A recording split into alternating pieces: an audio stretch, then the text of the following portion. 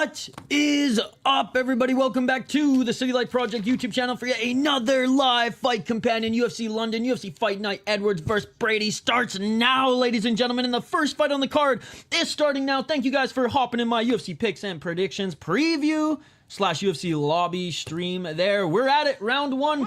Let's get it on. If you guys are new to the channel, smash that like button and subscribe. Ring that bell for notifications so you never miss an upload, so you never miss a live stream. I picked Kutateladze to win this one, but Fernandes could get a knockout. That is his thing, ladies and gentlemen. He's got the wide stance right now. 4 minutes and 42 seconds on the clock here.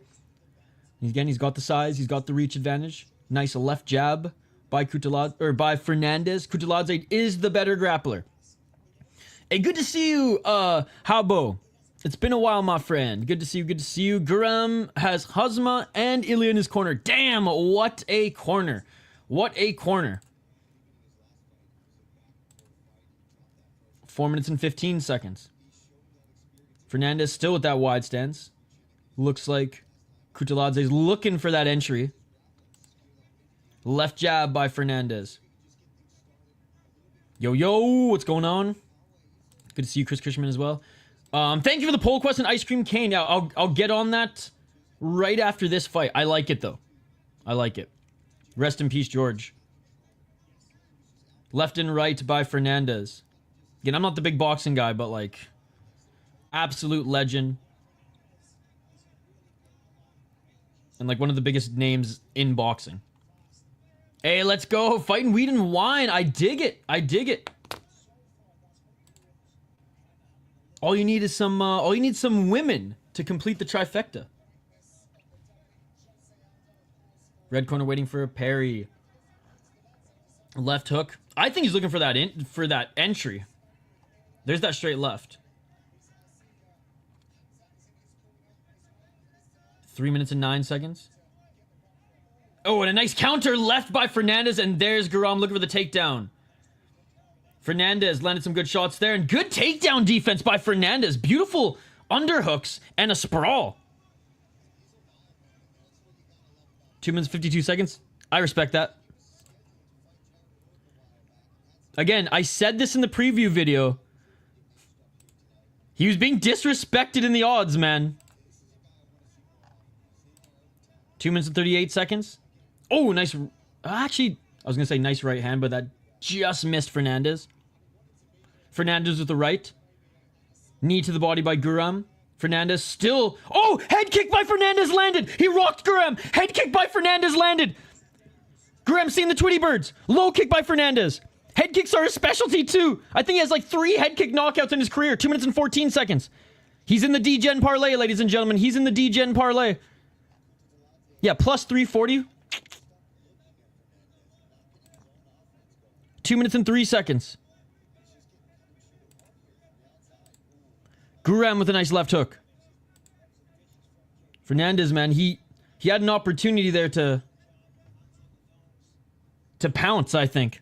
Good recovery for sure. I think Fernandes let him recover a little bit too much there, but he was close to invincible. Low kick by Fernandes. 1 minute 37 seconds. Fernandes going high again with the kick. Yo, what's up, Harsh? Good to see you.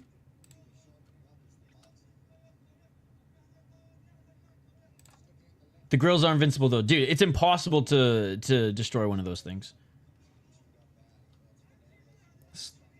Missing to the body there was Guram. Guram looking for the takedown and just pushing him off again was Fernandes. Fernandes, he had an opportunity there to throw another head kick as Guram was getting back up to his feet. If this was Rise and if we had real rules, he wouldn't have hesitated at all. He was respecting Kutateladze too much in fighting when you're supposed to kick people in the head. See, that right there is the reason why these rules fucking suck. He hesitated because he thought he might be fouled because he didn't know if he was going to get up fast enough. Fake rules. Fucking stupid unified rule set. It's a disgrace to the sport, ladies and gentlemen. 45 seconds on the clock. Can't wait for Deep later tonight. Low kick by Fernandes. I'm already sick of this fucking unified bullshit. We're one fight in. 1 round in, ladies and gentlemen. I gotta suffer through it through LFA as well. Maybe we'll be lucky to see a DQ kick in the face and I'll praise the hell out of him. Oh, going for the high kick is Kutateladze there now. 20 seconds on the clock.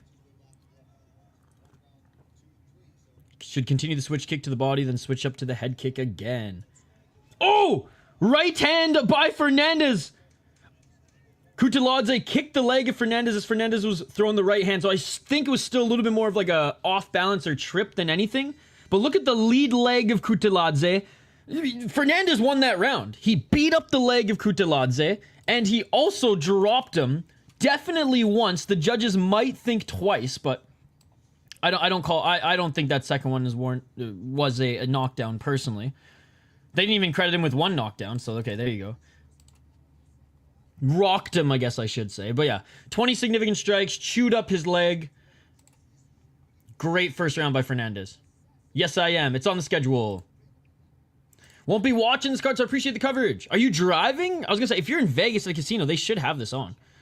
Hey, what's up, Scott? All right, I'm out here in the sticks with my sister Fixin' to go to my niece's birthday party. Let's go, dude. Scott's the real MVP. Hey, what's going on, Idaho? Good to see you. Good to see you. My homie might be one of the most loyal users of the grill ever. I have one. I use it for I think I just use it when like my friends' kids want to like grill when we're grilling on like the big boy grill.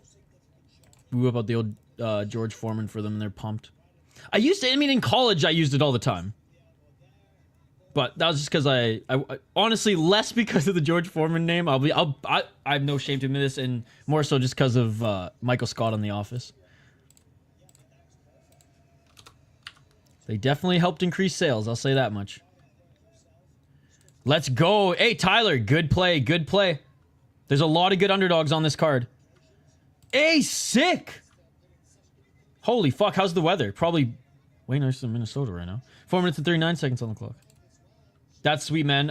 I mean, the skate scene in well, I don't know about LA itself, but I know in California the skate scene is like legendary. Oh, low kick by Fernandes drops. Kutateladze with the low kick. He's gonna beat him. He's in the top position. He's landing left hands.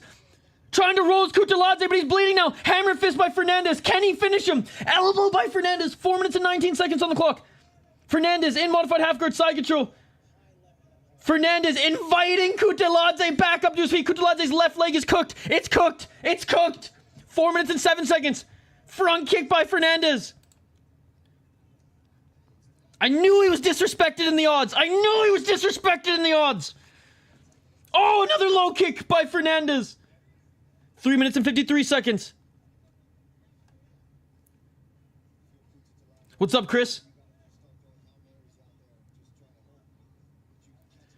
Oh, Kutateladze, tough as nails those. He's walking forward and did land to left. Fernandes, man, he had 2 opportunities to finish this fight. And he let both of them slide. 3 minutes and 32 seconds. That leg is smoked. At the store, got you. Well, I mean, even if you, like, looked up Fernandes' career, you could say that as an underdog, he's a good underdog to play, especially because he like is a finishing merchant. Just isn't attacking his prey when it's literally bloodied and bruised, on the ground. Fernandes is beating up Kutateladze. Fernandes looking for the high kick again. No, his leg is a balloon. Well, he landed a left hook a little bit ago. Might be a little bit of a clash of heads there as Kutateladze entered the clinch. Fernandes knee to the body. 2 minutes and 41 seconds. And Guru, definitely ain't good enough in the southpaw to do shit. I was literally gonna bet Kutateladze, but I've learned not to bet the first fight. Well, I mean, why would you bet someone who's minus 425 against a knockout artist who's faced really good competition as well, right? Again, I'm no gambler, but I don't know why that would make sense. If you're gambling... Oh, a little switch... Fucking scissor kick? By Kutateladze didn't land? I don't know how you can jump with the leg that's hurt like that, but... I feel like isn't there more value going on an underdog who has a better chance of winning? Like, I don't even think I put Kutateladze in the safe parlay. But Kutateladze is coming back here as he did land a nice left hook. So this is the thing. Fernandes, if he loses this fight, he shot himself in the foot. He had 2 opportunities in the first 2 rounds to finish the fight. Hey, what's up, Zachary? And it's not like Fernandes is fading. He's just fighting too safe against a guy who's literally bleeding and bruised. like at most $5, but no, I just don't. I try not to gamble. Well, I don't even try to. It's just it's not as appealing to me. But every now and then, like Fernandes, too juicy not to drop $2 on, right?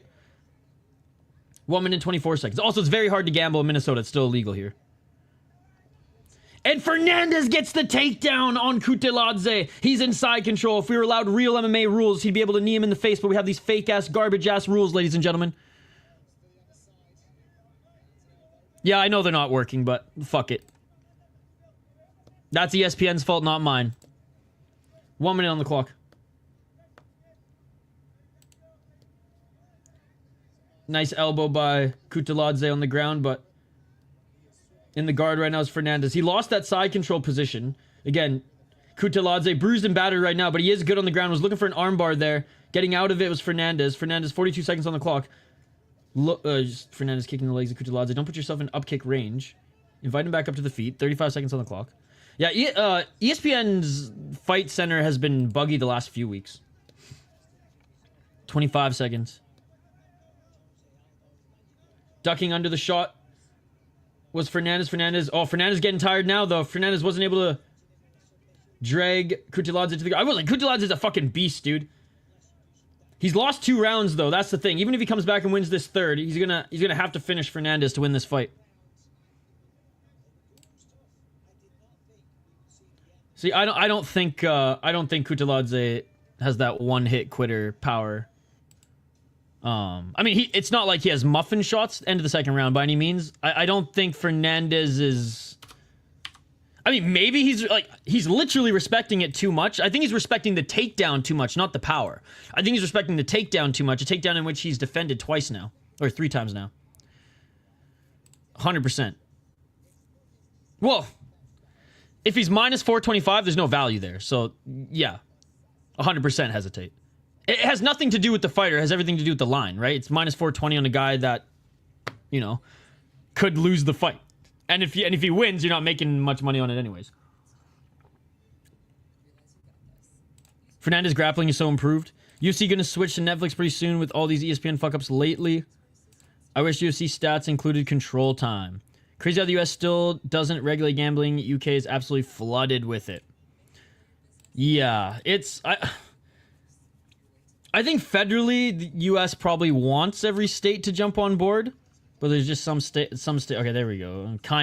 It's in progress, like it says. I mean, freaking Canada even. I'm thinking every province now it's legal in Canada. I mean, maybe not Quebec, but Quebec lives in their own freaking world. Round 3. Let's get it all. But I know British Columbia was one to hold off the longest, and they're now for like 3 years now. 4 minutes and 46 seconds. I just need Fernandes to keep being smart. I took plus 330 and Purdue minus 6.5. Put good money on it. I think Kutateladze still wins. If not KO, then the judge will gift him a decision since he is Georgian. Okay, I don't agree with that at all. Clear 2 rounds for Fernandes. This isn't boxing. 4 minutes and 27 seconds. I'm not saying that MMA judging is perfect by any means, dude, but like it's usually not that egregious. Listening to Radio Isha while stuck in LA traffic. I hear LA traffic is a bitch. 4 minutes and 12 seconds.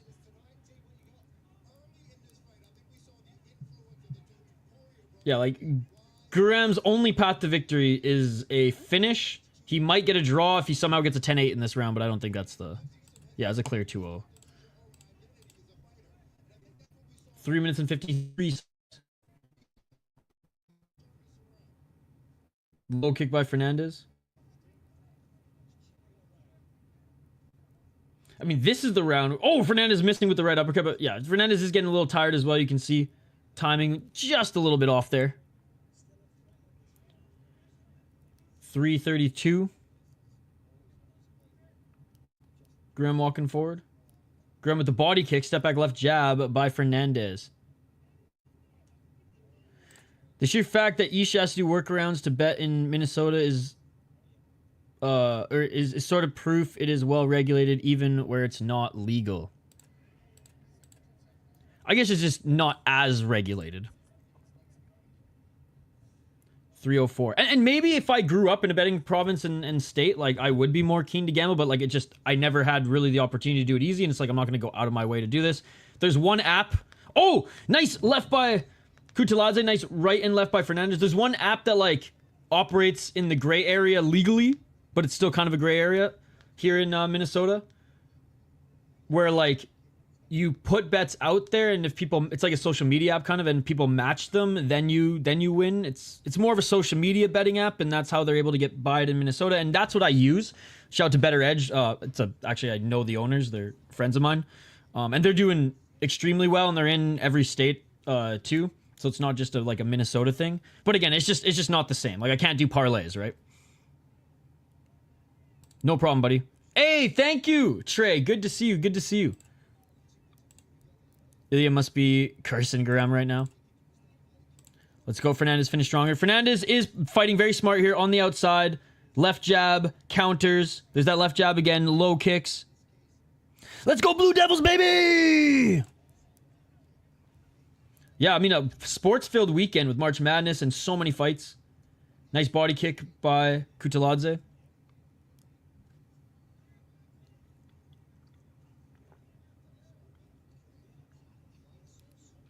One minute and 38 seconds. Oh, nice right by Fernandes. A nice step-in elbow by Kutateladze.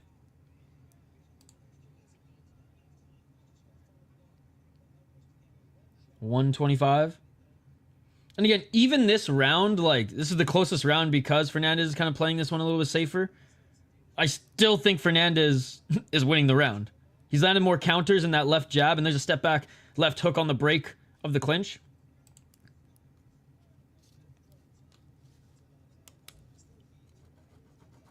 I'm not even mad that I'm going to get this pick wrong. I won a few bucks!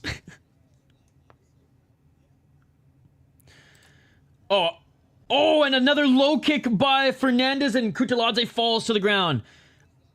I would rather jump off a bridge than do that. Trey. That's me personally. I'd rather just burn the money on stream to get views. Junkie MMA streamer burns $1,000. I'd rather do that than put anything on Molly McCann. I wouldn't even put a loony on Molly McCann. Kick to the body by Fernandes. I like Felipe dos Santos as well. 14 seconds.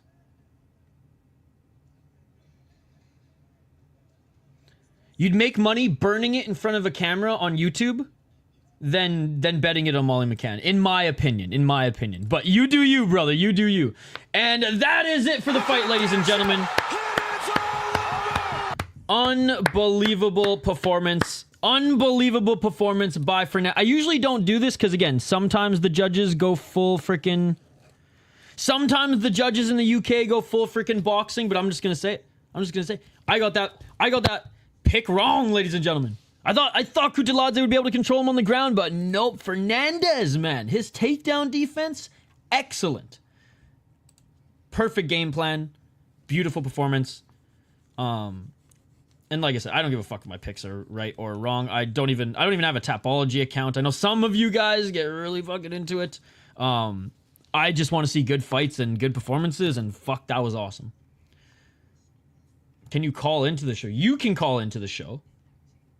I have to grab my phone. I don't even know where my phone is, but I'll find my phone, and yeah, you can call into the show. I might be able to... Oh, I can't with this stupid fucking phone. Doesn't have a headphone jack. I was gonna say, I usually can plug a phone into my, like... I don't know what you call it. Soundboard. But my new phone, or I say new, 2 years old phone, doesn't even have a headphone jack. But yeah, I can hold up to the mic. Oh, by the way, if Graham wins, then we get to feature this clip for the first time. Fuck it, I'll feature it right now anyways. I don't give a fuck if the decision's rigged!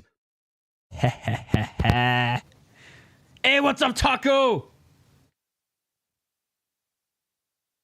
Okay, we're listening in for the official decision.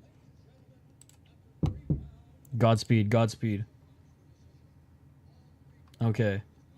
We're just listening for the decision, and I'll get right back to you guys. Okay, Fernandes won. I don't even know what that means, Taco. Fernandes won, ladies and gentlemen. Fernandes won. Great performance. Great performance. Okay, give me 1 sec, ladies and gentlemen. I gotta grab my phone. Because Ido Skatesman might call in to the show. Unanimous, baby. As he should. I think he won all 3 rounds. Ooh, that's a good idea. That's a good idea. Okay, guys, I had to hop over right from the predictions video to this. I'm just gonna quickly. I literally left my coffee in the microwave, so I'm gonna grab my coffee and run back to my seat here, and then we'll tee up the next one. Great win by Fernandes, and next we have Nathan Fletcher coming up, taking on Loughran. I mean the little soldier. For those who grew up in the 90s, you'll know what I'm talking about. Okay, I will be right back, ladies and gentlemen. That is crazy. That is crazy. I see a bunch of people hopping in the chat right now. Thank you guys so much for joining. Like I said, I literally hopped from one stream to another. Didn't have time to grab my coffee. So I'm grabbing my coffee. I'll be back in less than 2 minutes, ladies and gentlemen. So don't go anywhere. Grab your drink, grab your snack bowl, and we'll be right back after this quick break. Let's go.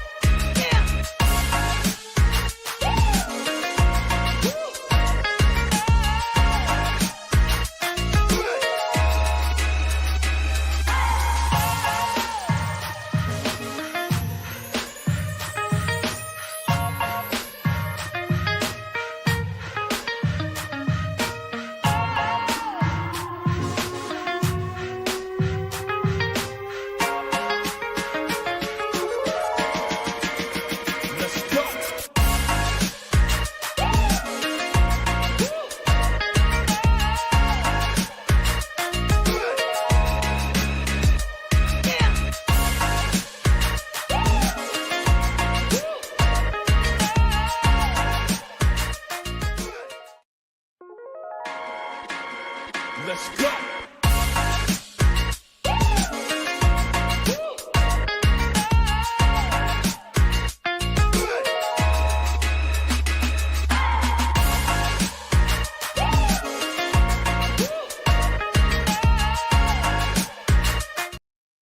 And we are back live here on the City Life Project YouTube channel.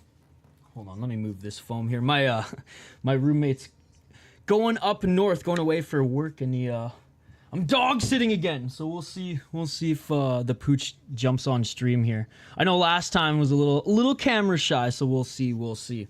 Small Soldiers is the movie. Yes, it is. Yes, it is.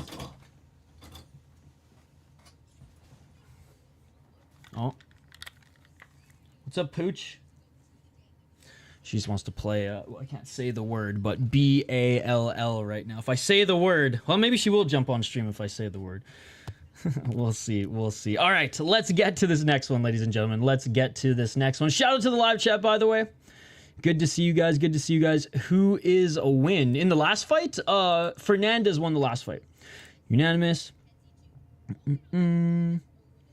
Fernandes with this improved grappling is going to be very good in the division. I agree. His striking is awesome. Just needs to be a little bit more aggressive when he smells blood. I want to feel the rage like he's sitting in the room with me. Fletcher points next. I'll get to the breakdown, but I also don't want to be in the same room watching fights with Hank. Yeah, you'd probably get punched in the face a couple times. Just because he's flailing his arms around. Do you have a name? Yes. Tells whole life story. Small Soldiers of the movie. Every time you put on that annoying ass loop, another City Life song, I want to head kick you. Oh, it's just because I think I made that UFC thing a long time ago with like a license-free song when I didn't have Artlist. Loughran sucks, mate. Exactly that. I love that movie, bro. Dude, it's, again, all 90s kids. You know Little Soldiers. I think I even had that action figure growing up, or maybe like my cousin did or something. I don't know. Anyways, let's get to this next one, ladies and gentlemen. Loughran versus Fletcher. Let me bring up Tapology and we'll do a dive into this one. Colin Loughran, again, a guy that looked really good on Cage Warriors, comes over to the UFC, and it's like, okay, his toughness just can't carry him. His brawling style and toughness can't carry him through this one. Yeah, I'll adjust it. I'll adjust it. Feedback is important. I'll adjust it. Hell yeah, Dakota. Hell yeah. That last fight, was there not a 10-8 round? What the fuck? Loughran 9-2 as a pro, 3-2 in his last 5 up against Nathan Fletcher, who is 4-1 in his last 5 fights on a 3-fight win streak. 27 years of age. He did just beat a striker, even though he has 7 submissions, 1 KO, TKO, 1 decision. He did just beat a striker in Ramaska in his last fight. Was able to triangle choke him in the second round. Lost to Con Offley, more of the wrestling pressure fighter on the Ultimate Fighter. Two-rounder if I'm not mistaken. And before that, he's actually beaten some decent guys in Cage Warriors. 8-1, 6-1, 10-3, 6-0, and usually puts them away via submissions. Now, he likes to attack the submissions, which is good. He doesn't just sit in a position. He's crafty with his takedown defense, or with his takedowns. Usually, like, an on the counter, duck, grab the body, trip. He's good up against the cage. His double legs and single legs are fine. I mean, that's not his bread and butter. I mean, single leg sometimes, but anyways, Loughran has had success in Cage Warriors by meeting guys who are keen to throw in the pocket with him, and he's relied a lot on his toughness and his ability to brawl. When he goes up against polished strikers or those with more of a mixed martial arts arsenal, he's just a step behind. That was proven in the Jake Hadley fight. Jake Hadley actually beat him at his own game. I know Jake Hadley kind of faded a little bit towards the end of the fight, but still, I'm pretty sure Jake Hadley took that fight on short notice. Beat Pacheco. Pacheco, not the best guy. Again, unanimous decision with Lapulu, but Lapulu beat him quite clearly. And I'm pretty sure Lapulu is coming back to the UFC. Again, I said this on my picks and predictions video, but Art MMA said in one of his videos that he's in negotiations, I guess, for a new contract. But anyways, I have Nathan Fletcher winning this one. I think the odds are fair. It's a jiu-jitsu guy versus a brawler. Does he have knockout ability? Sure. Have we seen it in the UFC? No. So we're going with Fletcher instead of the little soldier here in Colin Loughran. That was my pick. Let me know yours in the chat. Both the fighters have entered the cage. I will say I like Bruce Buffer's suit here today. Again, it's nothing special. He kind of got the Don Cherry vibe going. Yo, what's up, Dirty Hippo? Good to see you. Good to see you. 40 bucks on Jan. Let's go. They don't give out enough 10-8s. Graham got dominated at least one of those rounds. He landed no head strikes and was dropped 3 times. Sorry if you see my message. Oh, okay. No worries. No worries. I saw one yesterday and I was like, what does that mean? Patty. I think Jan is a good underdog. What concerns me is just the 2-year layoff. Not even the shoulder surgeries. Like, obviously, the surgeries are, like, the reason. But it's just, like, at that age, staying sharp with your speed, I think, is key. And it's... I would imagine that it's tough to stay that sharp in the training room. I don't think he gets knocked out, though. I think he's too durable to get knocked out. Like I said, I think... I picked Ulberg to win via decision. But I do like Jan as an underdog. I don't enjoy betting on fights. It's not the money, I just enjoy it more when I don't have money on it. A rangy striker would have a field day with Loughran. I mean, that Lapulu kind of did, right? I mean, I know he's not mainly just a striker, but he picked him apart on the outside. I'd rather bet on shit I don't watch. Drone racing. Now that's some degenerate shit. Let's get it on! Round 1, ladies and gentlemen. Let's get it on. Low kick by Loughran. Very light on his feet to start this one out. Missing with the left jab is Fletcher.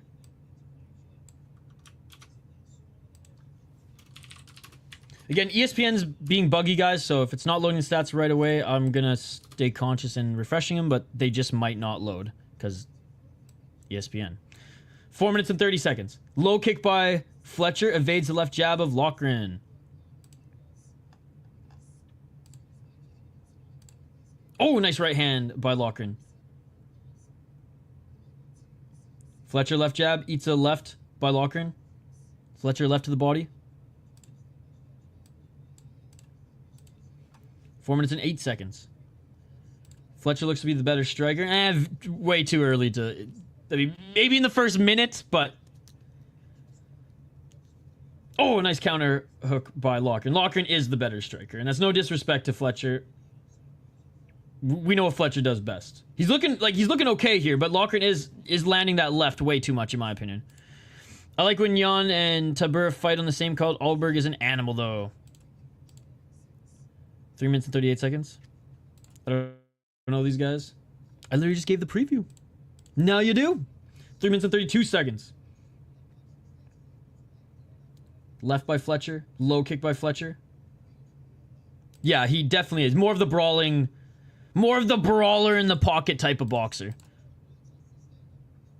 And Fletcher striking with him a little too much here. And Loughran looking for the takedown. Interesting. See, this is what I don't understand. You're, again, nice takedown on Fletcher, but you're putting Fletcher where he seemingly wants to be. Obviously not on his ass here, but Fletcher now getting back up to his feet. And let's see if he can reverse this position. Loughran with the double leg now. Gets Fletcher back to the ground. And Fletcher almost reversed to get his back here. Good job by Loughran staying on those hips. Fletcher back up to his feet. 2 minutes and 45 seconds.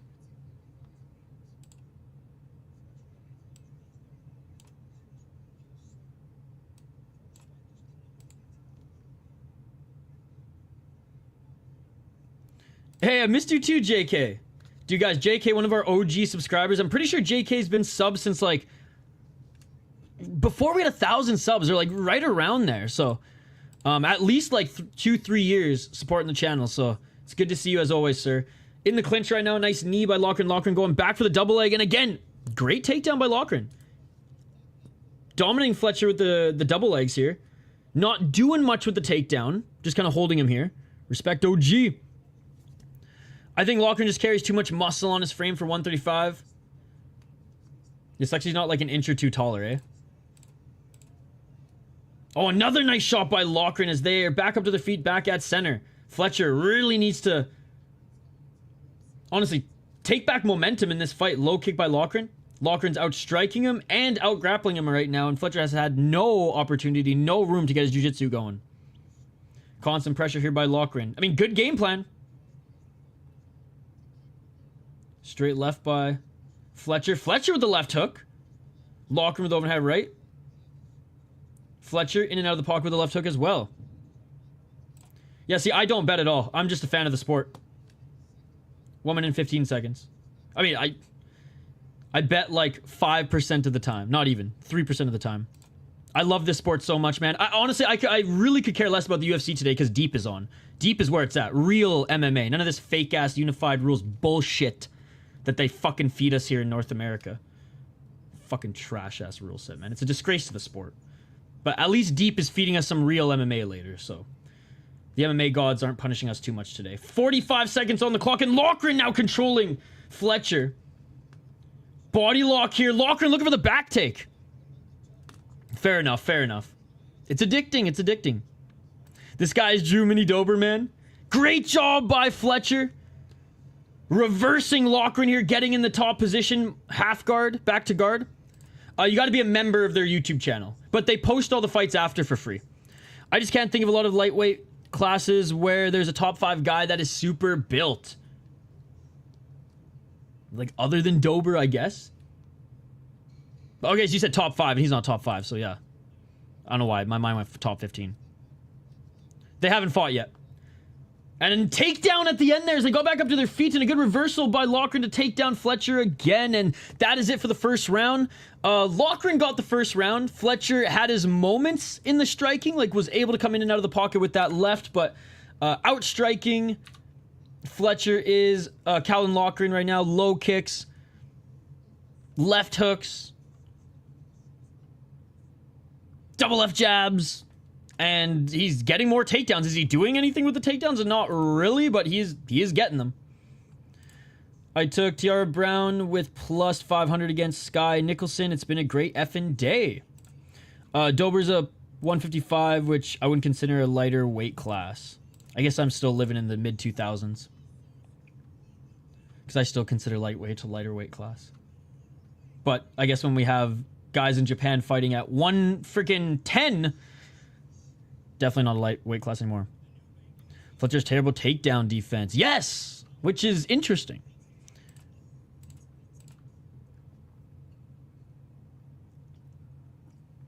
And it's the double leg. Every time. Every time. He did, I mean, we kind of saw this in the Con hopefully fight as well. I just didn't expect Loughran to be throwing takedowns in this one. Noted. He's got some double leg ability. Yeah, I will, dude. They haven't fought yet. Like comically bad? I've seen way worse, to be honest. I wouldn't say comically bad, definitely bad. 4 minutes and 41 seconds. Fletcher with a takedown, but Loughran right back up to his feet. Fletcher doesn't go, like I said, doesn't go for the double leg or single legs much. He goes for the body locks. Yep. Loughran won that first round pretty clearly. Yes, but I don't have high hopes unless he fights an absolute can. Mansoor Kara is the savior of Indian MMA. Leave it to an American to save Indian MMA. The Fury FC champ, who will likely be on Dana White Contender Series this upcoming season. Body lock for Fletcher, and I mean, look at grabbing the cage there is Loughran, but yeah, these refs blind as a bat. Blind as a bat. Fletcher looking to get the back of Loughran. He has the right hook in, possibly a left as well. Full-on backpack on Loughran right now. First backpack of the stream. Backpack, yeah! 3 minutes and 41 seconds on the clock. Straight up backpack. That is embarrassing. Fletcher with the body triangle on the back of Loughran. Trying to soften him up a little bit because Loughran's... You know, this is actually not the worst game plan by Loughran. Just push his head up against the cage, give him no room to get that arm under the choke, but it's not going to be effective for long. At least it isn't a Brit saving Indian MMA. 3 minutes and 14 seconds. Oh, big shots by Fletcher. He's got back control. Maybe a tad early, but not egregious. I've seen worse. 2 minutes and 58 seconds. So no adverbs, but early stoppage, but not a bad early stoppage. I still don't think he was going to win the fight. Good shots here by Fletcher. Nice elbows. He's like Aljo, except Loughran's on his feet. 2 minutes and 30 seconds.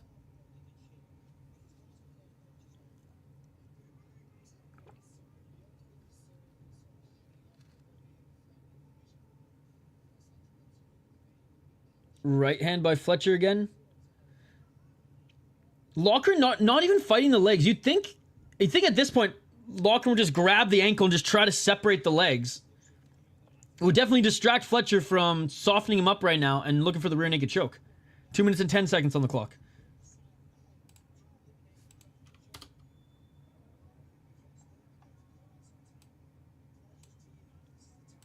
Two minutes. Fletcher with some big shots here, man. Oh, another big right hand. Another big right hand. Another big right hand. Fletcher looking to get that arm under the chin. Momentum shift by Fletcher. Did not see this coming. I'm the opposite when I think of lightweight. I think the fighters that represent the average size of most people worldwide. True. I guess I'm just a small person. So most lightweights are... Well, actually, I don't know. When I think of fighters, I just think that they're all bigger. And when I see a lightweight, I'm like, oh, I was almost 150 pounds once. Again, I'm still living in the 2000s, I guess. Living in the days where lightweight was too small for the UFC. 1 minute 13 seconds. Finally, Fletcher off the back of Loughran. 3 minutes control time. And good control time in this one.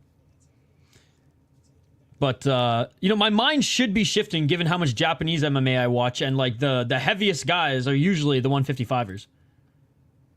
Blobtang, baby. Blobtang is probably the heaviest fighter in the world right now. 46 seconds, Loughran missing with the left hook, missing with the right uppercut. I'm literally giving you play-by-play. If I read chat, it means nothing's happening. So far, so good. We're one fight in. Loughran going for the leg, single leg.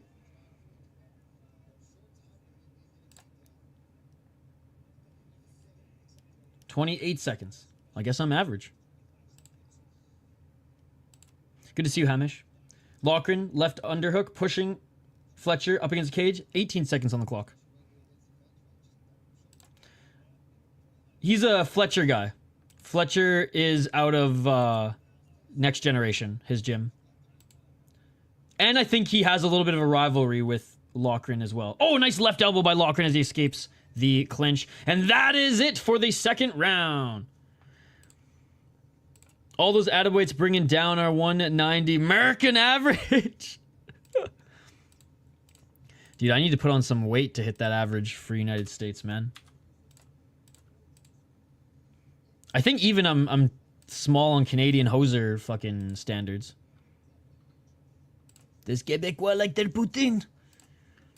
1-1. 1-1. Yeah, Fletcher. Oh yeah, Fletcher clearly won that round. Loughran clearly won the first round. Round 3 decides it.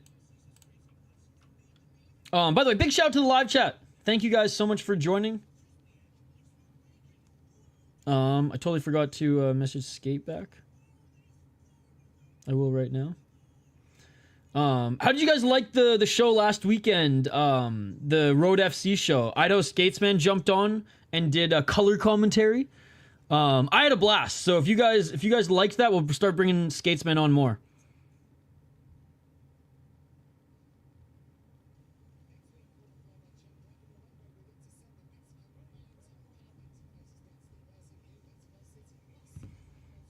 Yeah, I did. I said I would, sir. The fight's not going on right now. Round 3. Let's get it on! We might be able to hear Paddy, but no one can understand him. That's true. Nice low kick by Fletcher. Left hook by Loughran. That should be a 10-8. 4 minutes and 36 seconds on the clock. Road FC was awesome. Thank you, thank you. I thought it was a lot of fun as well. 2-1 Fletcher. There's only been 2 rounds, Aiden.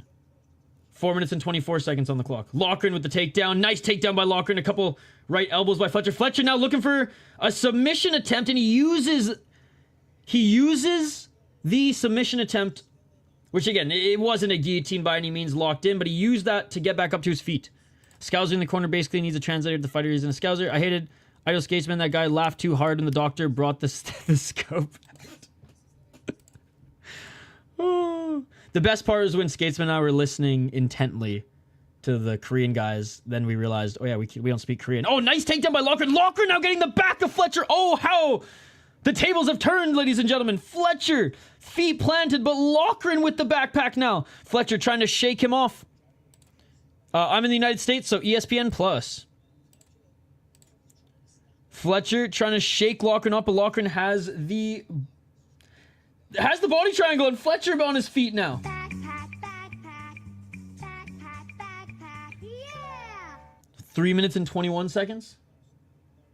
All right, he falls off of the back, and they reset at center. 3 minutes and 15 seconds on the clock. Nice right hand by Loughran. Loughran so far doing better than Fletcher in this third round. Fletcher looking for the double leg. Great sprawl by Loughran. If we were allowed real MMA rules, Loughran could have kneed him in the face, but we have these fake-ass, garbage-ass unified rules, ladies and gentlemen. Trash-ass, disgraceful rules. 2 minutes and 57 seconds on the clock. North America, wake the fuck up. 2 minutes and 45 seconds. Holding the body is Loughran. We're supposed to be the toughest nations. And we have the most bitch-ass rules. 2 minutes and 43 seconds.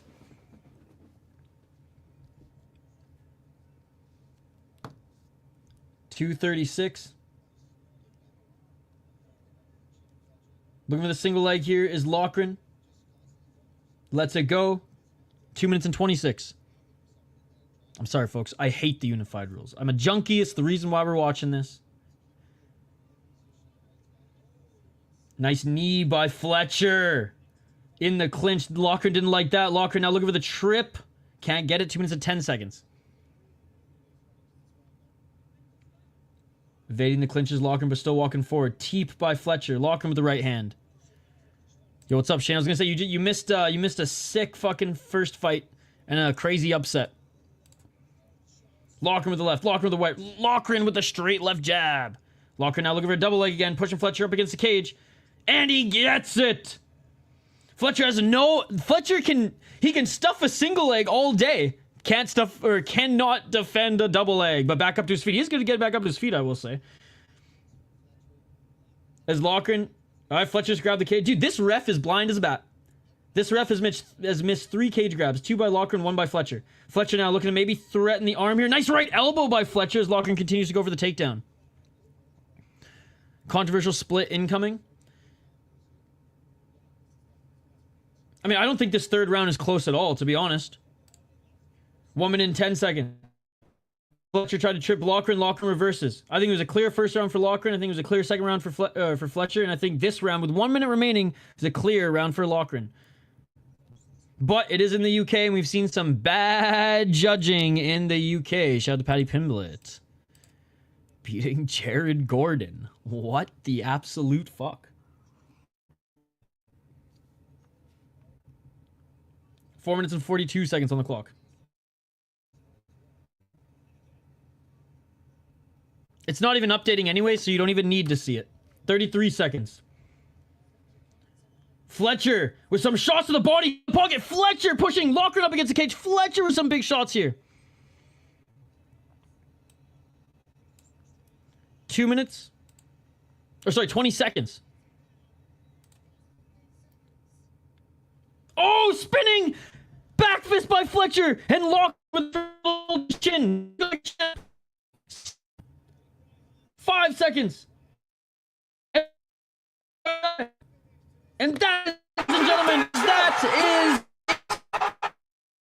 Fletcher might have stolen that round back. What do you guys think? 1 or 4 seconds. An elbow. Shit. That was an elbow. That landed. For the Irish, I hope. One of the rounds. Me to, like, unless it's more damage wise. I don't. Connection. Morgan still. Judges have. Nathan Fletcher had a good moment in that. I know my shit. It's bugging out now. I can see it, guys.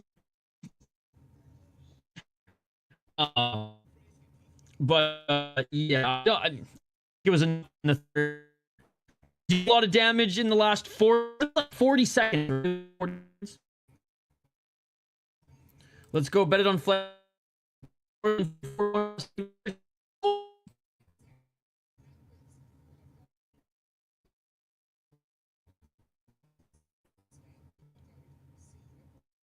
5 a.m.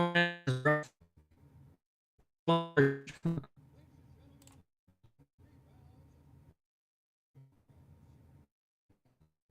right, we're listening. Oh, and you were right.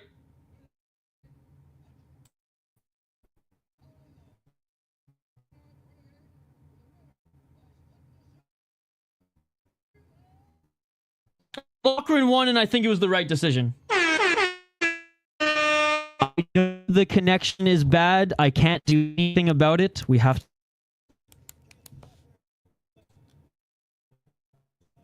Talk about a fucking game. Seconds of damage is enough to win where decent strikes. All right, I'll try. My connection, I'm really plugged into a modem and I'm pinging high connection right now. There's been some issues with my, as you guys saw. It's either perfect, refresh. Yes, and we were good. So, knock on wood, the whole day will.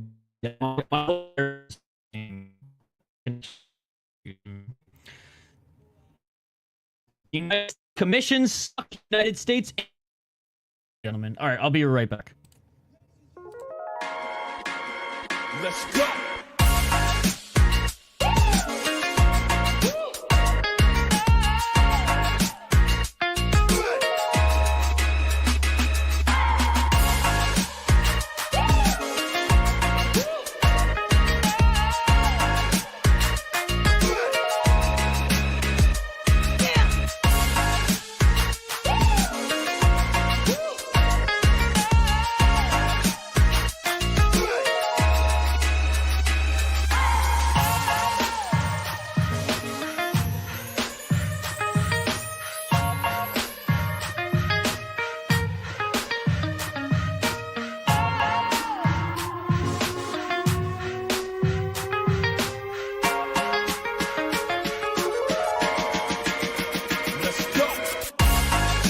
All right, the connection's still shit. We just gotta wait to ride it out. So my apologies, guys. Again, covering Canada. I don't know what third round you watched, dude. 40 seconds of damage. 40 seconds of damage doesn't outweigh the first minute and 30 seconds of Loughran outstriking him and applying other parts of the mixed martial arts game. He did have a great in that round at the end. Absolutely. Absolutely. Did it outweigh the 1 minute and 30 seconds of Loughran outstriking him? In, you know, getting better of him in that third round? I don't believe it was the case, especially since, okay, maybe just a little bit, yes, but then there's other things that go into it as well. You got to check multiple boxes and do more damage, right? So again, I think the right guy won. I like how Nathan Fletcher showed some tenacity at the end there, but yeah, I know I did say it's shit. I said it's still shit, guys. Again, my apologies. I've done everything I can on my end. There's literally, I just brought up like Google. There's a area and we just have. Yeah, I fucking know. Thank you. 2 on picks, not disappointed. Yeah, so Latrell, Loughran won, and honestly, like, the better fighter won, in my opinion. He did more than Nathan Fletcher, and I know this isn't Ryzen. It should be scored round by round, and I think it was tied going into the third. I think Nathan Fletcher had the better, even call it last minute, although I don't think it was last minute. I truly think it was 30 to 40 seconds. I don't even know if you guys can see this because my shit is shite right now, but I got 2 wrong as well. I can see it on my end. The program that I'm using says your connection is unstable. If you're on Wi-Fi, try plugging into your router. Bitch, I'm plugged into my router. I'm pinging great internet on the test. It's just, yeah. There's having outages in my area right now, so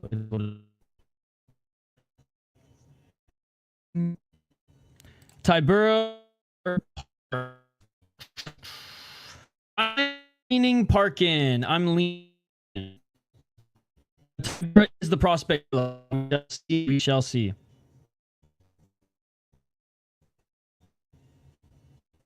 Agree to disagree. Then I mean the game. So he definitely lost the first round badly. Yo, what's up, Dream Nim?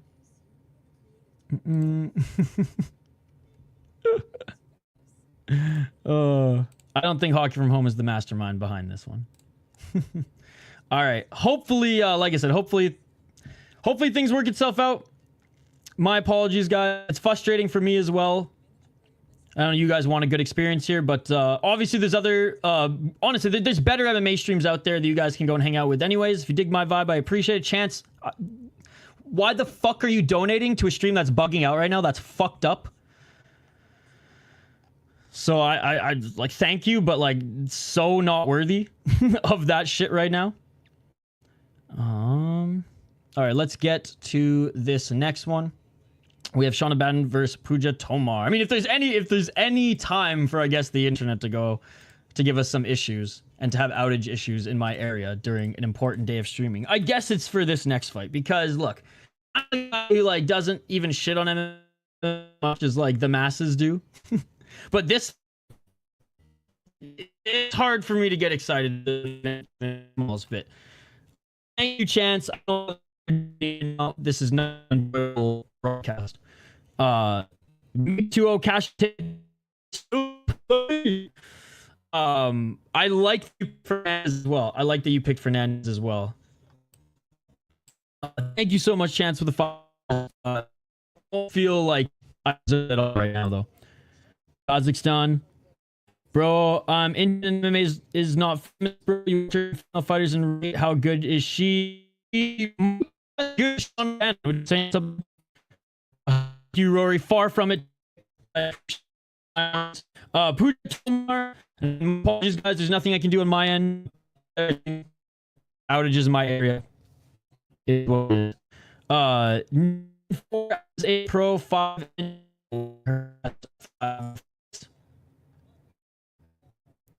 6 KO TKO 0 1 championship 1-0 in the UFC. Coming off of our first UFC fight via split decision.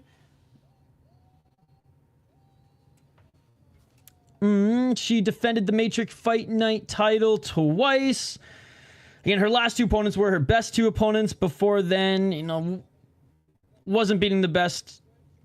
Fought Stamp in MMA when Stamp was still new to mixed martial arts. I mean, she took on decent opponents, but yeah. Shauna Bannon, former kickboxer, but really hasn't shown the best of her striking in the UFC just yet. I mean, again, in Invicta, it looked a lot more polished. She's more of a counter striker, not a volume striker. Pooja Tomar has more power and is a little bit more of a volume striker, in my opinion. Likes to push the pace a little bit more. Shauna Bannon is more polished, and I think over 3 rounds, we'll probably pick her apart on the outside. I think over 3 rounds, we'll keep this on the feet. I think Shauna Bannon wins, but this one really could go either way. I'm not super high on either of them. Let's get it Let's get it on. Hey, thank you, Trey. Appreciate you. No, Kara's the last hope for MMA. I know, right? Thank you, thank you. 4 minutes and 39 seconds.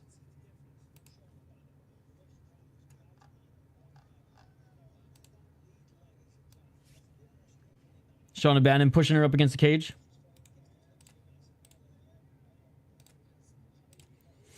Again, we're trying to do some troubleshooting on the... At this point, there's nothing I can do. I'm doing everything right. It's just there's outages in my area. And it's very frustrating. I'll go ahead and pick Tomar. 4 minutes and 8 seconds.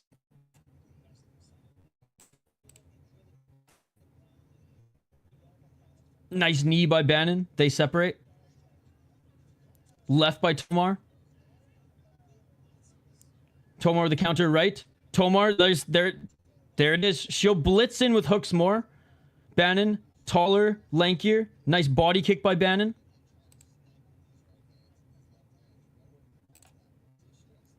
Three minutes and 38 seconds. Oh, and Tomar lands a nice combo on Bannon on the back foot. Bannon to the left. I feel like Bannon will lose, but they will gift her decision because she is blonde and Irish. Tomar reaches comical. Yet she's landing some good shots on the entry. 3 minutes and 13 seconds. Go Tomar. Side kick by Bannon. Tomar's female Artem Lobov. Another side kick by Bannon. Bannon pressuring Tomar outside that center line with those side kicks. High kick attempt by Bannon. Caught by Tomar. Tomar with the counter right.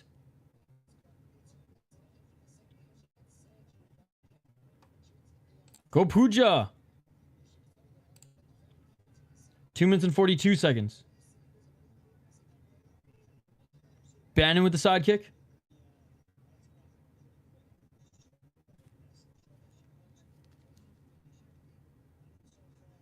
Bannon just keeps spamming that side kick to keep Tomar on the outside. 64 inches tall with a 59-inch reach is truly bizarre. Geodude type shit. Bannon continuing to use that side kick. 203. I have no reason to like her, but I'm a huge fan of Tomar. The way people worship Seika Izawa. I mean, the way that Idol Skatesmen worship Seika Izawa. I just want to see Indian MMA. Dude, I have no idea how you can watch this in India. I'm not going to lie. I'm in the United States. I'm watching on ESPN+. I would say look at Google. Probably has more answers than me at this point. Side kick by Bannon. I just don't know how you can watch it in... Oh, a nice side kick to the face by Bannon. Bannon is saying that she got kicked low by Tomar. Side kick to the knee by Bannon.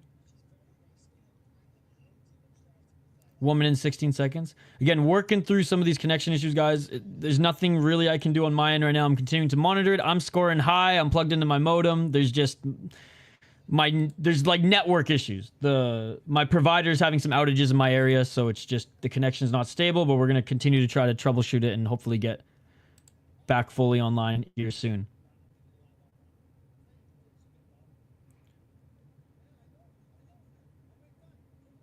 And Bannon got kicked low again, she's saying, and the ref calls this one.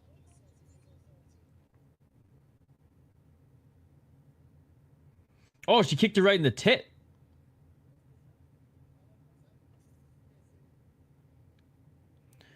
Fletcher lost. Loughran won. Unanimous decision. Well, split decision, not unanimous decision. Split decision. Picture's frozen, but the audio is better. Yeah, it's completely fucked. It still says pretty bad. I can see it on my. It tells me when it's bad. I mean, that's the one perk of this fucking program that's been the death of me lately. 35 seconds. They're back at it. Side kick by Bannon. Right hand by Bannon. But whenever she gets in the pocket, Tomar lands some hooks. Wrestler can take her down so easily. She's always one leg and hopping around. Even though she has cage control, grappling and volume have Tomar up on damage. 15 seconds.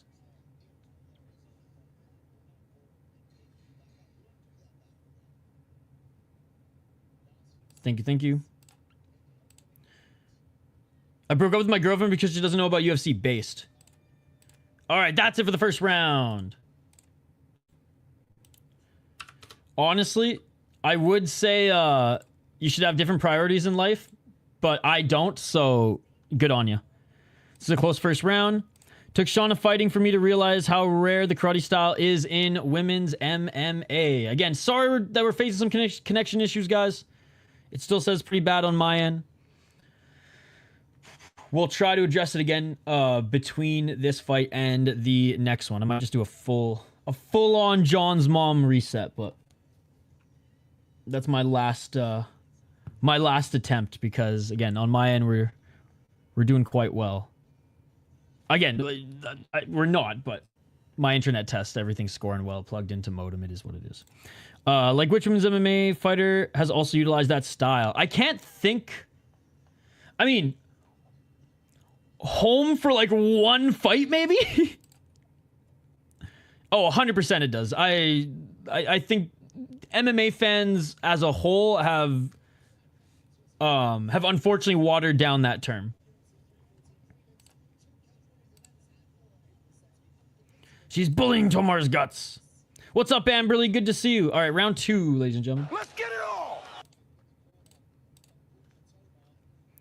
Michelle Waterson Gomez. She did employ that. That is true. Not enough rolling punches off the forehead for that ice cream cane. 4 minutes and 32 seconds. Low kick by Bannon. Bannon with the 1-2. Bannon now landing some hooks. If you want to call him that. Some Ronda Rousey-ass blitzing strikes. 4 minutes and 14 seconds.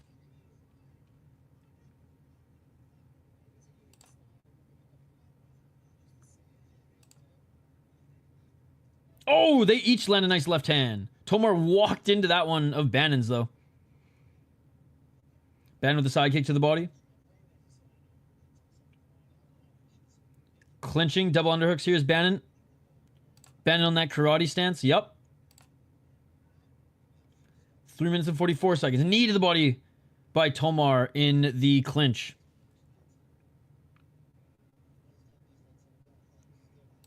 Nah, dude. She shows off her tits and does interviews. Some comical. She's not everyone's cup of tea. I think I think a lot of people think she's an industry plant because she just kind of came out of nowhere and the UFC goes, okay, well, you're a social media figure / model. You're our gal. And in fairness, it kind of has worked for them. I would say the community's probably split on knee drama, right? Maybe not our community, but I'd say overall.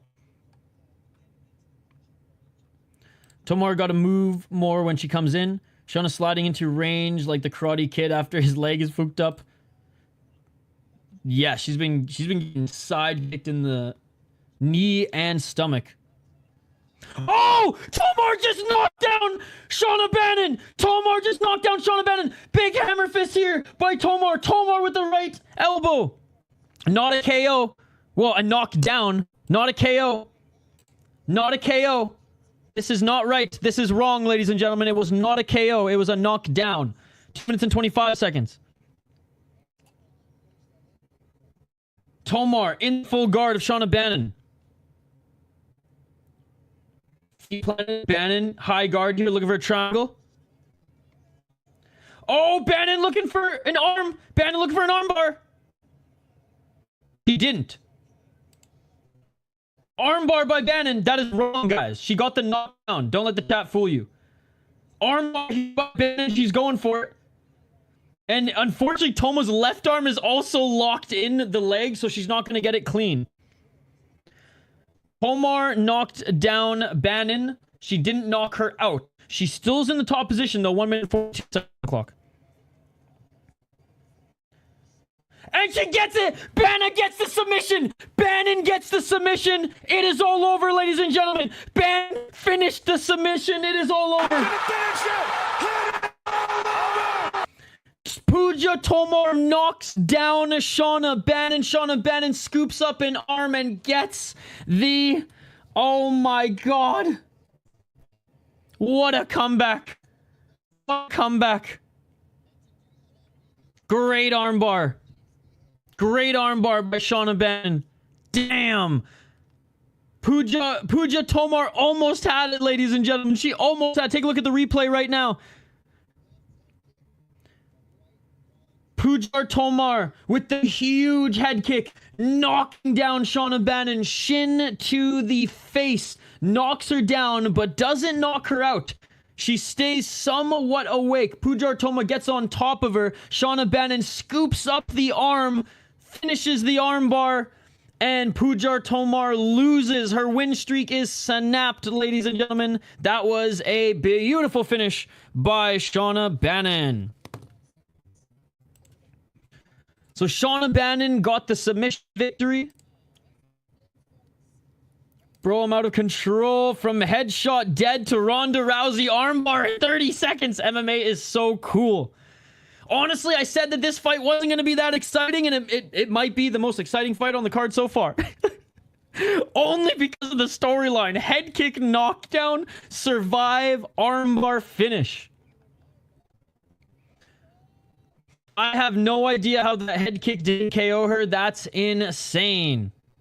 I think there's some curse with Indian MMA. Like I said, lean it to Mansoor Kara to save Indian MMA. Leave it to an American to save Indian MMA, and he will, ladies and gentlemen. He's going to win on Dana White's Contender Series. He's going to get a UFC contract, and he's going to start bringing respect back to India, kind of, because he's American, but still. I can't believe Bannon survived. It looked like she went out a few times. If my bum ass was a ref, I would have stopped it.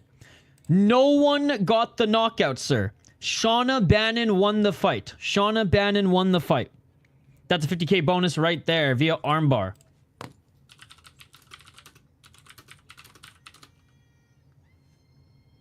Wow. Great performance by Shauna Bannon, ladies and gentlemen. And she's excited right now. As she should be. As she should be. Glad I picked her to win. But oh my god. That was crazy. Yo, read the chat, bro. Read the fucking chat, bro. Did Indian MMA do a Babe Ruth style trade we don't know about? Insane, insane. Okay, guys, I'm going to try one more thing to fix these connection issues. No promises. No promises again, because I've been running tests this whole time, which is why I've been a little distracted in that fight. Good.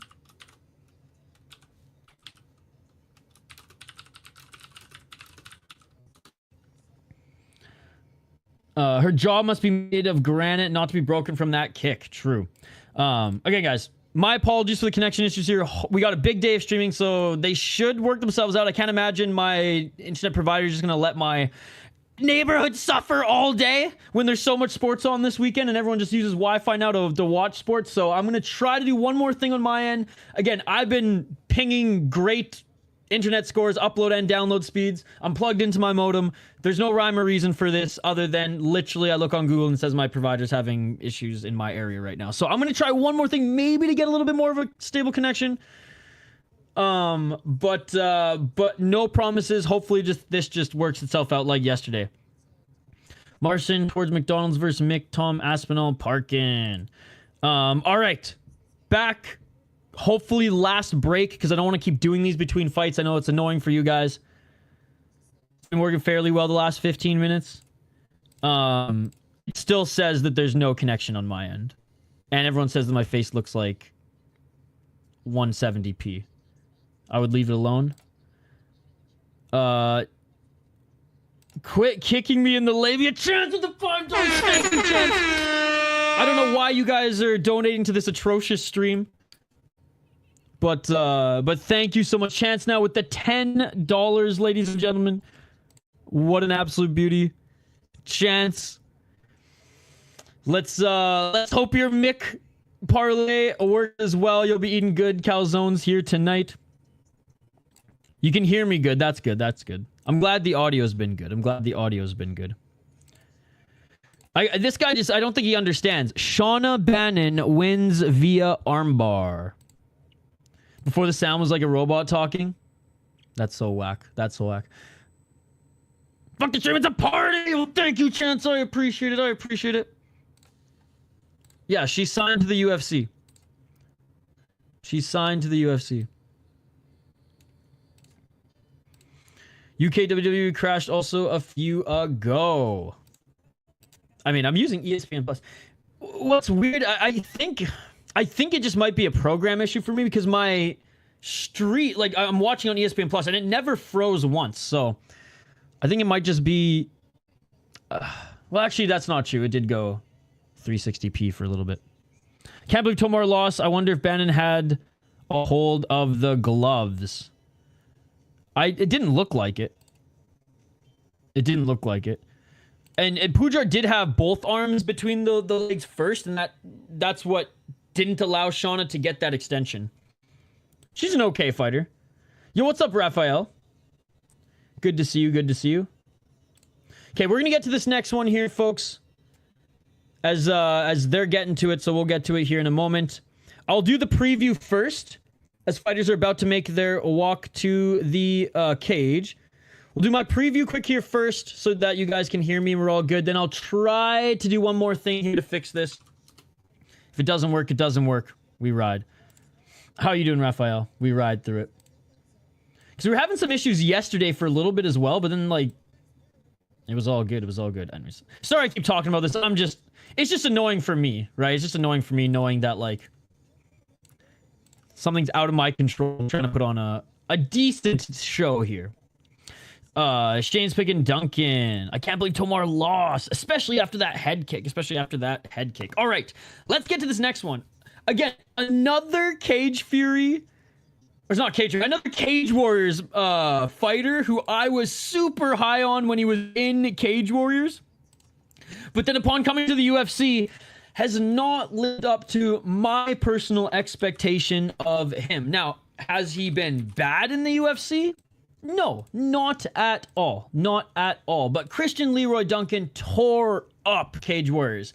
And now looking at some of the guys that he beat, you know, like Will Curry, despite winning yesterday, did not look good. It's kind of like, okay, he just didn't fight the same level of competition there, clearly. Now, coming into the UFC, let's just take a look at CLD. 10-2 as a pro, suffered his first 2 losses in his last 5 fights. 8 KO, 2 KOs, 1 submission, 1 decision. 3-2 in the UFC, 7-0 in Cage Warriors. Lost to RoboCop in his last fight. It was a good fight. It was a competitive fight, but RoboCop did beat him pretty much everywhere.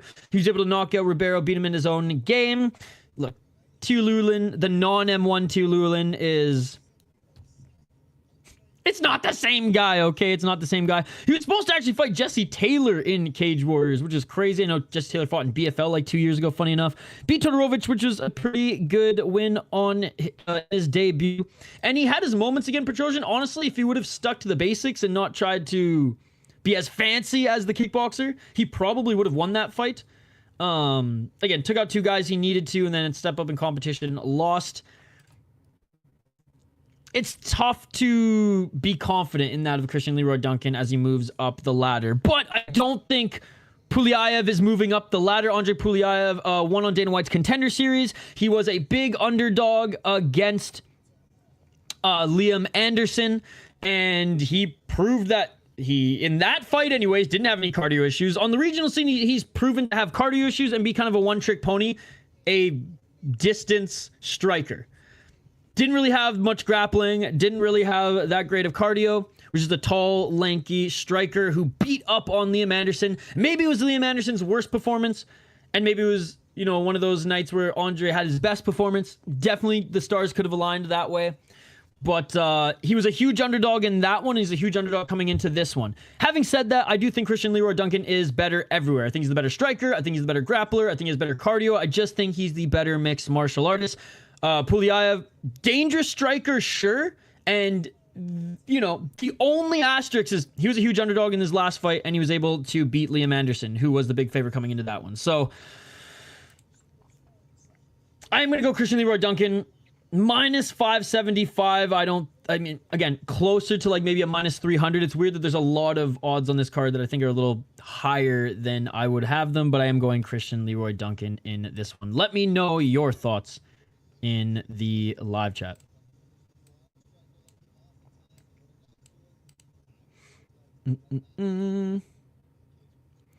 Odds kind of crazy. Andre's not a bad kickboxer himself. Got some Andre decision plus 1200. Kutateladze lost. He lost. Why does the UFC stack these cards and have such terrible cards in between the good ones? Why not split up some of the good matchups for other cards? Because the roster is so big. Got CLD, and the roster is so big now that they need to give everybody a fight, and all the fighters that we want to see, they need time between fights, right? So I think that's the reason. And we have fights every single week, right? If we had fights like once or like twice a month, I think we would see a lot better matchups, and the roster would be, you know, the guys who should be on Fury FC, should be on LFA, should be still on the regional scene, probably would still be there. What's up, JJ? Imagine having the corner Kutateladze and shitting like the bed like that. I think it was less about shitting the bed and more so about Fernandes was just way better than I think he even thought. But yeah, not being able to get the takedowns was concerning for sure. For 3 rounds, lost by UD. Anderson couldn't get a takedown. He had good takedown defense in that fight. It was a great kick. Yeah, man. Unbelievable. All right, both these fighters are making their way into the cage now. Far from the... See, people are getting way too worked up about that. It wasn't dirty because it's totally legal. Okay? He didn't yank the glove back as freaking exaggeratory. Is that a word that people are making it out to be? People are exaggerating that like he fucking pulled him in and then punched him in the face. That's not what happened. Was it a dick move to be like to the glove touch to lead to the knockout? Absolutely. I've seen way worse. This one I wouldn't even put in the egregious category. I would put this one in dick move. It wasn't dirty. It wasn't dirty. I would put it in dick move, and like I'm not defending him, but people are blowing this out of proportion way too much. Protect yourself at all times, dude. Is it a dick move and it's like breaking an honor code? Absolutely. But like, I give no sympathy. I give no sympathy. Not even a little bit. Again, very not egregious at all in my opinion. A dick move 100%. 100%. But like my live chat yesterday and Twitter going crazy over this, and it's just like, bro, we watch so much mixed martial arts and that's what you're losing your mind over? Crazy. Crazy. Again, dick move, not against the rules. Protect yourself at all times. It's a fucking fight, right? And that's the harsh reality of it. Do I agree with it? Again, no. I am on the side of don't fucking do that. Breaking the code. I mean, there should be some honors, but there clearly isn't. There clearly isn't. Fuck, I didn't have time to reset this. How's it going, by the way, HM? Coming in hot. Coming in hot. All right, fighters are being announced. Oh, for fuck's sakes. Fighters are being announced right now. Maybe between rounds, I'll try to do some more troubleshooting.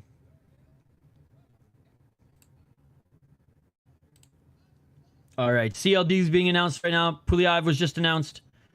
Again, guys, thank you so much for joining. And yeah, I'm going to be apologizing like the annoying Canadian that I am this whole stream. I got the Russian for this one. Low-level ship promotion with his sportsmanship. I mean, Has Cage Warriors really been the best promotion lately? Last week's card was good. Yeah, I don't know why everyone's, freaking out as much as they are on this one. I really don't. All right, round one, ladies and gentlemen. Let's get it on. Let's get it on! I have no idea what you're talking about, dude. All right, round one, guys.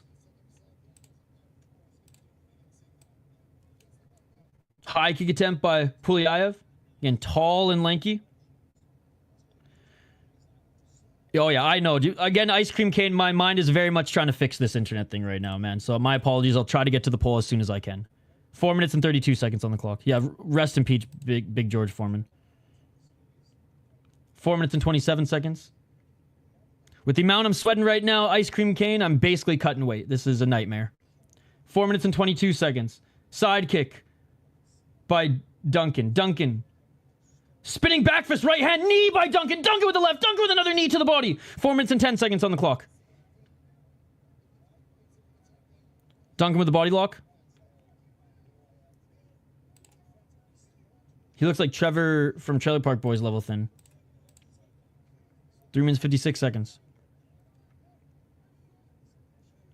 Oh, I'm stressing. This is this is the darkest timeline. 3 minutes and 46 seconds on the clock. This is the worst thing that could happen. 3 minutes and 40 seconds. I guess other than the whole thing just going down. At least the squirrels aren't eating the internet lines like at the last place. That was fucked. 3 minutes and 31 seconds. Still clinching up against the cage.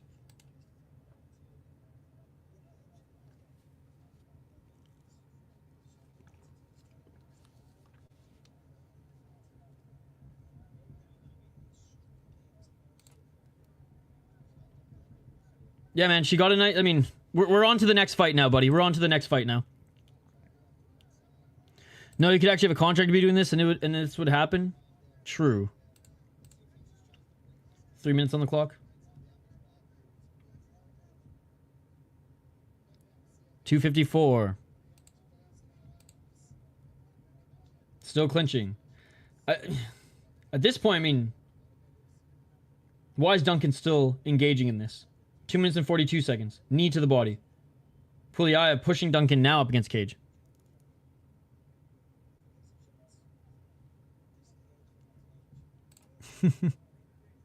No sleep.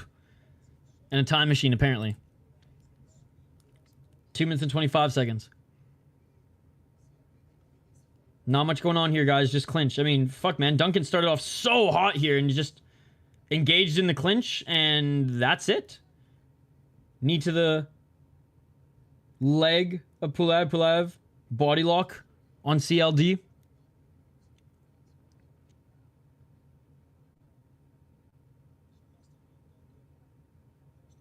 Another knee to the body. 1 minute 55 seconds.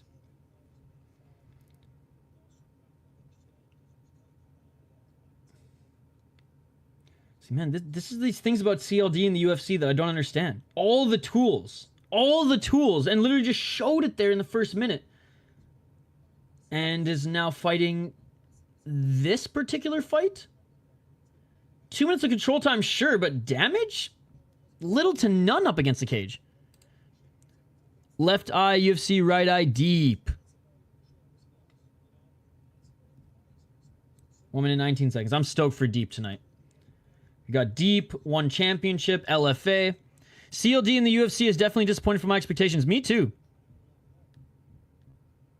Yeah, I've been trying this whole time. I'm going to try again. Well, I tried earlier. I'm going to try again between the rounds here, Taco. Yeah, first, that's what I'm going to do. 53 seconds. Looks like CLD is doing this performance. And ref finally separates. 45 seconds. Oh, and there's Christian Leroy Duncan with a nice right hand and left. Walking forward. I will say, he made it so Puliaev couldn't do much, so credit to him. Nice right hand. He eats a step back left. Low kick Again, walking forward, CLD's landing the better shots. High kick attempt by Puliaev. He just can't let Puliaev walk forward, so I guess pinning him up against the cage is the smart game plan. It's just... could mix it up a little bit more, but... he's the fighter, not me, and he's winning this round, so who am I to judge?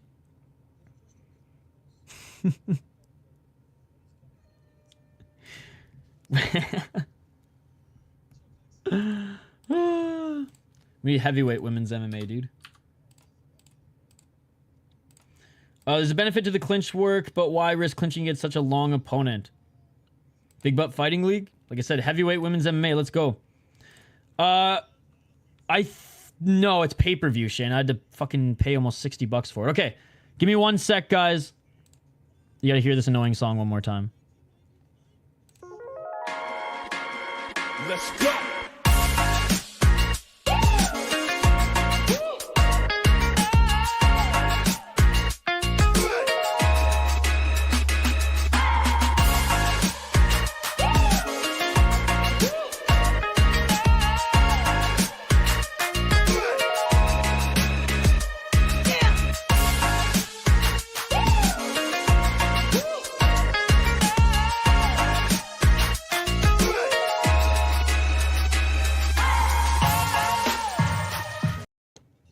All right. Round 2, ladies and gentlemen, is about to begin. Knocking on wood. Oh! We might be good now. We might be good now!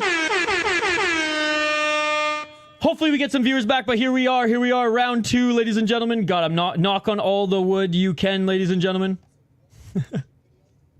We are back! Round 2. Oh. Bro. Look, oh, I guess you can't really... I was fucking dripping sweat. This was annoying me. Okay, we're back. 4 minutes and 34 seconds. High kick attempt by Puliaev. Christian Leroy Duncan with the left. Isha means pixels in Persian? Usually, but not this one, I don't think. YouTube and pay-per-view. The first few fights are on YouTube. Shane, it starts at like 1 a.m. or 2 a.m. your time, I'm pretty sure. 4 minutes on the clock. Christian Leroy Duncan, right underhook, left under... only the right underhook, pushing Puliaev up against the cage. All right, now we can get the poll question going, now that I can fucking breathe. Holy shit. Europeans also chitter in every sports? What does chitter mean? 3 minutes and 41 seconds. Not an exciting fight here, guys. Puliaev now. With the foot stomp, I like that. Looking for the trip. Nice knee by Puliaev. I made about 3 liters of hot sauce. Whoops. Sounds like a good problem to have.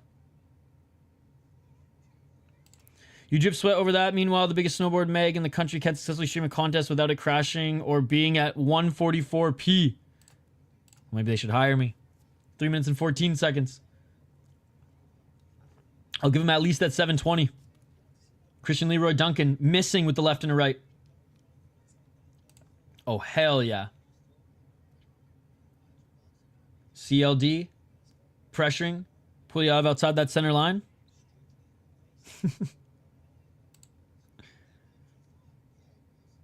She lost, dude. And we're on to the next fight.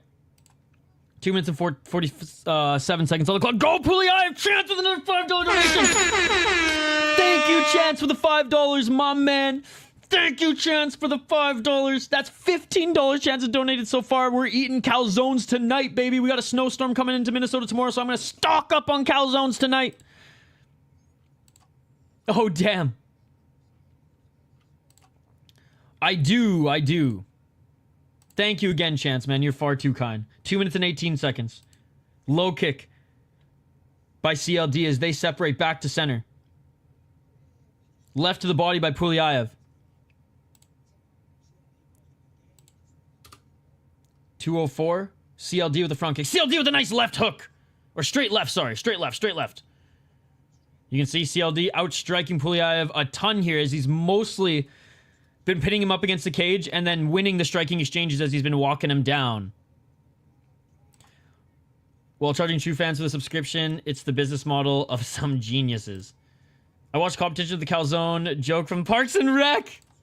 Nice low kick by CLD. Front kick by CLD. 1 minute 35 seconds on the clock. Double left jab by CLD. Pressuring Puliaev back into the cage. A nice spinning elbow by Christian Leroy Duncan. Left hand by Christian Leroy Duncan. 1 minute 23 seconds. Again, big shout out to Chance, guys. 3 $5 donations so far. Left by Puliaev. Body kick by Puliaev. Puliaev with the left. Can't let this guy walk forward.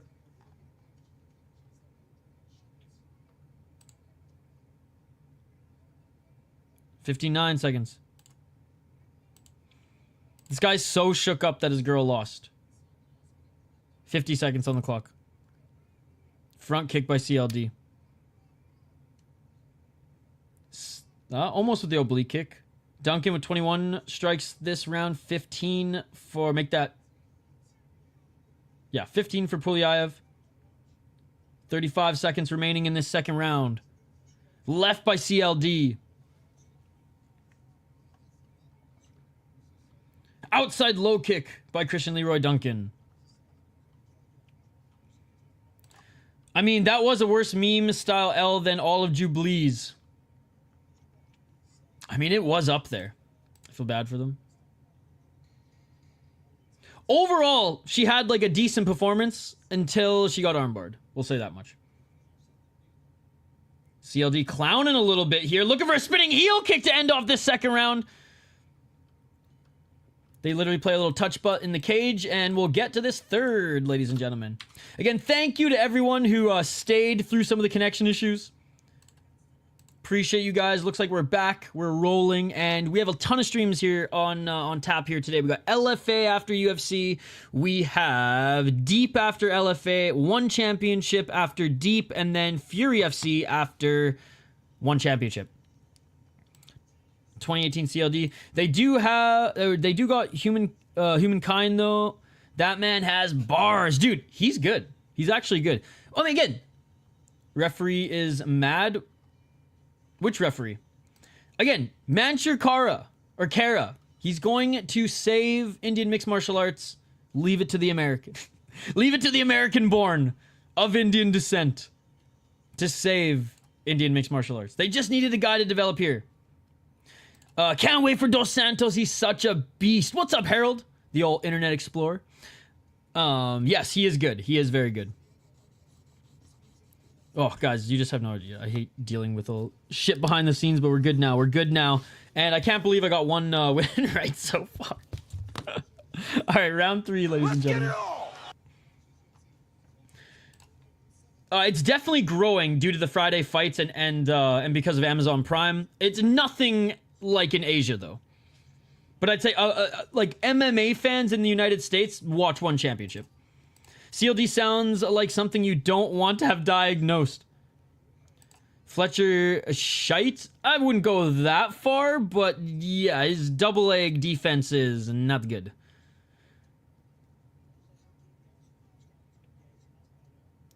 Spinning heel kick to the leg by CLD. 4 minutes and 19 seconds. How's it going, David? Clinching is Puliaev, but a nice left elbow by Duncan. I've been literally calling this guy CLD, Christian Leroy Duncan. I can't choose one.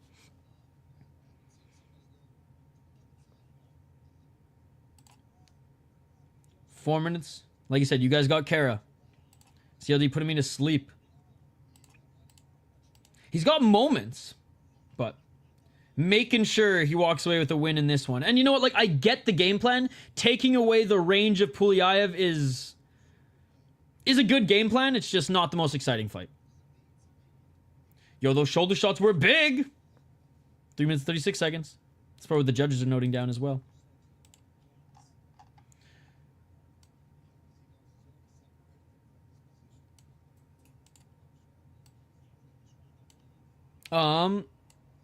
Yo, Ice Cream Cane, do you mind posting or sending me your poll question again? When I had to, like, close this tab and restart it, and when I do that, the chat restarts, so I can't scroll up anymore. My apologies. Now that I'm all woo-saw, I'm gonna get that going. 3 minutes on the clock. Take your time, though. Take your time. I certainly did.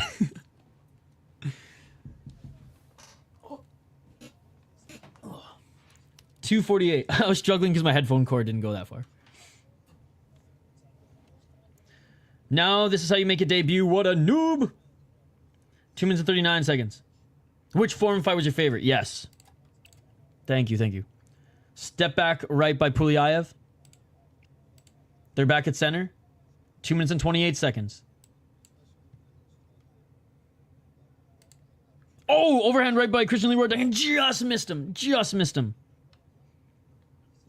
2 minutes and 17 seconds.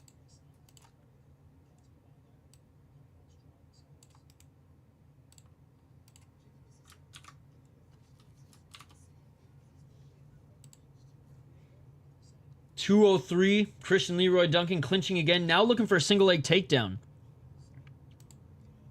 I actually just watched the Fraser 1 fight the other day. For our membership stream, we did just like some of the best combat sports stare downs.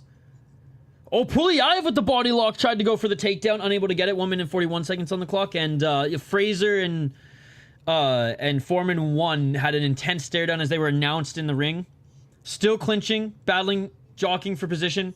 CLD just grabbed the top of the cage, by the way. There's some more shoulder strikes from CLD. Harsh, I do like King of the Streets. We haven't done a fight companion for them, but I do watch it. I love when they do like the freaking brawls in the hockey rink with just like cement. So like a box lacrosse terrain, I guess I should say. Oh, hopping knee from CLD, followed by a right elbow. Again, Puliayev had no answer for CLD. CLD had, again, a good game plan for him. Exciting game plan for the fans, no, but hey, he wants to stay in the UFC. He wants to make that money.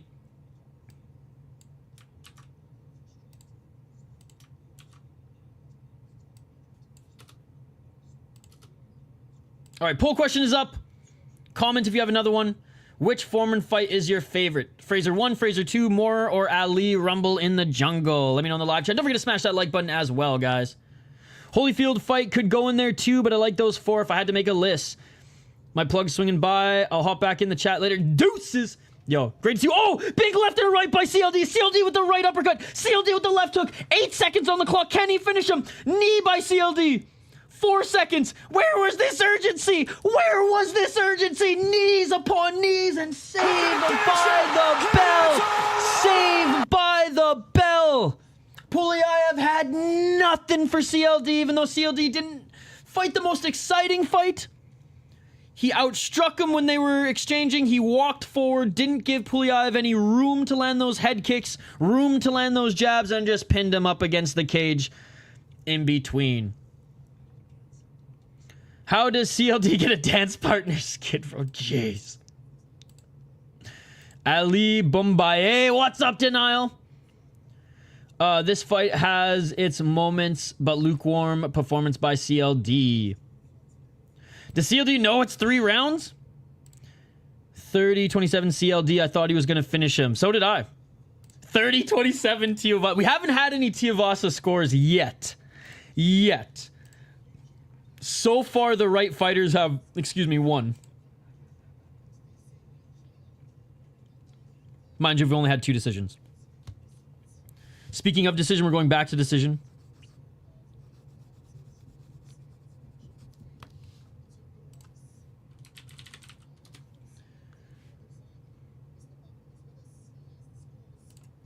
And hey, if there is an absolute robbery, which there...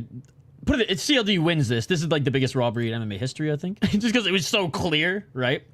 But hey, friggin' Activate would make some money.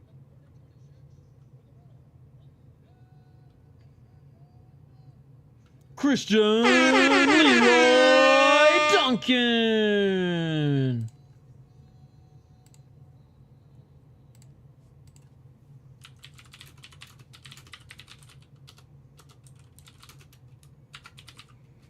Oh man, the Cage MMA is on right now.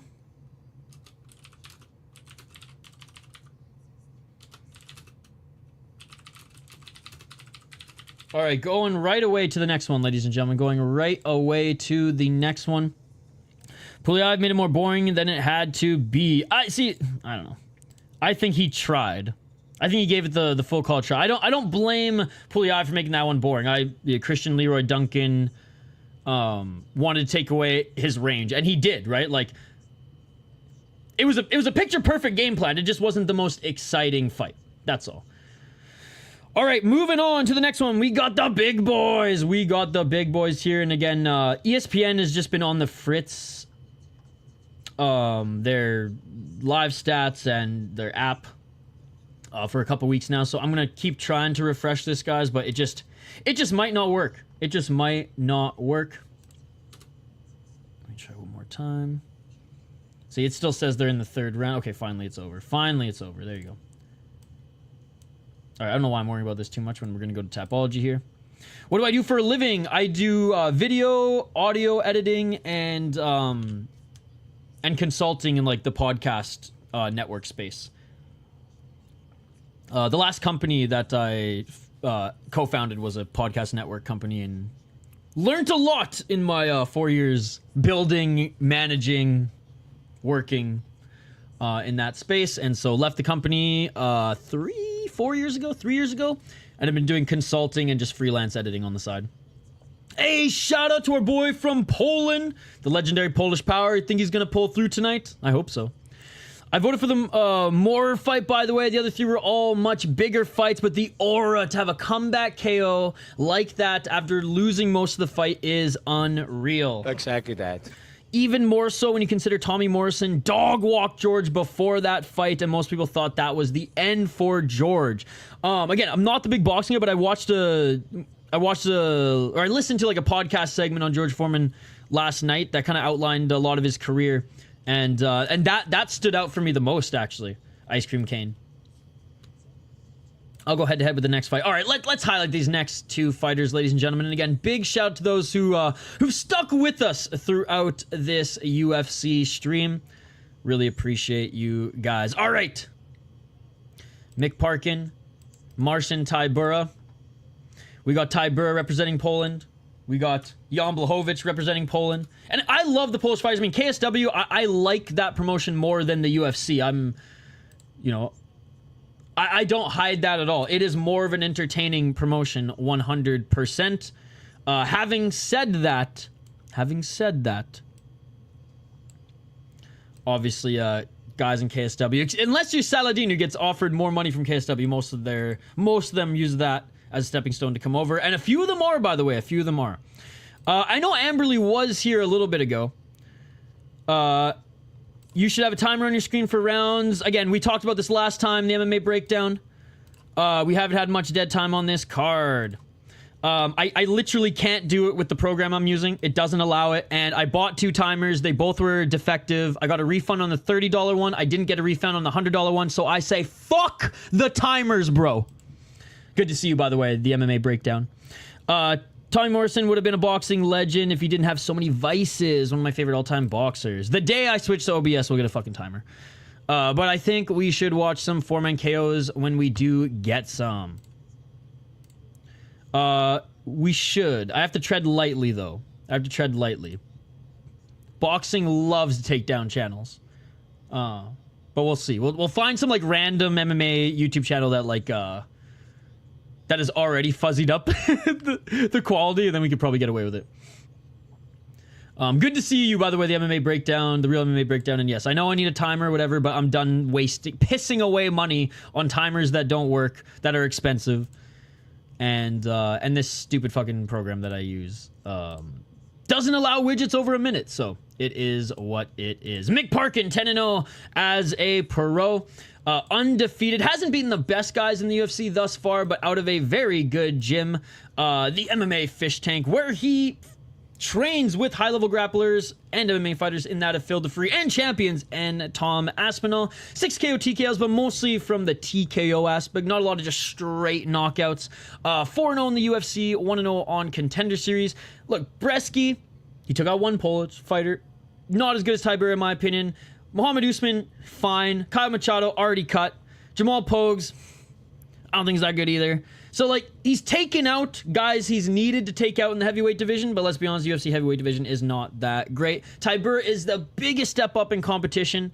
One of his training partners recently beat Tybura, so kind of knows some of his cards there. We know that Tybura is okay on the feet, but a very good grappler, and actually has decent cardio as well, but he is getting up there in age.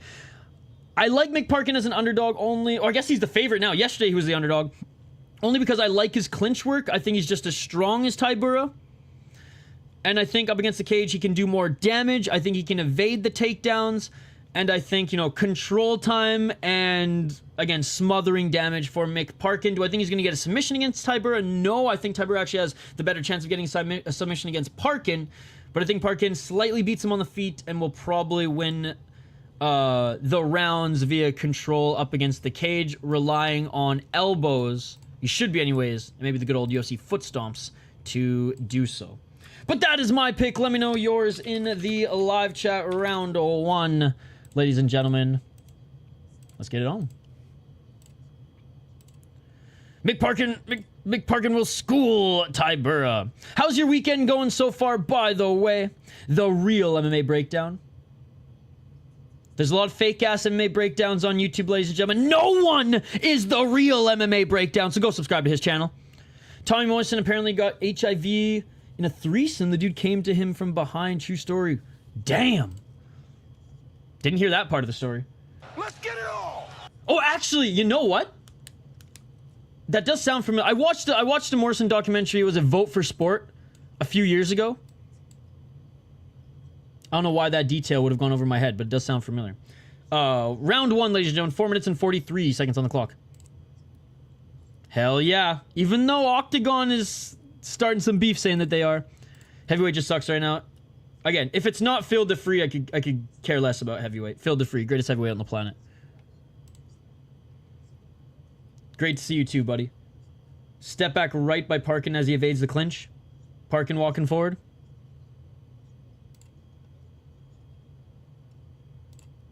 Tommy just happened to go pro and cocaine was still a hell of a drug. 4 minutes and 10 seconds. Tybura is as good as Usman. I think that's disrespecting Tybura, to be honest. He's hung around, again, not against... He's hung around the division for a while, and again, relative dominance. The division hasn't been that good, but he's stayed the gatekeeper. Nice right to the body by Tybura. So, I like it. I'm not the biggest fan of Tybura, but in the sea of bad heavyweights, he's the best, one of the better of the bad, we'll say. One of the better of the bad. Nice front kick by Tybura. Keeping Parkin on the outside. Oh, did you call me? Oh, my bad. I totally missed the call. Give me a shout after this fight. Give me a shout after this fight. We'll bring Idaho Skatesman on as a guest, ladies and gentlemen. Tommy Morrison suffered one of the worst KOs in boxing history. Mercer took his soul, man. 3 minutes and 21 seconds. Do you love rock and roll as well? What's up, John Jones, parole officer? Good to see you, good to see you. How is Bones doing these days, by the way? Tybura is bigger, but Parkin looks thinner. Tybura, minus his terrible mohawk, might lost some of his mythical... Oh my god. Mythicality. Mythicality. That's a tough word. That's a hard word. 2 minutes, 57 seconds. Hey, appreciate it, man. I promise someday I will get on this fucking timer, but it's just... Oh, it's been such a headache. I will get one. Maybe I should ask that for Christmas. Or my birthday's coming up. That's what I'll do. Some of my family, you need some money? Are you living on the street? No, just give me a timer for my UFC streams, bruh. 2 minutes and 33 seconds on the clock. Left and right by Parkin. Parkin eats a left by Tybura. Parkin unable to get that clinch going yet on Tybura. Because it's not a word. It is now. Parkin looks kind of lean. He has a bit of a glob against Brisky. Mo is definitely less skilled overall than Tybura. Don't disrespect Tybura like that. 205. And Tybura keeping McParkin on the outside. Again, my path to victory my projected path to victory for McParkin was cage control. Cage control and shots up against the cage. Tybura doing a great job keeping him on the outside. Nice body kick by Parkin, though. Tybura, in the Muay Thai style shorts, love it. Love it. Tybura the count. It's all you, bro. Not even watching, just waiting to cash. And Tybura pushing Parkin up against cage. Again, another big shout to Chance, by the way, man. We were facing some connection issues earlier in the stream, and Chance was still hanging on here, watching, supporting, and donating. And I wanted to give a big thanks to all you guys who stayed as well throughout that fucking roller coaster. But we're back, baby. Nice right hand by Parkin. Parkin is MMA groove. He took athletics seriously instead of streaming. Round seems even to me. I got Tybura winning the round so far, but we got one more minute left. Body kick by Tybura. Hey, you know what, though? Parkin is outlanding him. Parkin is outlanding him. It just seems like the better shots, those shots of the body from Tybura, a little bit more loud, I guess. But yeah, you know what? Way closer than the eye test. I mean, pure eye test, Tybura seemingly up. But you look at the analytics as well, and it is close with the eye test. Parkin now doing his thing. Parkin now doing his thing. I don't know what he's doing with his head there, but he's doing his thing. Oh, and the step back shots actually go to Tybura. See, I'm banking on Parkin if he evades the clinch after controlling, landing the better of the shots, but Tybura got it there. We should track Parkin versus Guru's career earnings and see who comes out ahead. Dude, I'm pretty sure Guru's gonna come out ahead. Oh, a nice left by Tybura. Tybura going for the clinch here. Let's see if he can get a late takedown, and he does get a late takedown. Can't do anything with it, though. So I'm not sure if that's enough to secure the round. But if the judges see the striking as pretty much dead even, I know it's separated by just a few shots here. If the judges see that, then they might be like, the only other difference we have here to break that quote-unquote tie is the takedown. Even though I didn't do anything with it. So I'm going to lean Tybura in a very close round. Tough round to score, could go either way, true. Tybura is consistent. And you know what? For having a belly like that, his cardio isn't that bad. Close round, I'll give the slight edge to Tybura. Just did a little bit more. Despite him being, what, three strikes behind Parkin in significant strikes. It's pretty much the same control time. The only difference is he got a takedown. And I think he just landed the better shots to the body, personally. Parkin was landing more jabs. Or, you know, more muffin shots. All right, round 2, ladies and gentlemen. Let's get it all!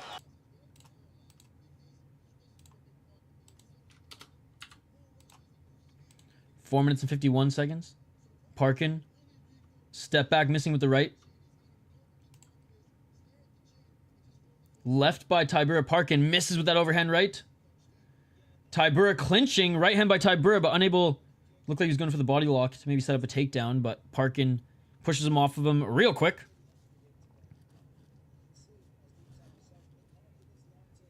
.427.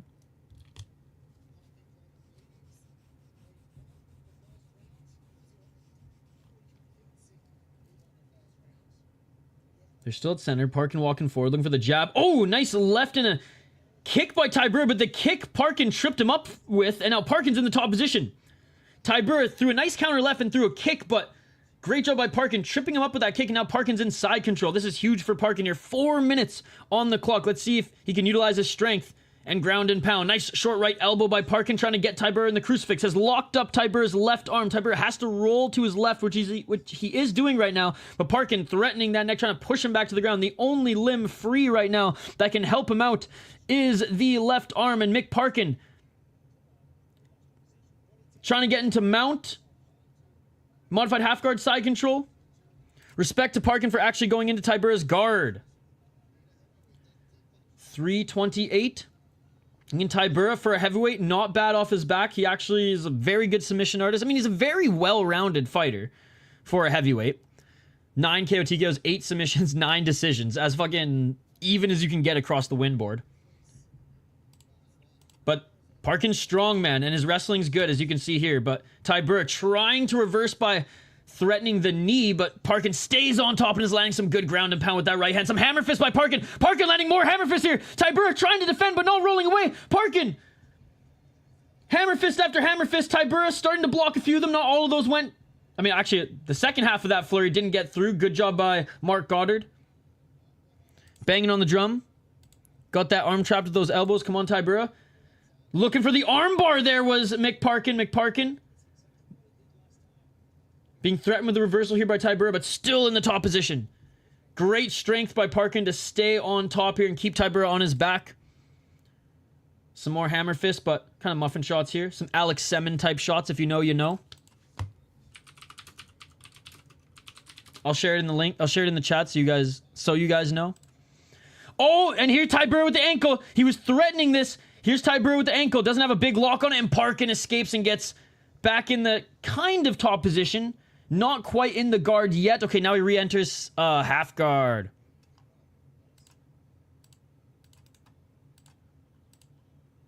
This is what I was referring to, by the way.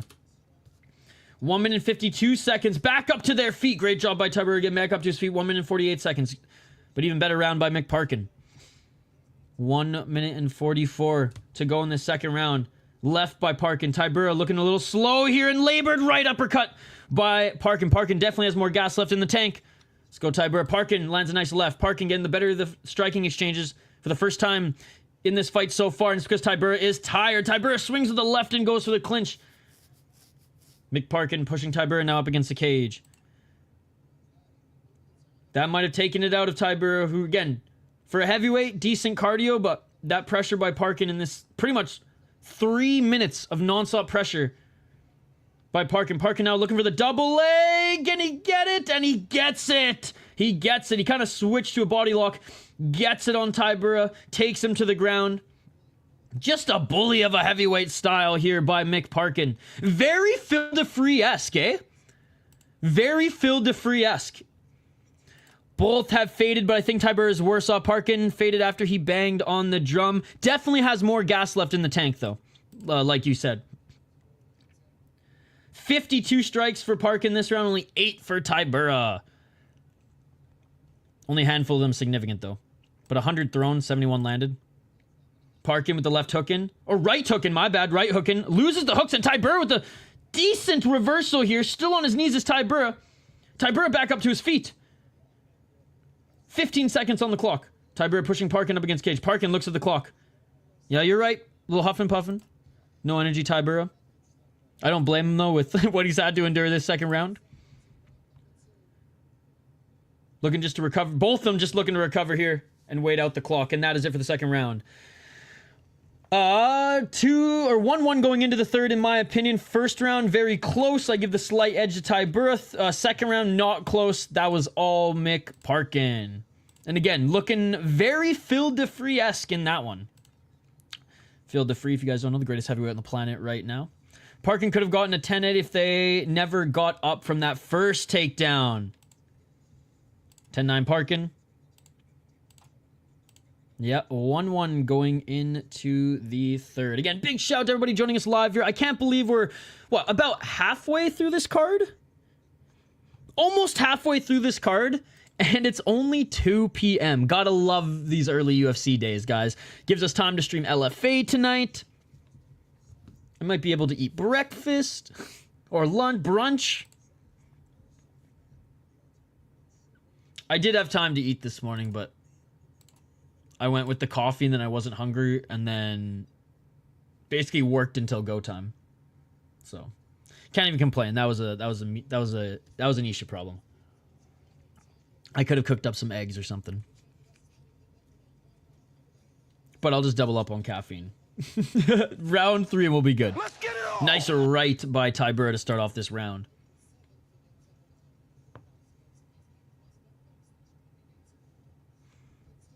Four minutes and 45 seconds. I'll put the City Life song on during the next break, by the way. I'm going to take the dog out maybe after the next fight. Just for a quick pee. She's giving me those eyes right now. 4 minutes and 30 seconds. Left to the body by Tybura.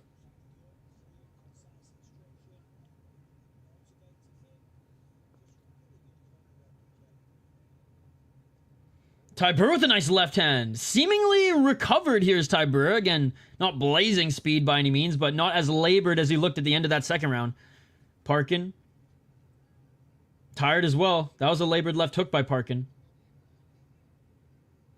Man, Parkin, it's almost like he faded even more between rounds, eh?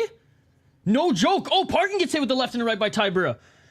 Parkin looked like he had more energy at the end of that second round, but Parkin looks like he's faded more on the bench. Aspinall might be the heavyweight GOAT when Jones leaves, and these guys are his competition. Well, Parkin's his training partner. And he beat Tybura already.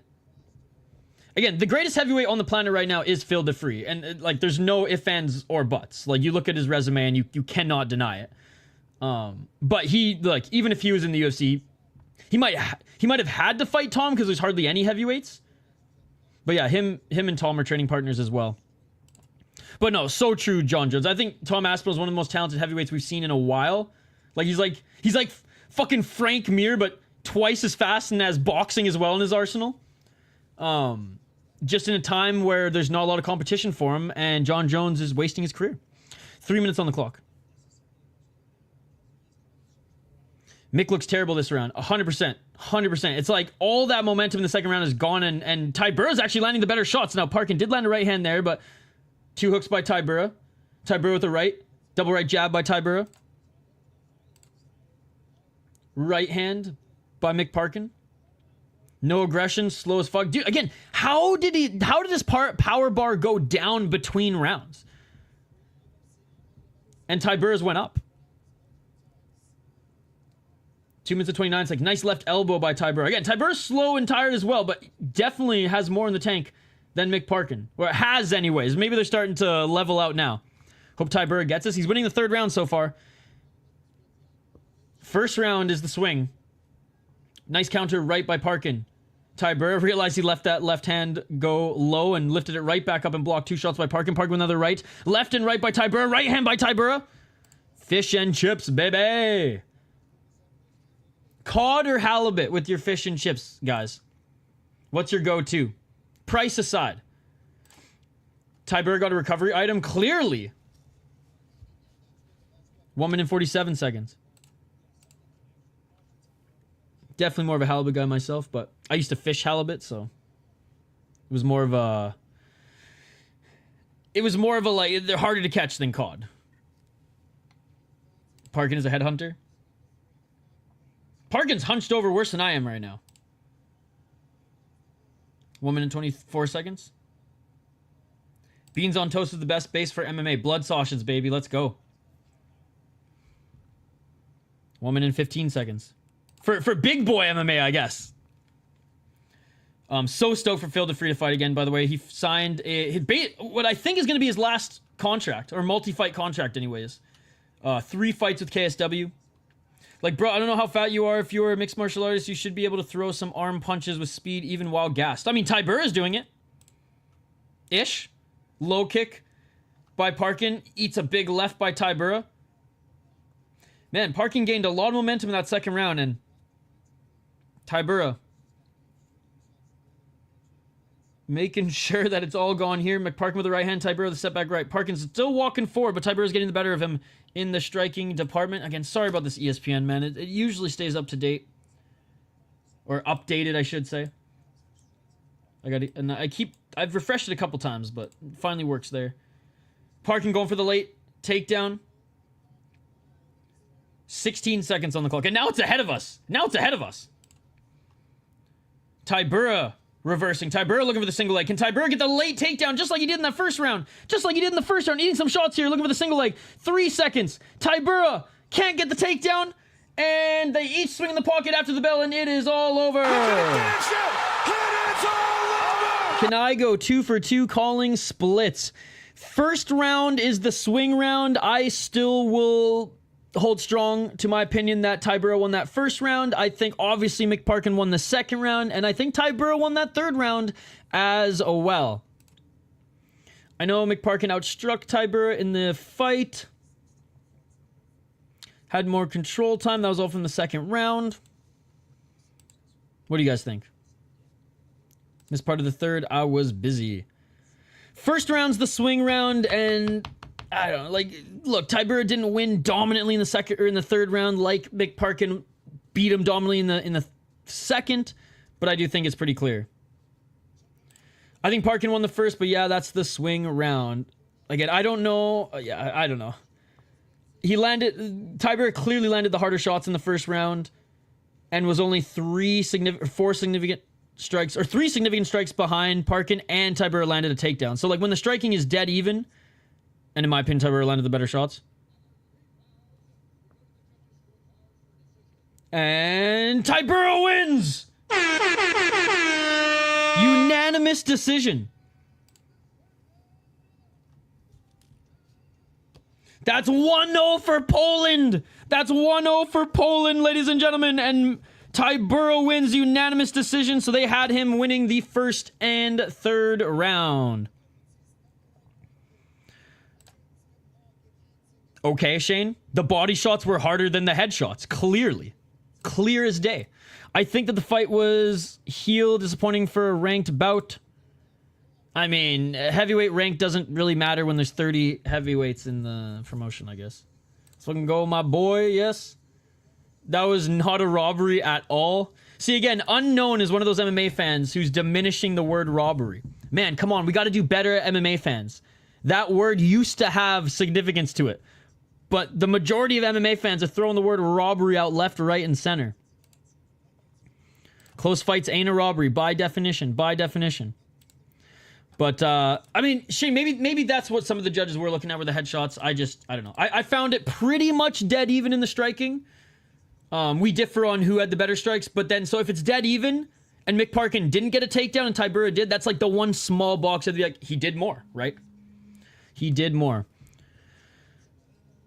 I'm not shocked at that decision at all. I think it was a pretty clear win for Tybura. We have a guest, by the way. Calling in is the man, the myth, the legend, stuck in traffic in LA, Idaho Skatesman. What's going on?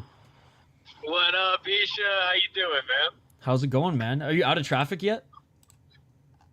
Sorta. It's the 405 in LA, so you never know what's gonna happen. So, like, an hour to 2 in traffic is honestly not that bad then, I guess.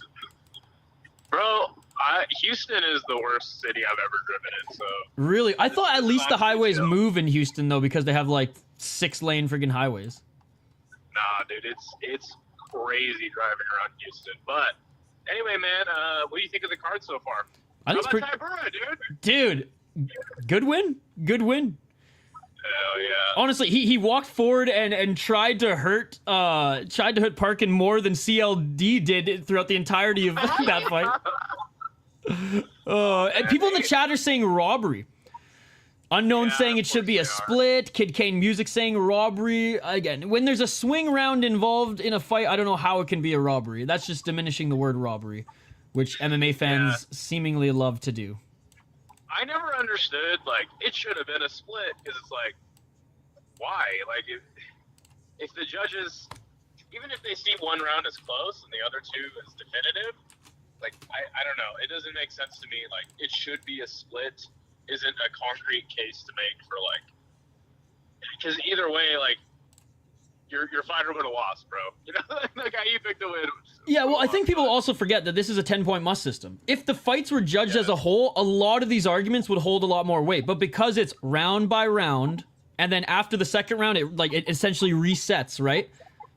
Right. That's the way that the judges are looking at it. And I'm not saying that MMA judges aren't corrupt, because there are some that are fucked in the head. But like this ain't boxing. Yeah, this ain't boxing. There's way less robberies and bad decisions than in boxing. I agree. Sometimes we go on a run of really trash decisions, but for the most part, I think the judges get it right more often than not. I mean, honestly, UK, it's been pretty bad, which tonight hasn't been too bad. Actually, I don't think it's been bad tonight. I think all the right fighters have won. And then California. I don't like the judges in California. And maybe it's because I've watched so much Bellator, and it was like, fuck. And like all of Bellator is in California, but... who do you got coming up on this next one, by the way, as we're going to jump to our preview. But feel free to call in between fights as you're chilling in traffic. But Loughran Kavanagh, Felipe Dos Santos. Who do you got in this one? I got Loughran Kavanagh, but I think that Loughran, I think he's a little undersized at flyweight, and I think, you know, he looks so amazing on Contender Series. Got a decision win in his next fight, so I think we're gonna find out a lot about him going up against such a well-rounded guy in Felipe Dos Santos. and I think the pace is going to be high. But I got Lohner to win a decision, but I'm hoping he does something to really make a splash. Dude, I like that breakdown. I'm almost aligned with you. Ice Cream Kane, by the way, says Lohner looks like the kid that snitched on you in school. Well, he was a 5-time K1 world champion. I don't know if you knew that. Dude, isn't everyone a 5-time K1 champion? Every striker in the UFC is a glory or K1 champion. I want to get your take on Kevin Holland versus Gunnar Nelson. Do you think Kevin Holland's going to win this one, or do you think Gunnar? I think Kevin Holland should win this one. Is it? Do I trust Kevin Holland in 2025? Absolutely not. But Gunnar Nelson off a 2-year layoff. Put it this way: Kevin Holland should be able to stuff the takedowns of Gunnar Nelson if he really wants this win. And he should outstrike him as well. If Gunnar Nelson gets takedown and we see, Kevin Holland go, I was taken down again, the fight's over, then Gunnar Nelson might just be able to lay on him. But I think this is Kevin Holland's fight to lose, not Gunnar Nelson's fight to win, sort of thing. Right? Like Kevin Holland might shoot himself in the foot here. I think that he should be able to take this one though. I agree with you. Like, Kevin Holland's one of those guys that he has a bad couple fights, and we're just like, dude, what is wrong with Kevin Holland? I think he's more in his own head than anything. I think, obviously, he goes up against a pure, like, Chimaev-type wrestler. He's going to lose. But his takedown defense against mid-level guys is underrated. It's if he wants to employ it. But anyways, I'm going to jump to quickly highlighting these next two and give my pick as the fight's about to begin. But yeah. I'll let you go, but I just want to let you know I got Kevin Holland, second-round knockout. I think that it's just going to be one of those performances where we're like, Kevin Holland's back, and then he'll lose the next couple fights. Does Gunnar Nelson know what a 45-70 is, though?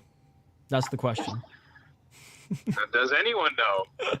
Rampage knows now. Anyways, call back later if you want to keep chatting, bro. But thanks for calling in. Thanks for taking the call, man. Shout out to the City Life Project chat. Hey, Split Decision Combat Sports. Go check out Idaho Skatesman. His main training partner is Mick Parkin and Phil DeFree. We cannot forget Phil DeFree, the greatest heavyweight on the planet. Kavanagh winning, in my opinion. I don't think Dos Santos is that impressive after Robin Altamirano should be coming off 2 losses. This fight was close. I don't know if I go as far as say a robbery, but Altamirano did look very good in that one. I think the fight's about to begin, so we'll get to it here. I'm picking Lohner Kavanagh to win as well. I think he is tough. I think he hits harder. He may be a little bit undersized compared to Felipe Dos Santos, but his striking defense is a lot better than Dos Santos. Dos Santos might have a lot more tools in his striking and has the better jiu-jitsu. I like Lohner Kavanagh's takedown defense, and his boxing technique is so polished that I think the openings that Dos Santos gives him, even with the size difference and reach difference, Lohner Kavanagh will be able to do more damage. So I am picking Lohner Kavanagh, but this is a great fight, and Felipe Dos Santos is no slouch by any means. This is a fun prospect versus prospect fight. Maybe Felipe Dos Santos, we kind of know what he is now. Just a fun, cerebral striker who leaves himself open and doesn't have the best wrestling in the division. Round 1. Let's get it on. Thank you guys so much for your comments, by the way. And shout out to Idaho Skatesman. He's stuck in traffic right now. Listening to us and asked if he could call in and chime in and, love... Oh, big right hand by Dos Santos! Big right hand by Dos Santos! Love collaborating with the Idaho Skatesman himself. In the clincher, Dos Santos, 4 minutes and 13 seconds on the clock because Dos Santos landed a big right on Kavanagh and hurt him. Kavanagh now pushing Dos Santos up against the cage. 4 minutes and 6 seconds. I mean, I'm imagining it's good, but yeah, we haven't seen it. You're right, we haven't seen it. And I don't even think there's a lot of film on, like, grappling competitions of his to really see him go into deep water there as well. Forgot he lost to Cop. That was a good performance by him, though. Nice knee to the body by Kavanagh as he evades the clinch. Hey, and I hope you're feeling better. I know, Chance, you said you were in the hospital yesterday as well. Hope you're feeling better. Still cashing tickets. Let's go. That shit beautiful than a motherfucker. My prediction is going to age horribly, ain't it? Front kick by Dos Santos. Oh, counter left by Kavanagh. I think that just grazed Dos Santos. 3 minutes and 18 seconds.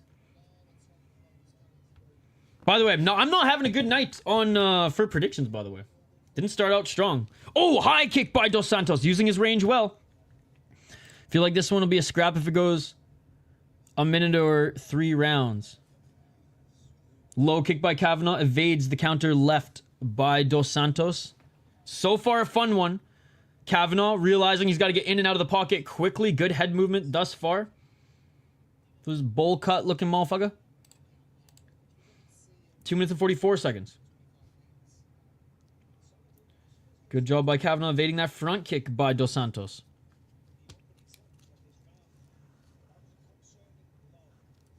.232, another front kick. Dos Santos still hasn't found his range. Low kick by Kavanagh.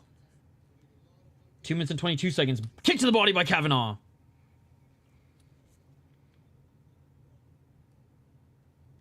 Kavanagh being pressured on that outside.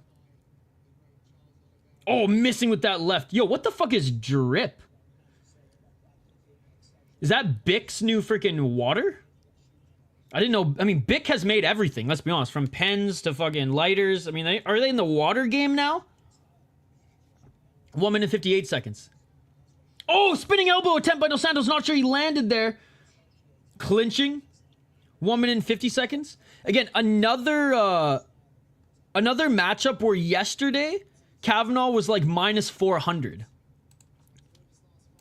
For an unproven guy against, you know, a shooter box guy who hasn't been winning a lot in the UFC, but has been putting on good performances. Amberley's still here. Let's go. Not a sausage fest anymore. Kavanagh is cut, though. The odds made no sense. Kavanagh cut on next to that right eye, I believe. The elbow might have actually cut him. I didn't think it landed clean. 1 minute and 12 seconds. By the way, the guy who Kavanagh knocked out on Dana White Contender Series, Antoine Ho, he's fighting tonight on LFA. 1 minute on the clock. And so is Joe Giannetti, friend of the channel. He has his own channel, by the way. Go check it out. He does gaming content and some fight companions. We raided him once with, like, I think 20 people. So, there we go. 49 seconds on the clock. I really like Dos Santos. He is fun to watch. He is fun to watch. Santos missing with the right and looking for a takedown, but Kavanagh, nice job with the knee. 31 seconds on the clock. Yeah, that cut on the right eyebrow of Kavanagh, leaking. Kavanagh with the body lock, looking to try to get a late takedown here. 20 seconds on the clock. Oh, and Dos Santos is the one who swept, but ended up on the back. And they're each back up on their feet. 10 seconds left. Are they going to swing it out these last 10 seconds? Front kick swinging a miss by Dos Santos. LFA. LFA. Well, that's the one I'm covering right after. End of the first round. There's a lot of promotions, by the way, guys. After UFC, here. We're between rounds now, so let me quickly read it out. Between UFC and one championship tonight, okay? Between UFC and one championship tonight, there are... Let me read them out. So again, between UFC and one championship, there's Shamrock FC, LFA, LXF, OTX, DBX, Pro Box, Fundora vs. Booker, Cage Titan 70, Jungle Fight 135, AK 44, KOK World Series, and JFL 51. And Deep. And Deep Jewels. So there's a lot. We're doing LFA and Deep. I got that Dos Santos round. Me too. He did more damage. He landed more strikes. I mean, you could say Kavanagh landed some good strikes. He did, but yeah. I think it's pretty evident who won that first round. Amberley gets a calzone for killing the sausage fest. Bloody around, good elbow. Cutman did a good job on Kavanagh. Oh, it looks like it wasn't on his eyebrow. It looks like it was on his forehead. Or not his forehead, but on his head. On his noggin. Let's continue to monitor that. It looks like maybe the cut was on his noggin, not on his eyebrow. Hey, what's up, fighter? Get knocked out. Good to see you. How are you doing today? 4 minutes and 45 seconds. My octagon loving brother. Oh, Kavanagh with a nice right and left hand. Calzones are the tits. 4 minutes and 34 seconds. Loughran went to tell the teacher Dos Santos made him bleed. It's the hair. That's snitch hair. Right there. 4 minutes and 25 seconds. Back at center. Low kick by Kavanagh. I will say Dos Santos could have landed more strikes that round. He didn't get his timing down. I would argue he still hasn't his range down, and I would argue he still doesn't have the range down. So many nice front kicks just out of range. It's 100% snitch hair. Clinching is Kavanagh. Dos Santos. Right underhook. Little hand fighting here on that left side. Knee to the body by Dos Santos. 3 minutes and 44 seconds. Kavanagh with a nice right hand. Dos Santos with the right. They're just throwing in the puck right now. Right hand by Kavanagh. Kavanagh missing with the left because Dos Santos pressure wrestling. Dos Santos was looking for the neck and Kavanagh just slides his way into the full guard. Flyweight good speed. You are the truest fan of MMA I have ever seen. You cover all the promotions. Don't forget us, little people, when you make it big. I will never make it big, so don't worry. Thank you so much, and, you know, like, the praise probably isn't warranted, but, like, you ain't lying when you say I am, like, the most die-hard, most junky fucking MMA fan there is. I love watching it all. I literally threw up yesterday knowing I couldn't watch it all. So, literally junky behavior. I really appreciate the kind words. Oh, big up kick by Dos Santos. Dos Santos trying to grab the left heel of Kavanagh. Kavanagh evading that. Kavanagh looking to try to get back into half guard. Ass to the mat by Dos Santos. Dos Santos controlling the neck of Kavanagh here, but doesn't have that right arm around. Trying to keep Kavanagh out of getting into side control. When he retires from fighting, this will be his haircut. Let me check it out. 2 minutes and 35 seconds. I have a feeling I know who who you're sharing. 2 minutes and 32 seconds. Who's that NFL owner? Is that the guy? Kavanagh in the full guard, knees planted.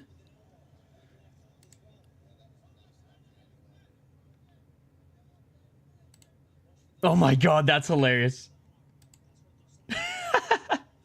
No, I think he's gonna look like the friggin', is it the Raiders owner? 2 minutes and 8 seconds, JVD. Rolling is Dos Santos. Again, they're at the center of the cage. So Dos Santos back up to his feet. Kavanagh holding on to his body. Kavanagh, nice takedown by Kavanagh. These dudes both said no mercy. Still asked to the mat by Dos Santos. Dos Santos, good defense here, controlling the neck again of Kavanagh. Kavanagh not doing damage on the ground, but is able to stay in the top position.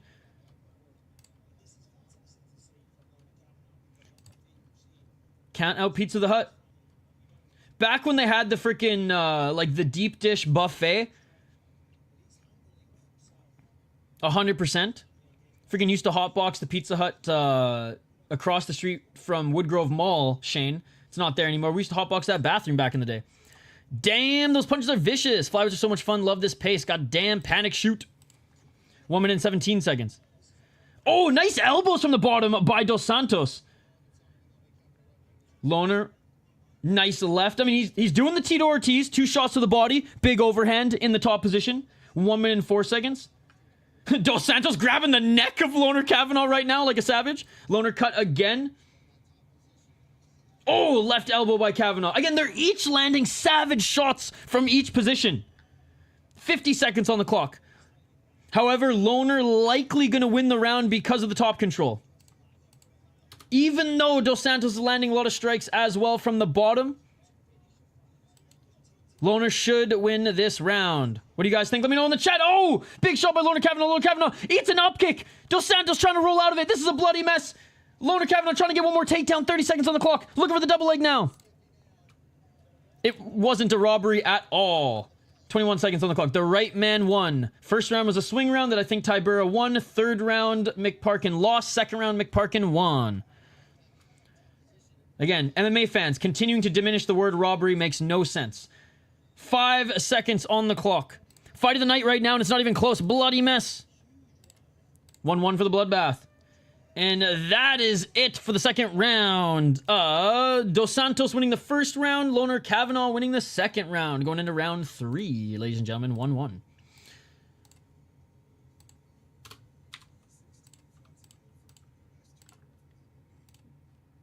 Crazy round. Holy crap. And JVD, I picked McParkin to win. So, like, there's no bias in there. The striking was essentially even in the first round, and Tybura got a takedown. So when everything is even damage-wise, the one extra factor should win the round, and good on him, even though he didn't do much with it. And then, yeah, second round, all McParkin. I was hoping McParkin would do that again in the third round, and he lost power on the bench. Didn't regain power. Lost power. Lost, like, continued to gas on the bench. He landed way more body shots in the first round. Again, no bias, called the fight. play by play, it was pretty evident who won that one. Pretty evident who won after the third round, in my opinion. First round was a potential swing, though. I'm not going to say that, like, oh, Tybura 100% won the first round. I just think, like, if the striking's even and the guy did a little bit more in mixed martial arts, right, with other tools, he should win. Third round was pretty clear for Tybura, in my opinion. And the second round was pretty clear for Parkin. So, close fight. If it would have gone to Parkin, I wouldn't have been upset. I think Tybura won. I think the proper guy won. And in a close fight, it, by definition, cannot be a robbery. All right, round 3, ladies and gentlemen, round 3. And again, I like Parkin. I root for those boys, but I'm not gonna let that seep into what I saw. Good advertising for flyweight. Round 3, like I said, ladies and gentlemen. I think flyweight's Tybura. He won. Unanimous decision.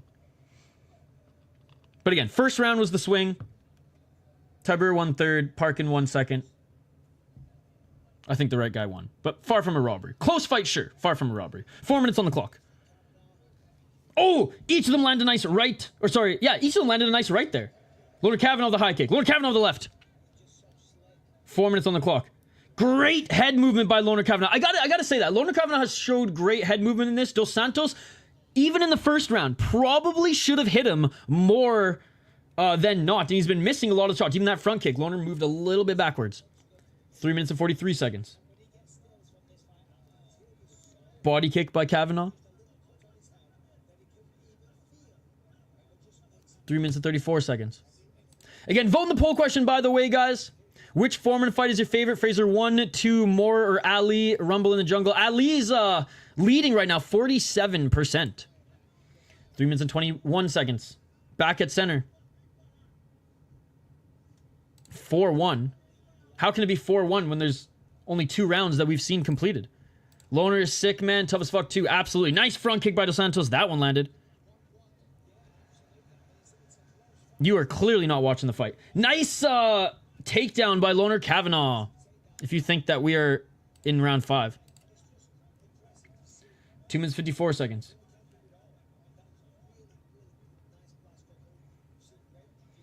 I think JVD, the analytics and eye test showed it was a close fight, far from a robbery. And again, if you want to say Parkin won the first, fine. But again, so he lost a close fight, far from a robbery. 2 minutes and 35 seconds on the clock. Will be bonus 50%. Imagine naming your son Loughran. That's why he's snitching in school. Round 4 does go to Dos Santos. 2 minutes and 22 seconds. There's only 3 rounds, by the way, guys. On his back is Dos Santos. And Dos Santos throws an up kick. Fuck this. Fuck this shit. Fuck this. Fuck this. The UFC's such a joke. The UFC's such a fucking joke. 2 minutes on the clock. Such a fucking joke. Fake ass fighting, ladies and gentlemen. It's basically WWE fucking E at this point. Trash. Trash. Trash rules, dude. Fake fucking fighting. 1 minute and 53 seconds on the clock and a nice takedown by Kavanagh. You can't fucking upkick someone on the ground. It's the stupidest shit ever.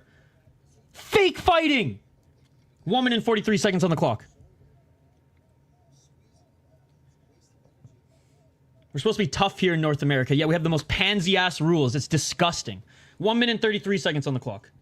Kavanagh, great takedown, pushing Dos Santos up against the cage.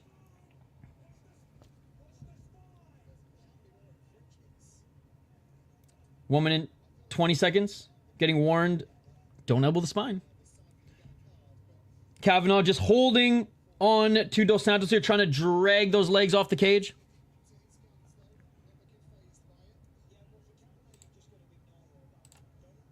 Rewards cowardice. 1 minute on the clock. Now you elbowed him in the spine. This guy's a piece of shit. Dude, more like my hero. 55 seconds.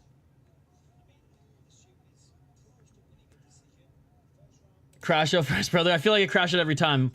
Great job getting back up to his feet by Dos Santos. 41 seconds.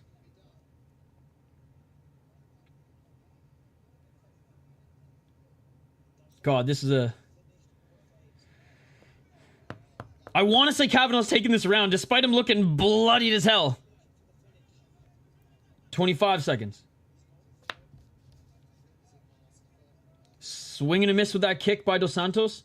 Again, for me, the story of this is, again, great fight. I mean, what fight is Dos Santos in that's not a good fight? Oh, big left by Kavanagh. It's just like he missed a lot of shots. If he landed even like 10% more of his shots, might have been able to sneak this out. Oh, big left by Kavanagh as Dos Santos trying to get back up to his feet. Final seconds. 3, 2, 1. And that is it. Bro's face is completely red. I don't think the referee did. It was the UFC rules. UFC rules, man. And again, KSW, they're guilty for this as well. KSW only employs the superior rule set. Only employs a superior rule set in their KSW Epic shows. Now, I hope they bring the Epic show back, because that was one of the greatest KSW shows I've seen in a long, long time. 50-1. Pretty close, but I think Dos Santos may have won round 3, but honestly, so close. Yeah, third round was a tough one to score. I want to say that Loughran landed the better strikes in the third round. Again, the cut didn't happen in the third round. It happened early. Another one that if someone says robbery in the chat, I'm gonna punch my fucking screen now. This one's not a robbery. It could go, third round could go either way for me. Round 6. Cricket saying Loughran win.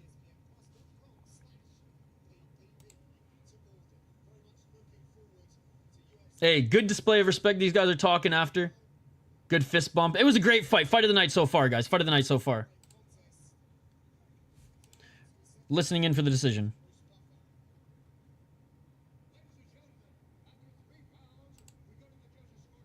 First round, Dos Santos. Second round, Kavanagh. Third round, we shall see. 29-28. And Loughran Kavanagh wins!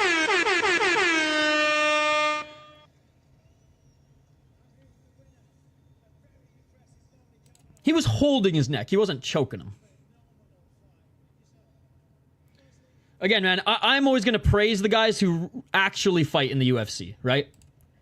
None of these other fucking bitch-ass rules humping motherfuckers. Again, foul to foul this guy, whether you like it or not, those are all illegal moves. Again, you can hold the neck. You can't choke. You can hold the bottom of the chin. So that's not illegal, first of all. Up kicking, he should be praised for. Right, Dirty Hippo. He should be praised for. If you're knocking him for that, that's fucked, bro. That's completely fucked. And I didn't see a cage grab. Did he grab the cage as well? You might be right on that one. Baby split was legit.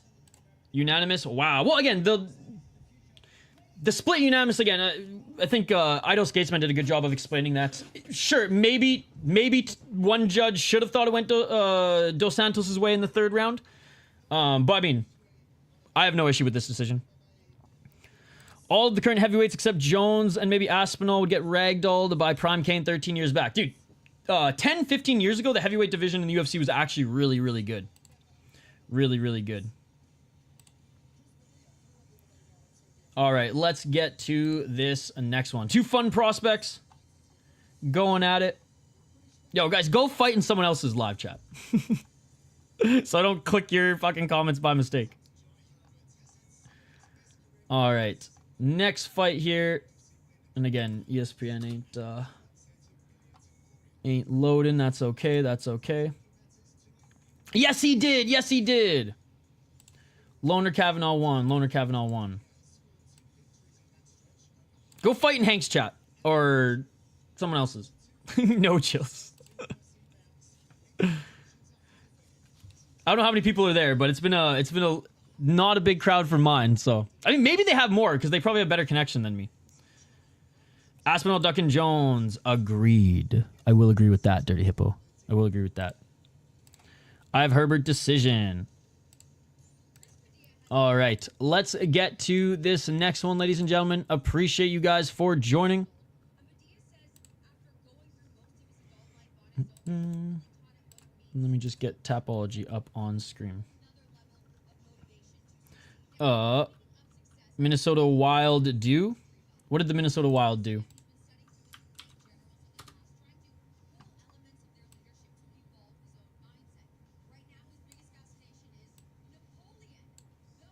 Let's go Taco. Herbert is a solid, rangy striker, but a little too chinny for my liking. And I think that's the storyline with him. How's it going, Hoptics? All right. Let me just update the ticker.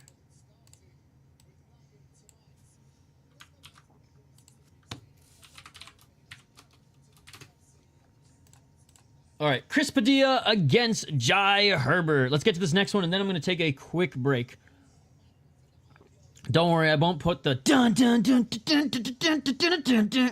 I'll just put the City Life theme on. All right, Jai Herbert, 13-5-1 as a pro. He is 2-1 in his last 5 fights. 9 KOTKOs, 1 submission, 3 decisions, 3-4-1 in the UFC, 5-0 in Cage Wars, and 3-1 in the mighty Bama. Beat Bedoya in his last fight. Damn right he should have beat Bedoya. I mean, Bedoya had some steam coming into the UFC, but just hasn't proven himself at this level. Ziam's just on a run, so no shame in that. Ludwig Klein's a good opponent. No shame in getting a draw against him. Kyle Nelson is one of those, like, good everywhere, not great everywhere Canadian fighters. I would say it's a pretty good win. You got to beat the Kyle Nelsons to rise the rankings. Lost to Tybura, no shame in that. Who the fuck is this guy? I don't even remember who this guy is.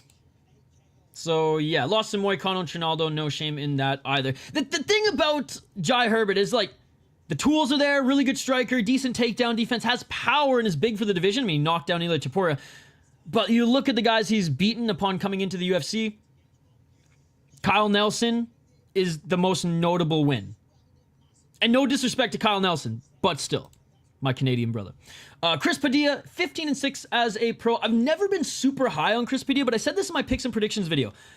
I think he's good everywhere, not great everywhere, but I think he actually has really good fight IQ. Now, it's not, I could be totally biased here, and it's not totally because of this, but one of my favorite post-fight press conferences and quotes from Chris Padilla, it was him saying after he beat Rong Zhu, and I thought Rong Zhu was going to outstrike him, I really did, because Rong Zhu, pretty solid fighter, second run in the UFC, still young, very good striker. Rong Zhu just wanted to scrap when he probably should have employed some other tactics here. But anyways, Chris Padilla said that the night before his fight, he saw Superlek, which by the way, if he's a fan of Superlek, I'm a fan of Padilla. He saw Superlek beat Haggerty with the elbow and said, I think I can do that in this next fight. Let's rearrange our game plan and try to find those entries. And he did. So shout out to him. I do think he makes good, and upon hearing that, I went back and watched some of his fights. He does make good adjustments. It's just he hasn't faced a lot of great competition, similar to Jai Herbert at the UFC level. Anyways, Jai Herbert did face some good guys in Cage Wars. 8 KO TKOs by Padilla. 5 submissions, 2 decisions, 2-0 in the UFC, 0-1 in Bellator. Again, Rong Zhu is probably his best win in the UFC thus far. I mean, James Yontop is tough, don't get me wrong, and he finished him. We just watched James Yontop fight in Fusion Fighting Championship, which, let's be honest, in any other promotion that cut on his eye, it would have been over in the second round, but regardless, they wanted their boy to win. Again, UNF champ, but didn't fight the best guys. Lost to the better guys on the regional scene, but he also lost Christina Aguilera. But has seemingly put it together as of late. He is on a run. 5-fight win streak right now. 2 of those wins have been against really solid opponents. No, I was going to say really good, but I caught myself. Solid opponents. I think that Padilla, again, skill-wise, striking skill-wise, I think Jai Herbert is more of a threat. He's got more power. He's got more reach. He's a little bit bigger. But I think fight IQ and toughness, I think Padilla can get this done. And maybe he goes to the ground on this one and tries to go for a submission again. So I've been picking against Chris Padilla for a little while. For the last couple fights. I'm not going to do it again. I'm going with Chris Padilla on this one. Jai Herbert's good. I think Chris Padilla has the grappling advantage. I think Chris Padilla, if he lands clean, maybe another one of those elbows could hurt him. So we shall see. We shall see. Oh, and look at that. No time for a break. That's good, though. That's a good problem when the UFC's pacing is so good that I don't have time to... Sorry, dog. You're going to have to wait one more fight. Jai looks sickly. I'll go head-to-head and pick Herbert.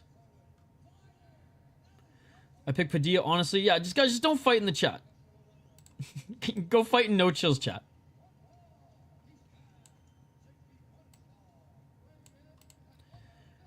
Jubilee has not fought yet. Did Jai win? He hasn't fought yet. You said if this stream gets 250 likes, then you will take a head kick from Pereira for you guys. Dude, I'll take a friggin' head kick from Hockey from home. I think that's more dangerous. I thought he should have won against Klein if it wasn't for that point deduction. Is this UFC? Good to see you. Good to see you. I'll go head-to-head and pick Herbert. Yo, what's up, Reaper Jones? Yo, shout out to Reaper Jones, by the way. I was thinking of you all last week when all those storms were hitting the south. I'm glad you're doing okay. I'm glad you have internet, and I'm glad that you're here, buddy. I was worried about you. I picked Padilla. Honestly, I just didn't know what to do here. I hope that, like, your house and everything was okay, because I saw that a lot of people, you know, lost a lot. So I'm glad to see you here, man. I'm glad to see you here. I hope Benjamin, by the way, who lives in that area, is okay as well. Shout out to Benjamin. Breaking him from Hockey from home is way worse than a head kick from Pereira. Let's get it on. Round 1, ladies and gentlemen. This bald ref isn't too bad. The Guram Kutateladze. 4 minutes and 29 seconds. Jai apparently cuts 40 pounds. Jeez. I mean, he's huge for 155. No. You don't have to apologize, dude. I was just worried about you. That's all. I'm glad you're doing good. That is true. That is true. Grum just fought. That's why he is reffing. Grum just fought. Why is he reffing? I'm glad your house is in one piece. It's Giga. That's his second job. The One Piece? I haven't watched that show. A lot of people make references to it. I haven't watched it. Not a lot of action yet, guys. 3 minutes and 46 seconds. Padilla with a nice high guard.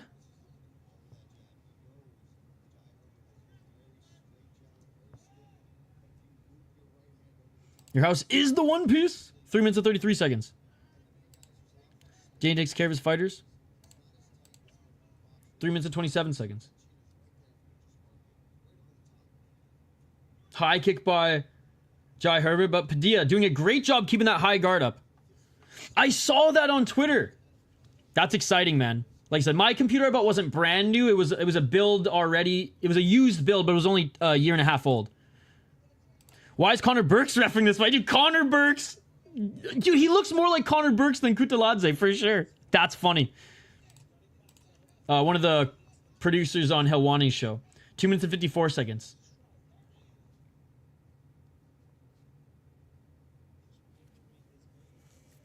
Each of them respecting each other, striking a lot by the looks of it. Swing and miss with a low kick by Padilla. Reaper Jones, Ryzen is free, by the way, this weekend. Or this next weekend. By the way, yes, Ryzen 50 is free. Dan takes care of his fighters. Emotional damage. 2 minutes and 26 seconds. He takes care of some fighters. 2 minutes and 21 seconds. Sean Woodson ref. He is tall and lanky. He is tall and lanky. Apparently Connor Burks is pretty tall and lanky too, though. 2 minutes and 10 seconds. Hard to tell in the radio booth.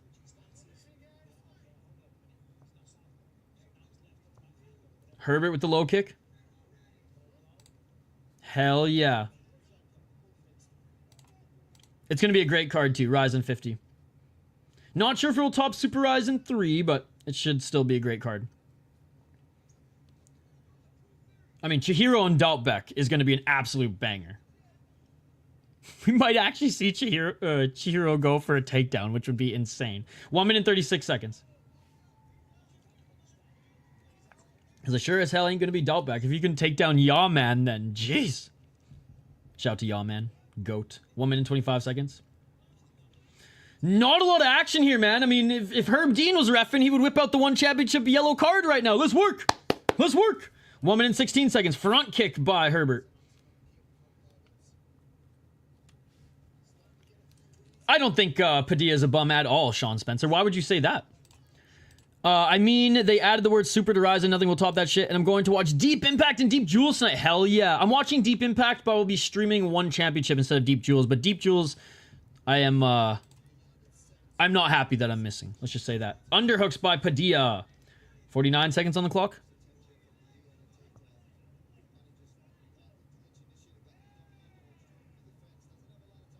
40 seconds.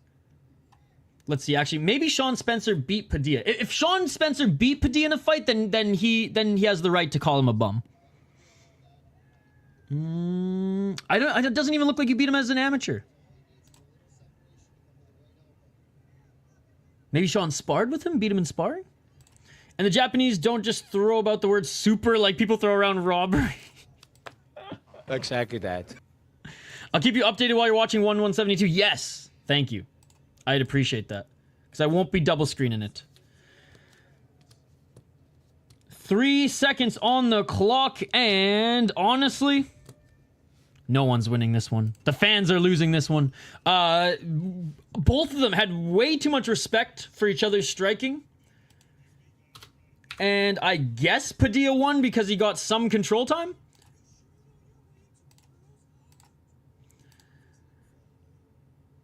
Draw? Yeah, but the UFC doesn't give draw rounds, so you gotta pick a winner.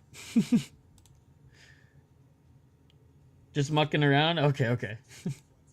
But like I said, if you did beat him as an amateur, I would have taken it back and been like, okay. One Otako. I have no idea who that is. All right. Yeah, so I guess first round going to Padilla because he outstruck Herbert and he kicked him in the legs 14 times and he had 51 seconds of control time. I get my ass whipped, dude. I'd get my fucking ass whipped too. He'd probably just land that fucking elbow and slice my head in two.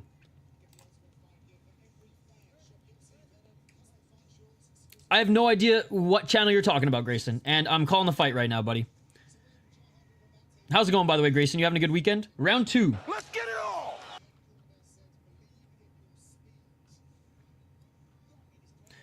If we only use the numbers 1, 2, 3, 4, and 5, and even 6 in our 10-point must system. Yeah, it's basically the 8, 9, 10 system. Oh, Padilla looking for that counter left elbow as Herbert's walking him down here. Doing good, buddy. Doing good. Now that the fucking internet's back. Sheesh. 4 minutes and 25 seconds. That was like a 6-3 round for Padilla. I keep saying Padilla. Padilla. He's of Spanish descent as well. Oh! Hence the name Taco. Nice shot by Herbert. Right hand by Herbert in the follow-up. 4 minutes and 10 seconds. Herbert needs to start letting his hands go a little bit more. I mean, obviously, Padilla as well, but Herbert down a little bit, both on the striking numbers and in the fight, in my opinion. 3 minutes and 54 seconds. Cooking. What are you cooking up today? 3 minutes and 51 seconds. This is the last nice... I live in Minnesota, and it's sunny and beautiful and warm today. It's supposed... The temperature's supposed to drop, and we're supposed to have 5 inches of snow tonight. Emotional damage! Welcome spring to a snowstorm. Shout out to Minnesota. Minnesota. 3 minutes and 32 seconds. Oh, nice right hand by Padilla. He wants that elbow again. He threw a right and tried to follow up with an elbow, hoping that Jai would walk in. 3 minutes and 23 seconds. How stoked are you guys for LFA tonight, by the way? An insanely good LFA card tonight. I thought this was going to be a banger. Nice step back left by Padilla. I think they, like I said, I think they just each respect their power or their finishing ability a little bit too much here. Oh, nice left by Padilla. Padilla with the body lock again. 2 minutes and 56 seconds. We're supposed to get rain in Denver and snow in the mountains from that storm, and we all got fuck all. Damn. Minnesota got hit pretty hard with snow, but then it was just super sunny the next few days. That is a bad luck 5 inches, right? That's a lot. So you might be spared. The shit winds are blowing, though, as Leahy would say. Like, the cold winds are coming, so we'll see. Not a cloud in sight, though, which is good. Still clinching up is Padilla. 2 minutes and 24 seconds on the clock. He has the double underhooks. He cannot take Herbert to the ground. By the way, I do really like the commentators here today. Paul Felder and John Gooden are my 2 favorites next to Anik. Bisping is, high ceiling, low floor. Either has a good night or a bad night. I think with Felder and Gooden, though, Bisping is a lot better than when he's with Fitzgerald and Dominic Cruz. The whispering winds of shit, Ran. Oh, nice little trip by Herbert, but couldn't get Padilla to the ground. Hey, what's up, Mike? Hello, all. Have a great weekend. Enjoy the stream. Isha's the man. Hit that like, everyone. Dude, shout out to Mike. It's great to see you, dude. How are you doing? It's been a little while. I hope you're doing well. Mike, one of the OG subscribers to the chat, by the way, and to the channel. Thank you so much. It's great to see you, Mike. I hope you're having a great start to spring. If you're not in an area that's going to get hit with snow tonight. In my fantasy, Michael Jai White fought MMA. 1 minute and 26 seconds. 121. Low kick by Herbert.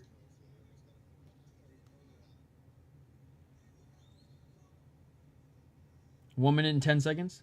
Padilla with the left, Padilla with the right to the body. Love and life and enjoying the fights. Hope all is well with you. Well, I'm better now that Mike Wilson was back in the chat, baby. Fucking rights, Mike. Hey, I'm glad everything is good with you, man. Left by Herbert. Things are great here. Things are great here, man. Life is good. Can't complain. Padilla trying to catch that single leg. Unable to do so. Let's fucking go. Most of Jai Herbert's fights, I just spend time thinking how he would have been versus Anderson Silva before Anderson Silva. 35 seconds on the clock. 29 seconds. I think Jai Herbert is what Leon Edwards would look like if he was homeless. Great to see your channel growing and growing. Yeah, dude, it's crazy. It's been on a big growth spurt. I mean, we used to get most of our viewers just from like the Asian promotions, but now people are showing up for UFC. Now, we had like 70 people earlier. We lost it because I had some internet connections, but that's okay. The True City Lifers are still here, and I appreciate you guys. Because I never expect to do huge numbers for UFC. Jai Herbert missing with a front kick and a right hand at the end of the second round.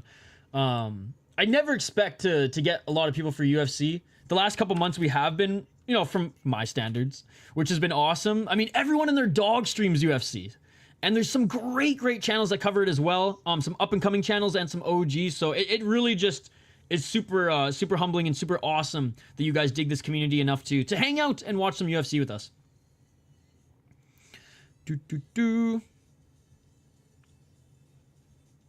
Oh, what the hell? Sort out your graphics on Nathaniel fighting? It's not me, dude. I'm not doing anything, Asiel. Asiel, I think that was you who did that. Again, guys, I don't own ESPN. Asiel, I don't know if you know this, brother. I don't own ESPN. I have no control over what's going on this graphic. It has a mind of its own. Why are they showing so much respect for each other? Nothing has happened yet. I think they both think that each other can knock them out. I got Padilla up 2-0. Hey, well, I appreciate that. I mean, hey, the MMA holes paved the way for a lot of us. They're the OGs, and you know, Moss is a friend of mine. But I appreciate that. I appreciate that. 4 minutes and 50 seconds on the clock, round 3. Let's get it all!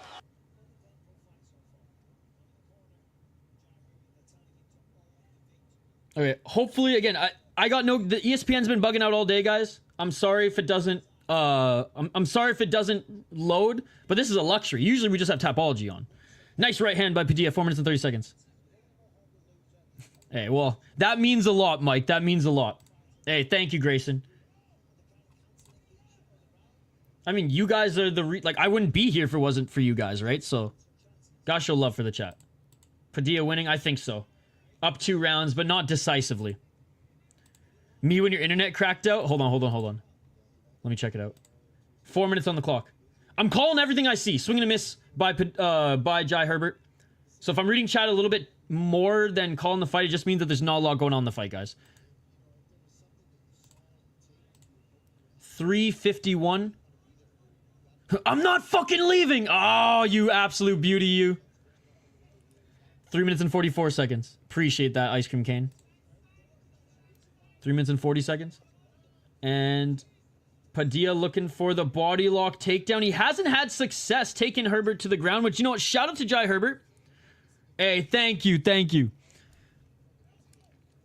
Smash that like button. Let's at least get to 50 likes, guys. Let's at least get to 50 likes. I know this is a fight night. I said you'd hit 25k subs in 25. I know it. You did say that, and I said, ha! Frig off there, Leahy. But we're getting closer. I don't know if we'll hit 10,000 this year, but I mean, if every weekend we can, you know, average 400 to 500 subs, then we'll see. We'll see.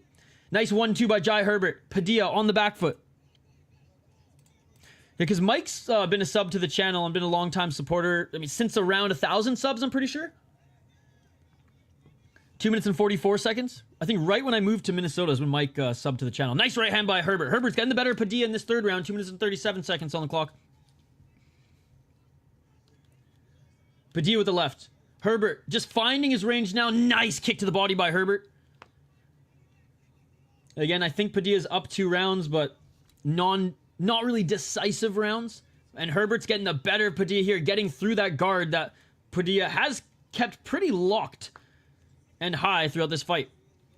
2 minutes and 12 seconds.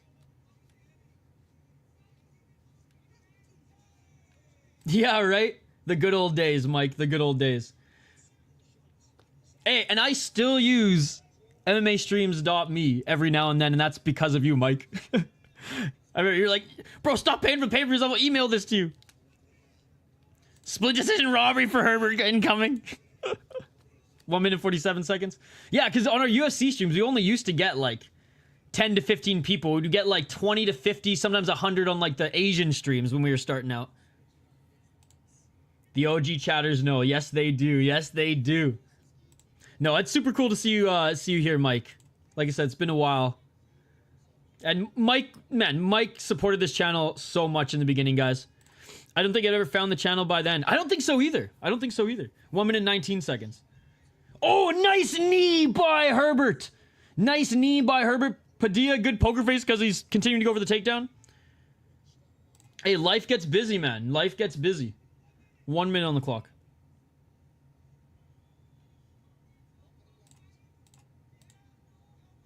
$55 seconds. And they separate. 52 seconds on the clock. This is a Jai Herbert round. Nice right hand by Herbert. And honestly, if Herbert won the second or the first, he's gonna win this fight. Kids, stuff, and house. See, I don't have any of those responsibilities. I just have to make sure the rent is paid, that I can buy groceries, and then find time to stream. Oh, I'm sorry to hear about that, dude. 26 seconds on the clock. Oh, Padilla with the left elbow. Right hand by Padilla. He hurt Herbert, but Herbert just cut Padilla. Cut Padilla bad under his eye, but then Padilla landed the best shots of the round, but it's not enough to win back the round. My family dog, obviously I've been living in the States for a few years now, but my family dog, she passed last year, so I do know the feeling, to a certain extent, and it's a tough one, man. Man's best friend, you know, for a reason. But yeah, you got a new puppy now. That's good. That's good. My dad got a new pup after ours passed too. I got a 2-1 taco. But overall, I'm glad things are good, Mike. I'm glad things are good. I got a 2-1 taco. Yeah. First 2 rounds going to taco. Third round going to Jai Herbert. That left uppercut.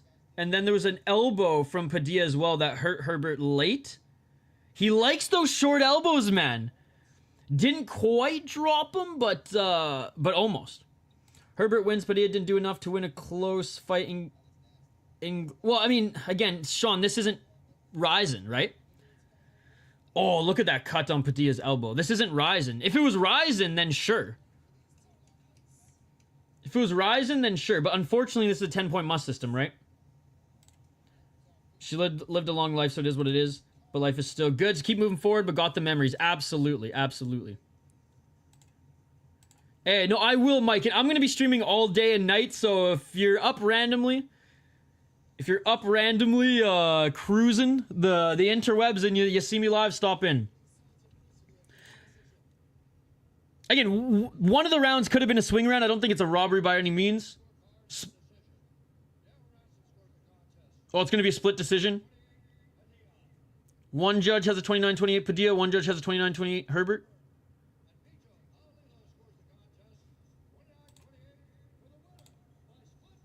Oh, and Padilla wins split decision.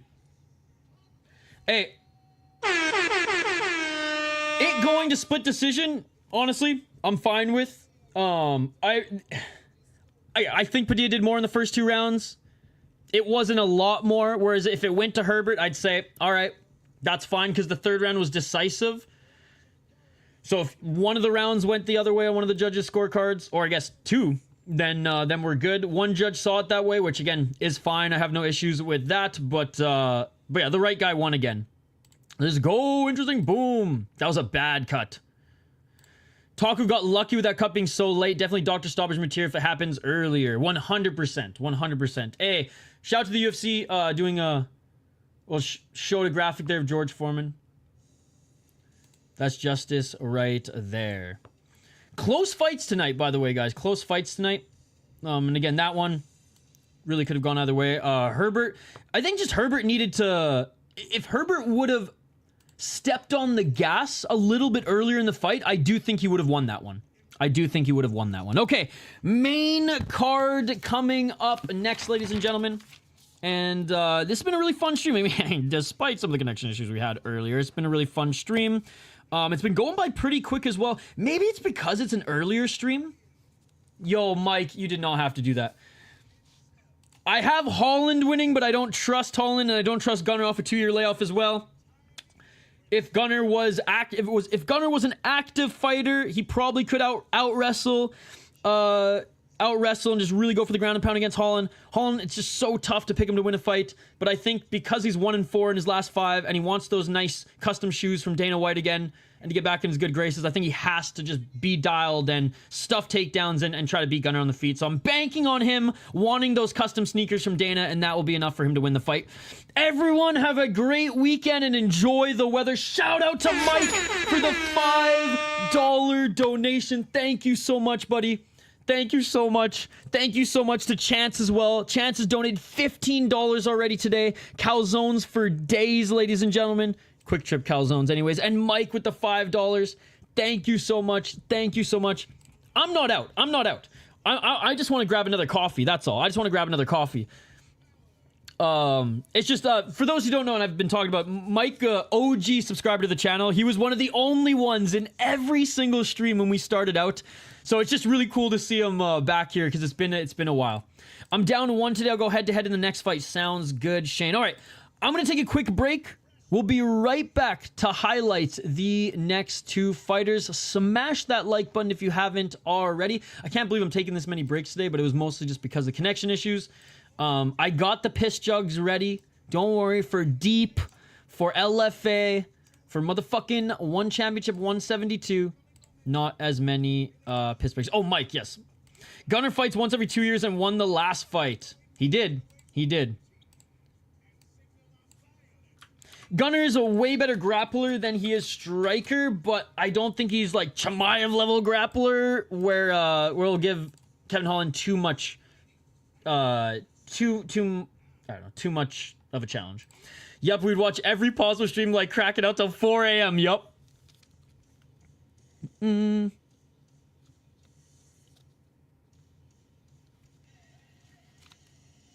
SCL's trying to get me canceled. I'm low-key a calzone hater. So LFA is the one that I'm doing. LFA is the one that I'm doing, but there's a lot of promotions. I'm gonna be covering LFA, but if you guys want to, cover, or if you guys want to check out more, there's also Shamrock FC, LXF, OTX, DBX, Pro Box Fight Night, Fundora vs. Booker, Cage Titan 70, Jungle Fight 135, AKA 44, KOK World Series, JFL 51, Deep Impact, and Deep Jewels. I will be covering LFA, but those are all your guys' other options as well. Gotta love Ryzen and Glory. Ryzen next weekend and Deep tonight. Is this UFC? What's up, XYZ. Parkin did not get robbed. He did not get robbed. He lost a close fight. The first round was a swing round. He won the second round. Tybura won the third round. And I honestly think Tybura won the first round. So I don't think it was a robbery. If anything, it was a close fight. Or it was a close fight. I don't have an LFA pick video. If God intended for Pisa to be folded and closed, then Rafael Esposito would have invented it that way. Bro, were the hockey player Espositos related to the calzone Esposito? look up Deep MMA on YouTube. You can only watch it by becoming a YouTube member. Well, I mean, you with your skills, you might be able to find a different way to watch it. All right, I'm taking a break, guys. I'm taking a break. We'll be back to highlight this next fighter. I mean, just a quick break. I'm going to refill my coffee. I'm going to let the dog out for a quick piss, and I'm going to drain the main vein myself. So back on the other side. Do not go anywhere. More UFC Fight Night coverage on the other side. Don't go anywhere. We will be right back. Vote in the poll questions. We'll check on that as well.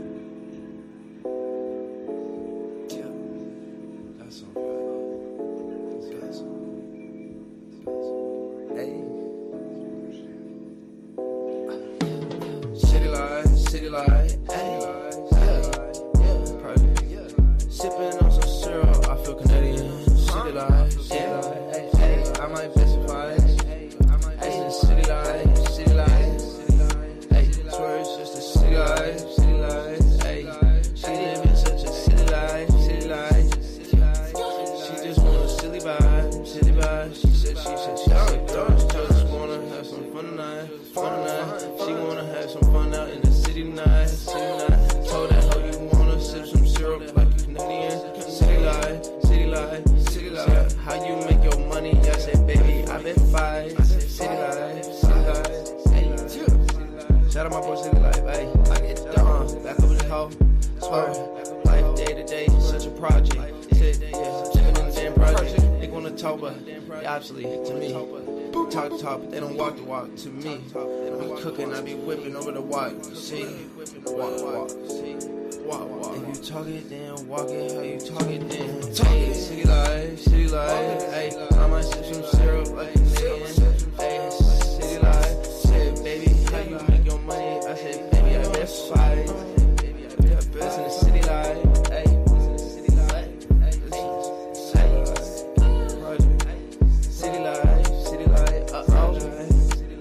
I said, this bitch wanna have a city life, roll through to the city night. I said, every sip some syrup, you gon' feel Canadian. Hey, I said, yeah, God bless America, I'm American. I said, pull up to the city tonight. I am the GOAT capper. Do not go against my picks, or you will get demolished. I'm the GOAT at this shit. You know this. You know I'm talking to. Ish, I'm talking to you. I'm the God at this shit. Don't go against me. Ever again. We boys though.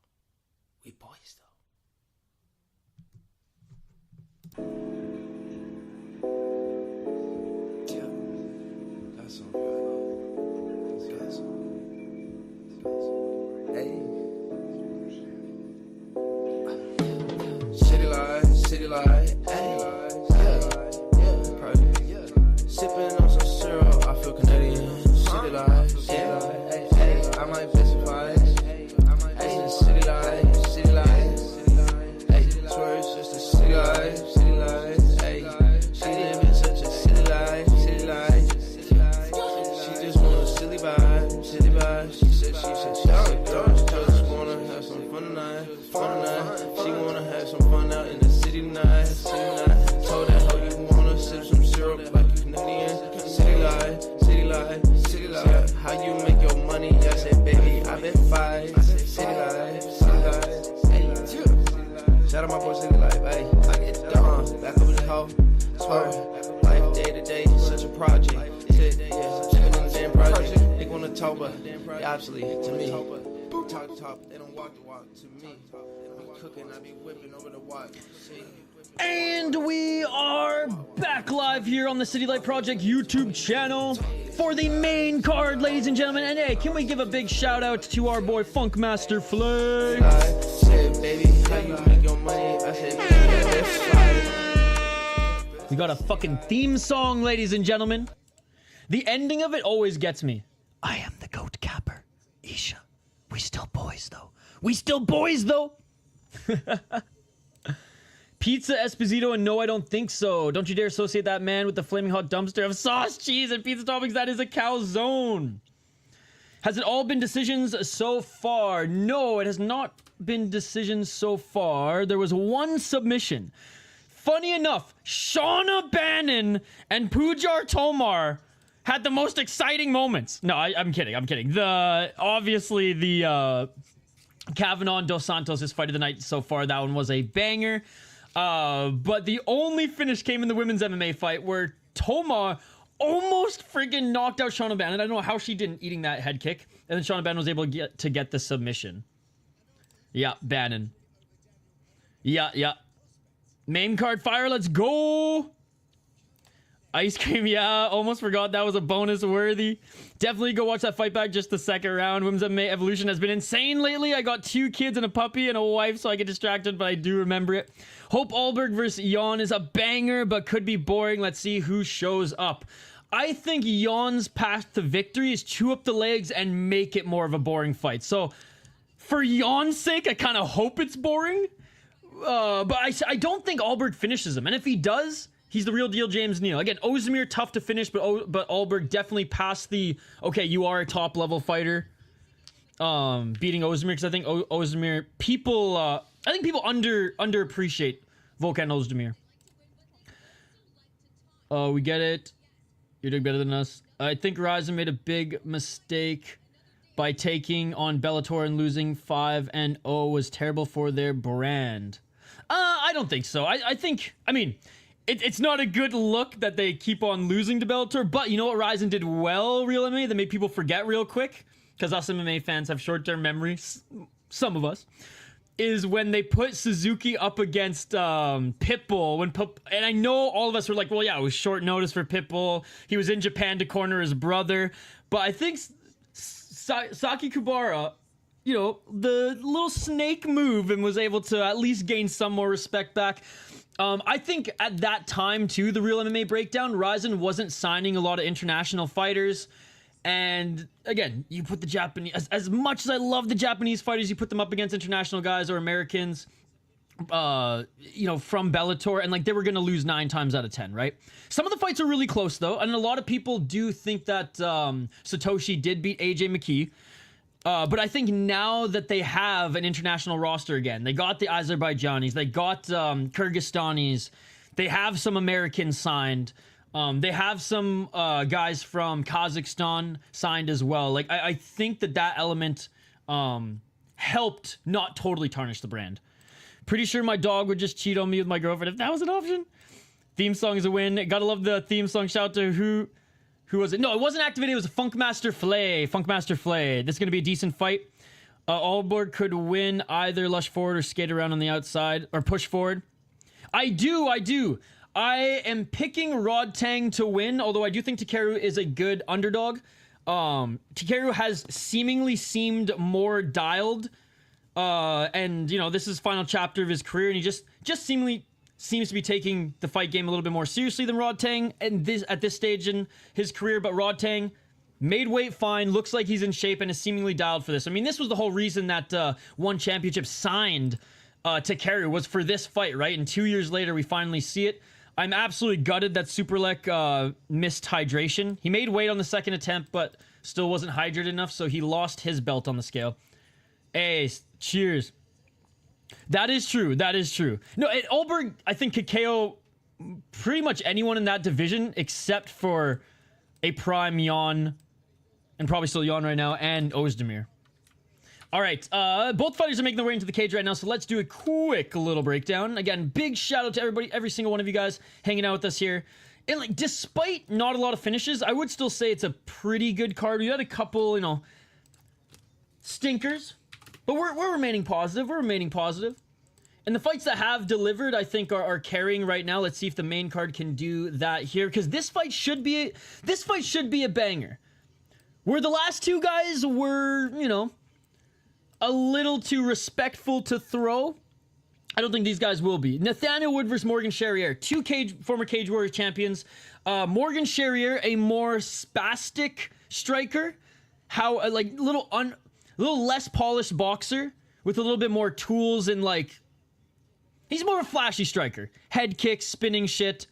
His footwork is a little wider, whereas Nathaniel Wood is more of a traditional boxing style, however, with really good takedown defense, really good grappling, and just an insanely just tough attitude when it comes to fighting. He's tough to finish. He doesn't finish his opponents a lot, though, whereas Morgan Charrière can be finished and finishes a lot of his opponents, right? Morgan Charrière is on a run right now. He's 20-10-1 as a pro and only 29 years of age. He's been fighting for a while. 12 KO goes, 3 submissions, 5 decisions, 2-1 in the UFC. Ripped up 100%, or sorry, ripped up Cage Wars, but didn't rip up 100% fights. I just want to say. Beat Gabriel Miranda's last fight. Pretty nice left hook. Chepe Mariscal showing that he is the real deal, so no shame in losing a close fight to him. And was on a win streak before that in Cage Warriors and the UFC. Mind you, not taking on the best competition, but beating the guys he needed to beat and taking most of them out in, or via finish. Still leaves a lot to be desired as far as the polished boxing. And I think just offensive grappling, but he is well-rounded, and he's a dangerous power striker. Now, Nathaniel Wood doesn't get knocked out easily. 26-0 as a pro. 26-0 as a pro, not 26.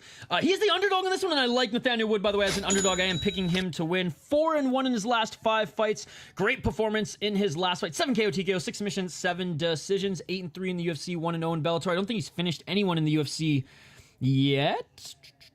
Okay, he has early. Recently, I should say. Not yet. Because, yeah, he was Darce choking and knocking... yeah, he was Darce choking guys early. But never knocked anyone out. There it was. Good win against John Castaneda. Casey Kenny, piece of shit. But anyways, was at the top of his game then and was a legit prospect. Beat Charles Jourdain when Charles Jourdain was on the rise. Great win against Andre Philly. This fight was awesome. A lot of people were saying, robbery. There was a swing round. It was a close fight. It was a fucking war. Beat Alex Caceres in a grappling match, which actually, Caceres with a grappling background, that's pretty good. And a great win against Daniel Pineda in his last. But Pineda is a tough guy. I wouldn't say Pineda is at the same striking level as Wood, but it was a tough guy. And it was a good fight there as well. So I think Nathaniel Wood wins decision. If Morgan Charrière wins, I think it will be by knockout. Round 1. Let's get it on. Let's get it on. Let me know your thoughts in the live chat. I'll try to catch up with the chat here in a moment. 4 minutes and 49 seconds on the clock. Yeah, and I really like Nathaniel Wood. And shout out to Nathaniel Wood. He is now, I think MMA On Point gave him their second channel. So he's been making YouTube content that's pretty good as well. 4 minutes and 31 seconds. Although I missed Kaposa's corner. Yeah, fuck Casey Kenny, dude. Piece of shit. 4 minutes and 25 seconds. Shane's got Charrière. 4:22. Low kick by Wood. Too many.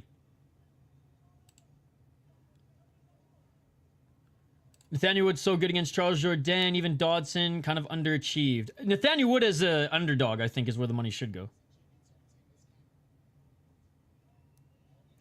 Dude, honestly, I like KSW, Deep, and Ryzen, and Black Combat more than the UFC. UFC is the NFL, the NHL, the MLB, the Premier League of mixed martial arts. I will never deny that. But as far as an entertaining organization, I love watching some of those targeted regionals. Hey, what's up, Irish Animal? Good to see you. Exactly. 3 minutes and 33 seconds. Oh! Nathaniel Wood just knocked down Charrière! Nathaniel Wood just knocked down Charrière! He's not knocked out, though. Nathaniel Wood, side control in the top position. 3 minutes and 23 seconds on the clock. Holy motherfuck! Oh my God. 3 minutes and 17 seconds. Imagine John Jones loses about that way to Tom. People would riot, and that's why it's not going to get changed. Yes, I'm hoping you saw Casey. Yes, fuck that guy. Chew Super Lake just lost his belt due to the same reason, hydration test. Still in side controls, Nathaniel Wood. 3 minutes and 4 seconds. What's up, Aaron? Good to see you. He rocked him. Charrière still recovering on the bottom here. Wood. Look for a choke. Wood attacking the neck. It's not quite. Okay, never mind. He's going for the arm here. I thought he was going for the choke here. If we were allowed real MMA rules, Nathaniel Wood could just knee Charrière in the face. Nathaniel Wood now going for the guillotine. Nathaniel Wood trying to lock in a guillotine. He pulls guard here.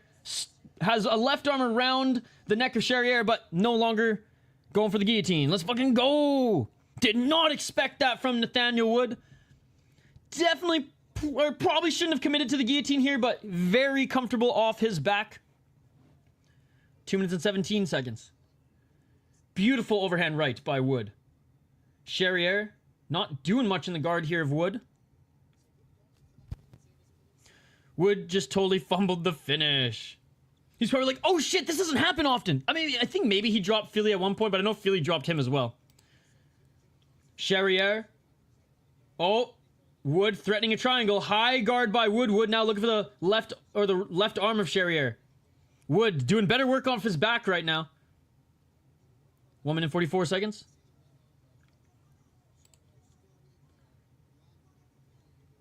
Elbow by Wood. Again, high guard by Wood. How the fuck did he survive that? I think just Wood just doesn't have that power that some of these guys at the featherweight level have. What of a recovery. Nathaniel Wood, Morgan Charrière. Wood with the high guard here, trying to set up a triangle.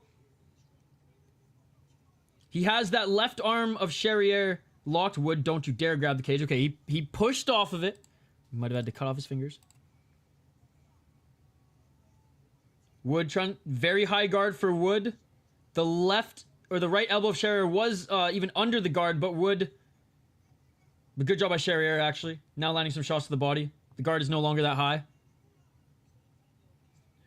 Daniel Wood trying to push off the cage here. Oh, nice right hand by Charrière. 47 seconds on the clock. And Wood with a nice elbow from the bottom. Honestly, Wood's going to win this round, and he did actually some good work from his back. I think the knockdown secures the round and allows him to try to pull the ghillie. Honestly, he's doing better work than Charrière from the back right now. Now, Charrière has 33 seconds to prove me wrong and land some big strikes, which he does land a big right hand, but still. 23 seconds. Charrière finally passes guard, so he'll score some points there. 18 seconds.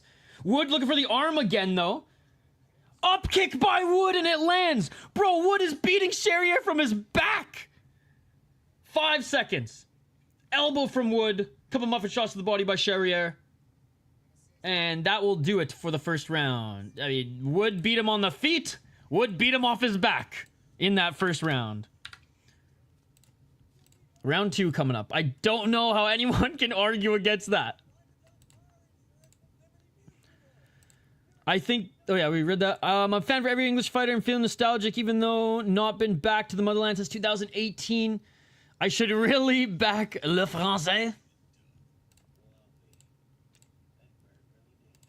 No, this is a good one. Wood just keeps surprising us with this... featherweight move. He's just getting better and better. I've always liked Nathaniel Wood, right? Came in as kind of more of a grappler, and then his boxing is just improved. And I think he's just like...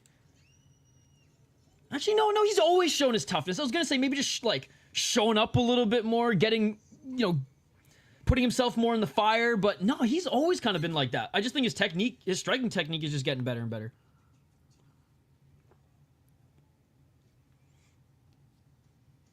And I think maybe he has like 2 kids now, but I know like a year or 2 ago he had his first kid, and he said that was like super motivating as well. And we saw him kind of go on a little bit of a run after that, knowing I gotta make that money. Can't just make that show money. I need that win money as well. I like him too. I just seen it as rare the guys move up and find success. The bulk up and ability to use speed, I think, shines at 145. Absolutely. One of the rare guys where he was able to just like find that sweet spot. Nice left hook by Nathaniel Wood. I feel like his bantamweight struggles had people writing him off. Now you've got a bit of BJJ under your belt. How would you scrap between you and Kyle go? If I could take it to the ground, I might be able to take Kyle's back and choke him out. He's got probably like 40 to 50 pounds on me, and like he's a way better street fighter than I am. So if he lands clean, I'm going out. And he's probably going to land clean before I can take him down. Wood, right hand by Wood. 4 minutes and 11 seconds. Charrière now looking for the takedown. Charrière with the right hand. He couldn't get the takedown on Wood. 4 minutes and 8 seconds. On the clock. I think Kyle will still beat me, Irish Animal. But if I can take him to the ground, I could probably get his back. And then, you know, we'll see from there. Oh, big left by Charrière. Great job reading the low kick of Wood. 3 minutes and 47 seconds. Again, big shout out to everybody in the live chat. Appreciate you guys. Don't forget to smash that like button and subscribe. The fight day has just begun. We got LFA, Deep, and one championship after this. You know what? Maybe next time I go home, Kyle and I can have a scrap and we'll stream it.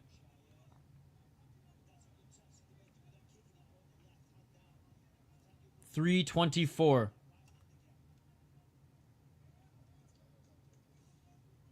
3 minutes and 17 seconds. Bro, I am such an idiot.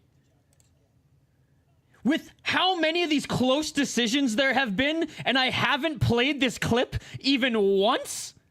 Oh my god, dude, I am so sorry. With all these close decisions, and I only have played this clip once. I don't give a fuck if the decision's rigged!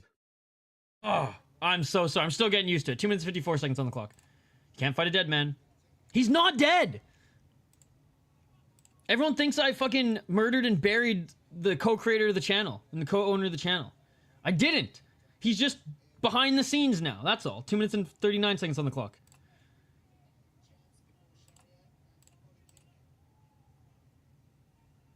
God, when fucking JVD and Ice Cream Kane were going at it, I should have been playing that non-stop. God damn it. 2 minutes and 24 seconds. Low kick by Wood. Oh, Wood with the nice right hand. Wood's outboxing him. Charrière eats another straight left. Charriere's moving forward and is countering when Wood throws the low kick, but Wood's outboxing him right now. Oh, a nice low kick by Wood, tripped up Charrière. I started this plot and I will die on it until I see Kyle's face again holding a newspaper from the... You know what's fucked up is Idaho Skatesman came up with that on his own as well. Bro, I've been watching Dexter. I ain't no Dexter, okay? I ain't just hiding in plain sight killing people. 1 minute and 42 seconds. And if I was, I'd be hiding in northern Canada, not in the fucking United States. 1 minute and 33 seconds. Nice knee in the pocket and big elbow by Charrière in the clinch. That was the biggest shot by Charrière in this fight so far, and Wood did not like that. 1 minute and 24 seconds. Way better round, obviously, for Charrière, but I still think Wood is winning the round. But we have 1 minute, 18 seconds left on the clock.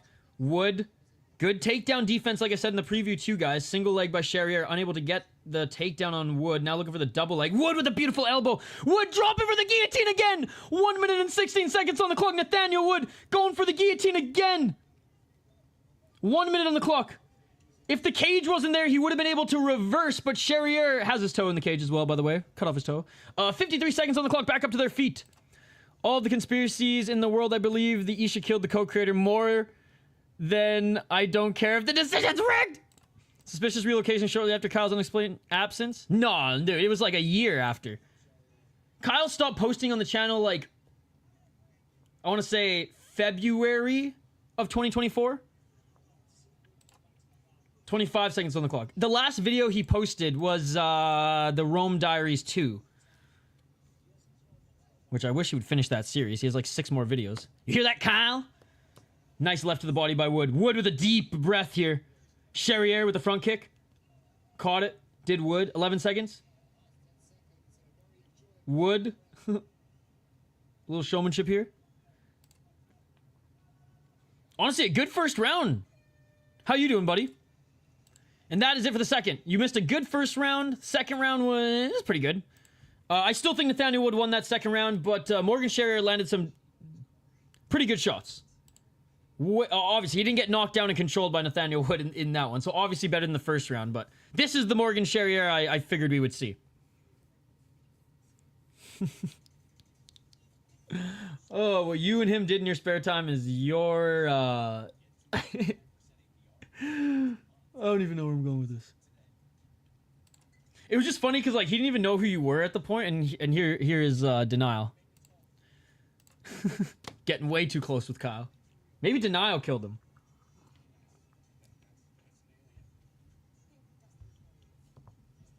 Northern Minnesota. Good place to freeze a body. Superior. It's huge. It's huge. It's deep. My arm took off after his lesson. Emotional damage. Wood's too hard to break, and Wood's kind of pounded on him. Hell yeah, dude. Hell yeah. Round 3, ladies and gentlemen. I got Wood up 2 rounds. Let's get it on. Let's get it on. 4 minutes and 51 seconds on the clock. How's your weekend going, Juquan? A nice left hand by Nathaniel Wood. Hey, man, like over half of all murders are solved. 4 minutes and 35.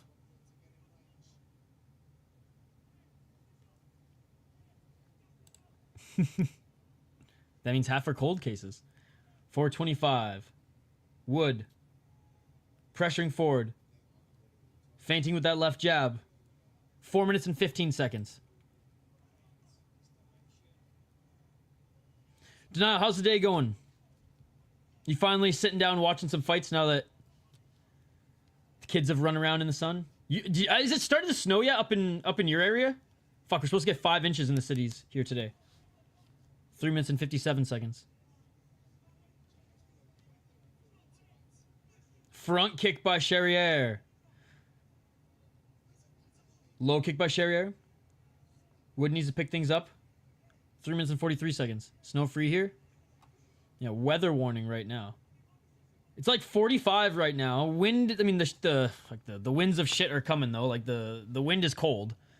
And there's some clouds coming in. But right now, sunny and like 43, I think, exactly. Charrière with another body kick. Wood walking him down, but Charrière is outstriking him in this third round so far. Glad you're doing great. I mean, you got Wood up. How could you not be doing good?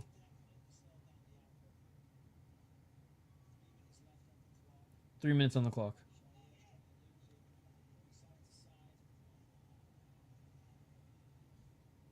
Oh, I'm coming up your way again soon, Denial. I'll let you know the exact date. Another podcast recording with my client. And there's some, like, fucking fest, some fucking sauna fest or some bullshit. I want to get stoned out of my mind and sweat for 3 days and film. But you're more than welcome to come and sesh. Smoke sesh, beer sesh, sauna sesh. And we'll do some cold plunges in Superior. Nice left by Wood and a counter left by Charrière. Wood up 2 rounds. Wood dropped Charrière in the first round and dominated him. Second round, I think he just did better. Wood's playing it a little bit safer in this one. He's walking down Charrière, but just hasn't been able to land. Wood's a little stiff this round. Yes, I do. Hell yeah. No, I will. I will double check my calendar like Sunday or Monday and let you know. The last one, I swear. Isn't Charrière the guy who started singing the French anthem right after his fight? Perhaps? I'm not sure. I don't know. Sounds like some Charrière would do. We use French, so that makes sense. Oh, Canada, terre de nos aïeux. Oh, yeah, sorry, wrong anthem. I'm number 1 on Rush Hour Fight Club Tapology and have Wood by decision. Let's go. I don't remember what the French anthem is. 1 minute and 41 seconds. Again, not a lot going on this round, guys, or else I'd be calling the fight. Front kick by Charrière. Guess how many dead bodies are found when looking for Gabby Petito, the lady that went missing in Grand Teton? 9! Oh, shit. 1 minute and 23 seconds. I did not kill Kyle! 1 minute and 19 seconds. I gotta, like, call... Do I need to, like, call him on stream to prove it? 1 minute and 13 seconds. I'm waiting for Denial to be like, that's AI, bro. That's not Kyle. 1 minute on the clock. Okay, this round should... so probably going to go to Charrière. 59 seconds on the clock. If Herb Dean was reffing right now, he'd be given the 1 championship yellow card. Let's work! Let's work! No. We'll do full-on John's mom Facebook messenger, whatever you call it, video. Messenger video. Imagine how shitty police work is. They only solve half. Yeah, every cop shows they show they solve everything. Pandering lies. I know, I'm like watching Dexter right now, and I'm like, there must be one serial killer in every police department. Blood splatter, analysis, or cop. Surprise, motherfucker. Oh, nice low kick by Charrière. Low kick by Wood. Wood with a straight left jab. We'll see you in court. Left by Wood. This is Kyle's plan all along. He's faking his death so that I can get fucking put in prison. Then he's gonna take over the channel when it's making money. That's why we need more Dexters. Does this dude have Smokey the Bear on his back? Some sort of panther by the looks of Charrière missing with the spinning elbow, but landing better in the third round, in my opinion. That is it for the fight, ladies and gentlemen. Nathaniel Wood won round 1 and 2. No doubt. Charrière won round 3. This should go to Nathaniel Wood. Smart plan by Kyle. Oh god, hopefully Hank didn't hear that. If Ido Skatesman goes missing, we know who our prime suspect is. Or I guess it would be vice versa. If Hanks goes missing for a while, then suddenly Idaho's gone. Kyle playing 3D chess.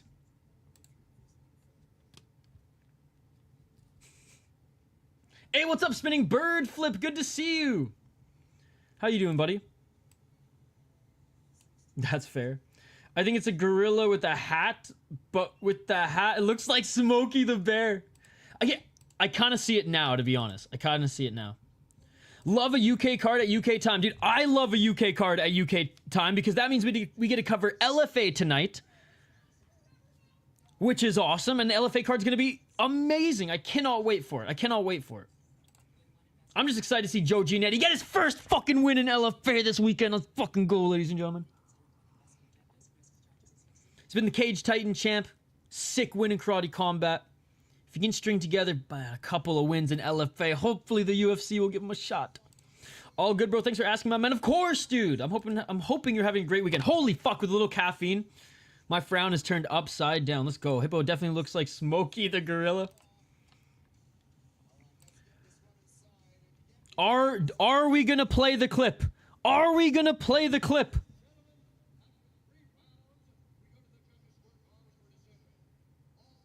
Oh, and it's gonna be a unanimous decision for Nathaniel Wood.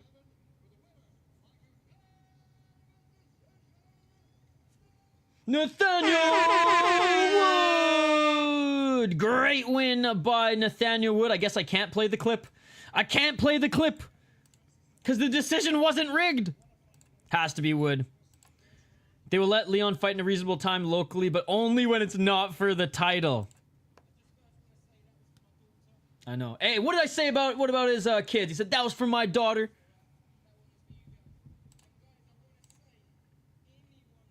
Hey, Idaho, who did Hank pick to win? Ranked opponent for Wood, 100%. What is this now? A 2 in a row, only lost to Naimov, no shame in that. It was a decision. He's now on a 2-fight win streak.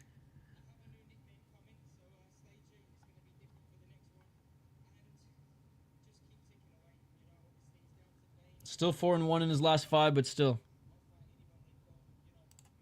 Now, maybe that's what it actually is. Maybe he used to be a forest ranger.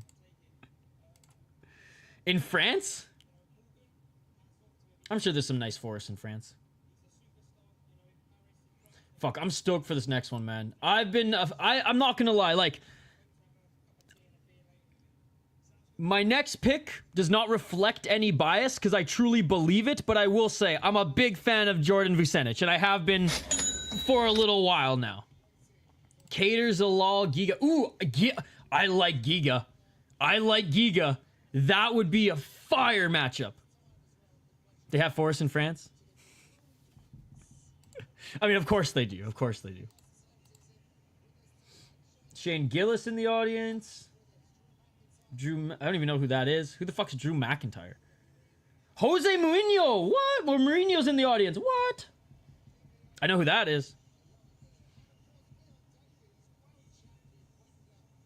Fionn Davies. Grappler, right? I'm picking Vucenic. I thought they had like snail swamps and cigarette fields. Johannes and Brito was next, although Brito probably wins by murder. Ooh. You know what though? Like Wood doesn't get knocked out easily, so maybe not by murder, but yep, she subbed Dern. Drew's a Scottish WWE star, dude. I actually can't wait to go to Scotland. Do some hiking. I dated a girl in college who spent like a month there, just hiking and drinking and eating, and she had nothing but great things to say. I always say this: I'm gonna go hiking in Scotland and go drinking in Ireland. I did not kill anybody. Goddamn, Jordan's tatted the fuck up. Yes, dude. Yes. He's a few tattoos away from being canceled, okay? I'm just saying. Oh my goodness. All right. But again, I've been a big fan of Jordan Vucenic for a while now. I've watched almost every single one of his fights in Cage Warriors, and just even then, it seemed like he was always like just a step above his opponents in every area, grappling. And though striking isn't like his prime tool, he can hold his own against really good strikers. He can hold his own against boxers, and he finds the entries for the takedown. He's strong. He's good at ripping his opponents to the ground, and he usually has good cardio. Again, his last fight he took on 1 week's notice after having a fight in Cage Wars. So he fought in Cage Wars. The next weekend, fought in the UFC, and actually won the first half of that fight. Kutateladze won the second half of that fight and ended up sneaking the win. But it was a great first round and like a good half of the second round by Jordan Vucenic before he inevitably just didn't have much gas left in the tank. Chris Duncan, though, you know what? Dana White's Contender Series knocked out his opponent. I think what was one of the first reaction videos I posted on the channel was me reacting to Chris Duncan's knockout on Dana White's Contender Series. Then I don't know, looked kind of subpar in his fights after that, but recently is kind of making me question my doubts of Chris Duncan. Does he have good power? Yes. Is he great anywhere else? No, but is he good everywhere? Yeah. Yeah, he is. Look, he lost to Manuel Torres. Manuel Torres is fine. Maybe he doesn't have, like, great jiu-jitsu defense. I'll accept that. Upset everybody. I think everyone thought Balaji Oki was going to win that fight. That was a very good win for him. Beat Ashmouz, which Ashmouz was undefeated. That was a pretty good win. Split decision against Omar Morales, pretty good win as well. Again, I don't know. Overall, I haven't been super impressed by Chris Duncan, but I can't keep dogging him because, like, he's good enough to be 4-1 in his last 5 fights, all right? With some finishes as well. I just think Jordan Vucenic may not have the striking power that Chris Duncan has, but I think is as good of a striker and a way better grappler. 13-3 for the former Cage Warriors champion, 29 years of age. He's the heavy favorite in this one. I still think the odds are a little too wide, but that's just been the nature of this card. 2 KO TKOs, 6 submissions, 5 decisions. Has never been knocked out, has never been submitted. His only losses have come via decision. 0-1 in the UFC, 1-0 in ACB. So he even went and fought in Russia, man. And he's been beating really good opponents in Cage Warriors. Lost to Paul Hughes. I mean, Paul Hughes, no shame in that, man. Paul Hughes almost beat Nurmagomedov. Did beat AJ McKee. Like, Paul Hughes is damn good, and we can't keep writing off Paul Hughes, right? PFL, they're fucking lucky that they have him. Mimi has wins over Morgan Charrière as well. James Hedden. And actually has a split decision win over Paul Hughes early in his career. But yeah, Paul Hughes, the second coming of Paul Hughes, the more developed Paul Hughes, won this one very clearly. Now, I know a lot of people say that they think Paul Hughes won this one as well.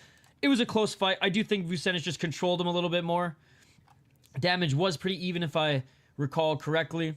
But again, there was no arguing that Paul Hughes beat him in this one. Overall, he's just been taking on really good opponents throughout his entire career and had a really good amateur career as well, going 5-1. So I got the epidemic Jordan Vucenic. He was at the Cage Warriors yesterday, by the way, cornering some of his teammates, which is cool to see. Let me know your thoughts in the live chat, ladies and gentlemen. Let me know your thoughts in the live chat. Again, ESPN, the live stats here and everything has been bugging out like all day, so I'll keep refreshing it, but just know that if it doesn't refresh in real time, it's been, I don't know, hasn't really been updating well the last couple of weeks, so maybe ESPN just knows that they're losing the UFC and they're just like, oh, fuck it, we'll just have like 3 less people working on UFC days. Vucenic by sub at within 2 rounds, I'm calling it. I think once Cub retires, Jordan takes the most inked fighter title. Just think about how trusting you'd be if you should in public, then bam, you're unconscious in his trunk. He looked like an old whiteboard after you wipe it down. That Muhammad Naimov win against Wood should have been overturned. Naimov is the dirtiest fighter in the UFC. That's right. He should have had like all his fingers cut off for the amount that he was grabbing the cage and poking eyes. I remember that. Thank you actually for reminding me. Headbutts, grabbing the glove, grabbing the cage, and eye pokes. I remember that fight. I remember that fight now. Wood did not look bad in that fight. God, thank you. This is why I need you guys in the chat, right? Because, like, I stream so much mixed martial arts that sometimes it's like, all right, on to the next one, right? And it takes me a bit or to read, you know, something like this to be like, oh, yeah, that happened.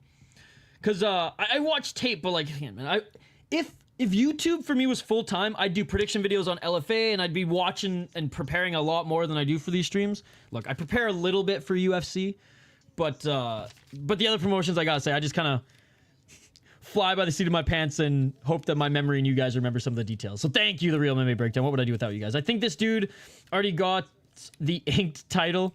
Duncan, a problem. The question is if Jordan can solve him. When I hung out with Isha, he had 2 bags of concrete in his trunk. I've never met the Ice Cream King yet. But this summer, beers and big old cross joint do be on me. I thought it was odd because he doesn't work construction. I mean, I work part-time in a cabinet shop every now and then. And I asked him, well, what's with the concrete? He replied, keep asking questions and find out. Jeez, this is not true. This is lies. This is cap, as the kids say. I did not kill my co-host. I did not kill the co-creator of the YouTube channel. Corby, wherever Vucenic comes from, is a wild little town. Oh, tell me more. Tell me more.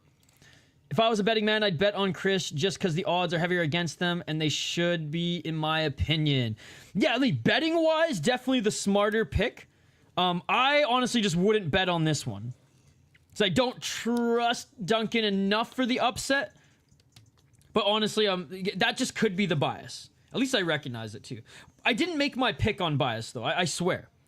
Because like I say, almost beat I'll even read my notes here. Almost beat Kutateladze on short notice after fighting a week prior. Very good grappling, decent boxing, tough and usually has good cardio. Chris Duncan does have good power, good everywhere, not great everywhere.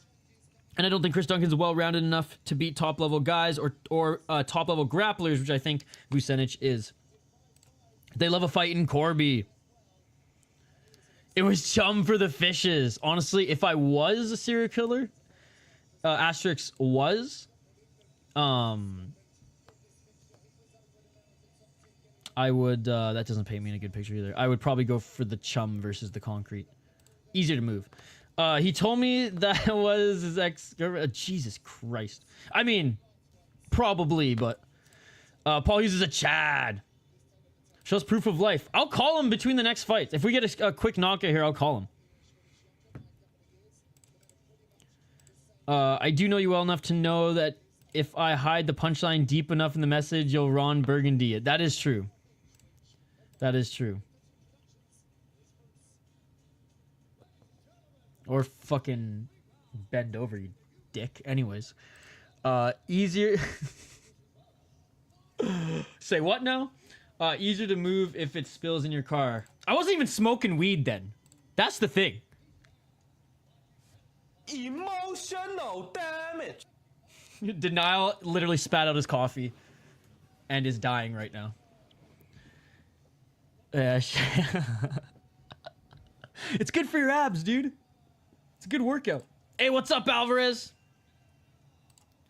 That's not going to be easy to get rid of, sell, or explain. Oh, my goodness. What a day. All right, fighters are being announced. You know what, though? No shame. I think it's pinned in the Discord. Yo. Herson de la Cruz Simon with the 49 MX. I've never got... Mexican? Is this pesos? Who do you think will win? I think that Jordan Vucenic will win. Thank you so much for the 40... Is that... I don't know what MX currency is. Okay, it must be pesos. Thank you so much for the 49 pesos, my man. I've never gotten a pesos donation in my life. I'm going Jordan Vucenic to win. Thank you so much for the donation. I appreciate you, man. That's crazy. It's a first time for everything. I've gotten rupees. I've gotten rubles. Never the pesos. Round one. Let's get it all.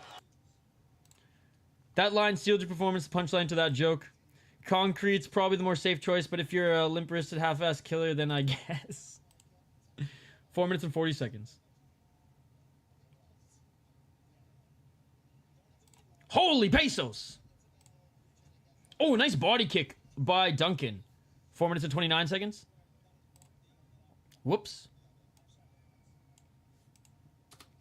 4:23.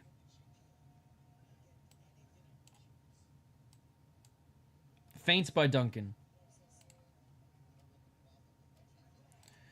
Almighty freak, y'all better stop giving Isha ideas where the extra check starts to look juicy. Oh, good to see you by the rules. Thank you so much for joining. Whoops. Oh, big shot by Duncan! Big shot by Duncan! Just dropped Vucenic! Vucenic trying to roll out of this, but Duncan attacking the neck! Duncan reverse guillotine! Duncan reverse guillotine! 3 minutes and 46 seconds! Americans run! America runs on Duncan! So do my parlays! Let's go! Thought about changing my currency so it makes it look ballin' when I donate. Surviving the reverse guillotine. Here was Vucenic. He's rolling to his right. Duncan's got that power. As I said, I think if Duncan wins this fight, it's via KO or TKO as a result of the knockdown. But he's trying to get that submission here, and Vucenic fighting the hands, still seeing the Tweety Birds.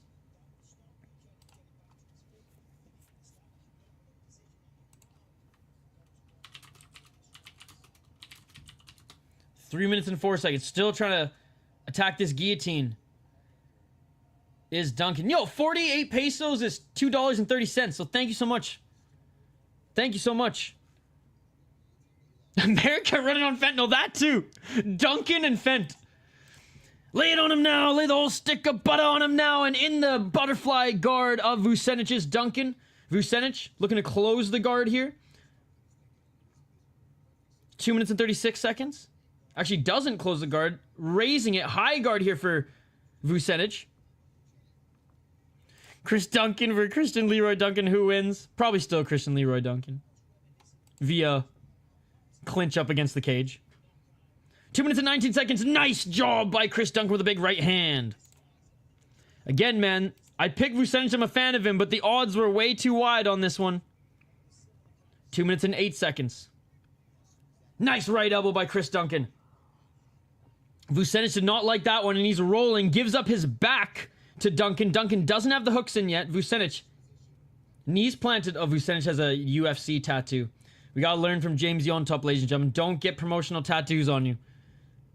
Back up to his feet is Vucenic, but still controlling the body is Duncan. Duncan looking to drag him back to the ground. Duncan, nice job getting that right hook in, but Vucenic, deny. Vucenic, left knee planted, right foot planted. Meatball Molly has to fight that girl after telling her her breast stank at the weigh-ins. Oh. You don't want to do that, ladies and gentlemen. Remember when PK Subban said that Sidney Crosby's breast stank and the Pittsburgh Penguins absolutely mopped the floor with the Nashville Predators to win another Stanley Cup? Yo, Sven! Shout out to Sven. Yo, we are due for a shotgun, my friend. We are due for a shotgun. Chris Duncan with the huge takedown on Vucenic. Vucenic go back up to his feet with Chris Duncan with the monster takedown. Still in the half guard. Shout out to our boy Sven. A bigger Machida fan than me. Longtime subscriber. Thank you so much for gifting a membership, my man. Good to see you. How's your Saturday going? Her breath must have smelled like shit. I mean, I will say PK Subban securing a Listerine sponsorship halfway through his playoff series. Based. Probably should have worried more about winning than the moolah. But anyways. Because Sidney Crosby was not happy. 32 seconds remaining in the first round. And what a round by Duncan. Dropped Vucenic and is controlling him via wrestling. Beating Vucenic at his own game. 22 seconds on the clock. Great first round by Duncan. Knee to the body by Duncan. 11 seconds. Vucenic rolling out of it. Knees on the ground. No.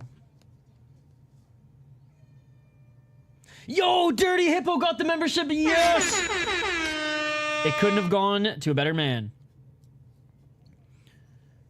Came here for the best play-by-play commentation because I'm watching March Madness, but I'm still trying to see the fights go. How's March Madness going? I know my roommate had it on earlier, but he left, and it's still playing, but there's a TV like way over there. I'm not really paying attention. Well, Vucenic lost the first round, so I think his path to victory is either a submission or winning the next 2 rounds, but hey, man. Maybe Chris Duncan is still better than I think he is because he landed a beautiful shot and knocked him down and just beat him. I don't think it was enough for a 10-8 just because he didn't land enough damage on the ground, but definitely beat Vucenic in the first round. I don't think Vucenic will win by TKO or knockdown. If he does win, it'll be decision or sub, but he's down 1 round. Thank you so much for the donation again. Neck and neck game with Arkansas and St. John's right now. Nice. Almighty Freak, by the rules, new sub, bro. I'm jacked on your energy. Let's fucking go. That shit beautiful than a motherfucking. So it was a body kick in left hand. He's the team manager for McNessie NCAA basketball. He signed 3 NIL deals. What? Really? Sheesh. Round 2. Let's get it all. 1 with Buffalo Wild Wings. Attaboy, attaboy. Vucenic got rocked, so we really didn't get to see too much from him. Team managers in college are basically a step above water boys. That's crazy.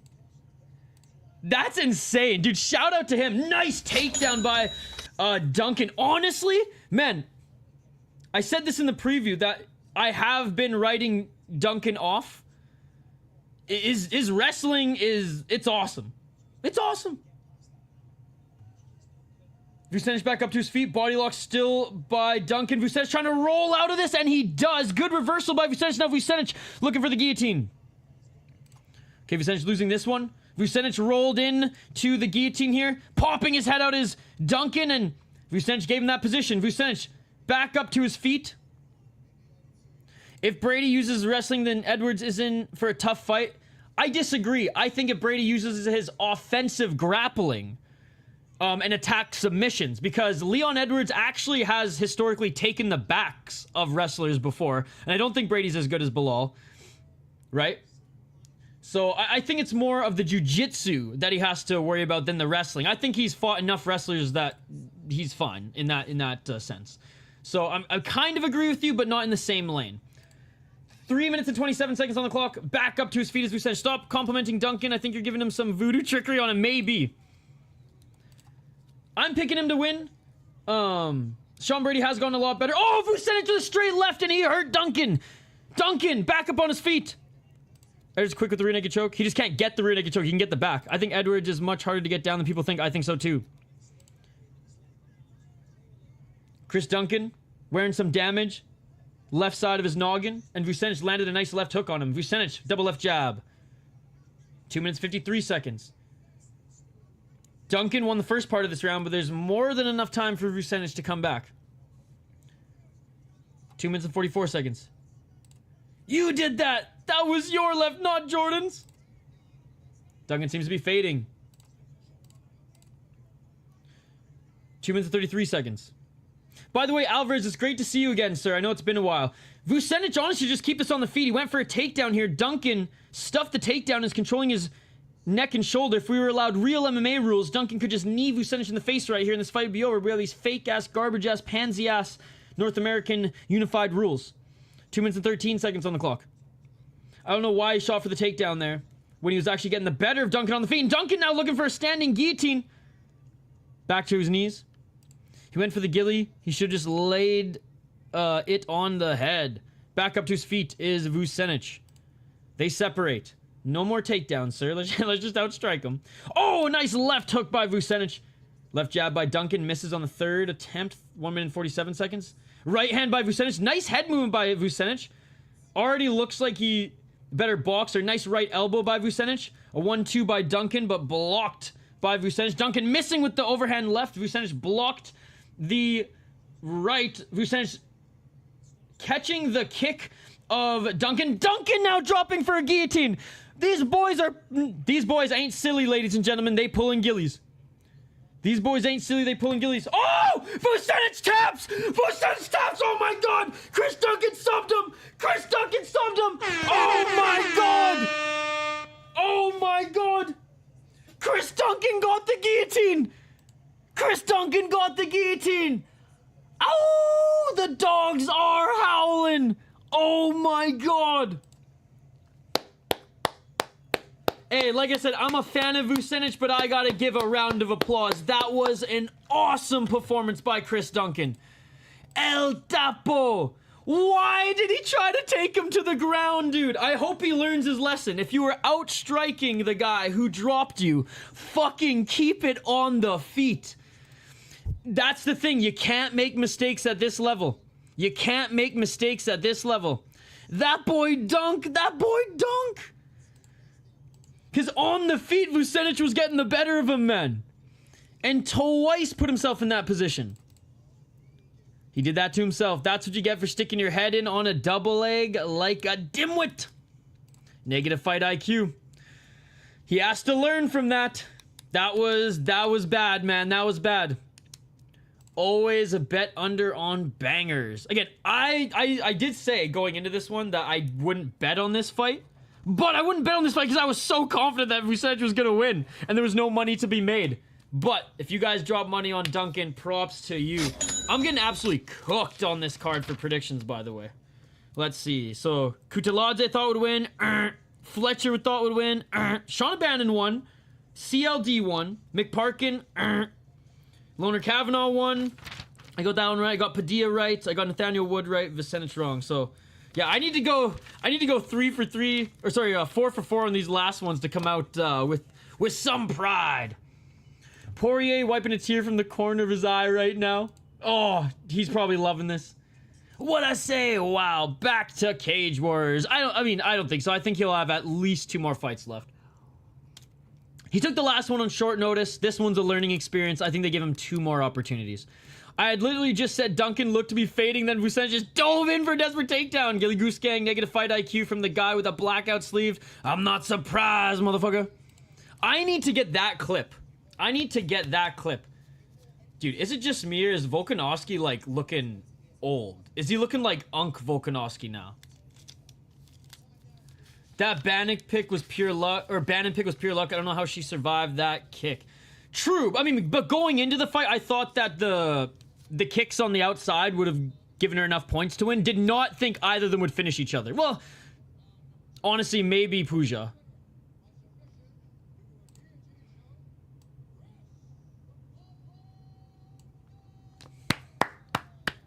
Chris Duncan, I'm sorry I ever doubted you, sir.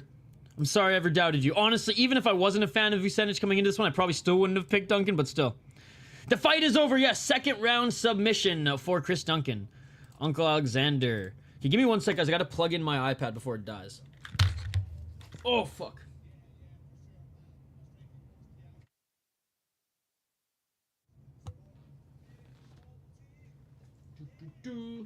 Who's he calling out right now? Oh. Oh. Yo, where's Paul Craig, by the way? I know this isn't in Scotland, but, like... Where the Bear Jew at? He wasn't cut, was he?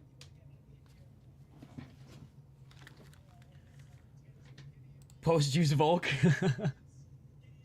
Get him back on the juice. It's so annoying that UFC fighters can't go full KSW. The MLB, the NFL, the NHL of mixed martial arts. I get it, goddammit. McKinney call out. Oh! I'm alright with that.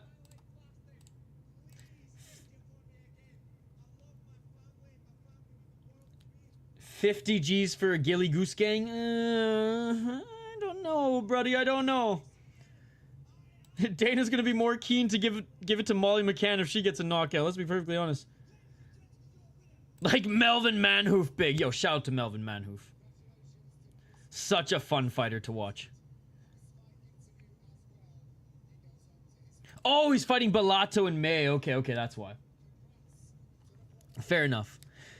I think I'm on an island. I'm like the only guy... I'm gonna say this.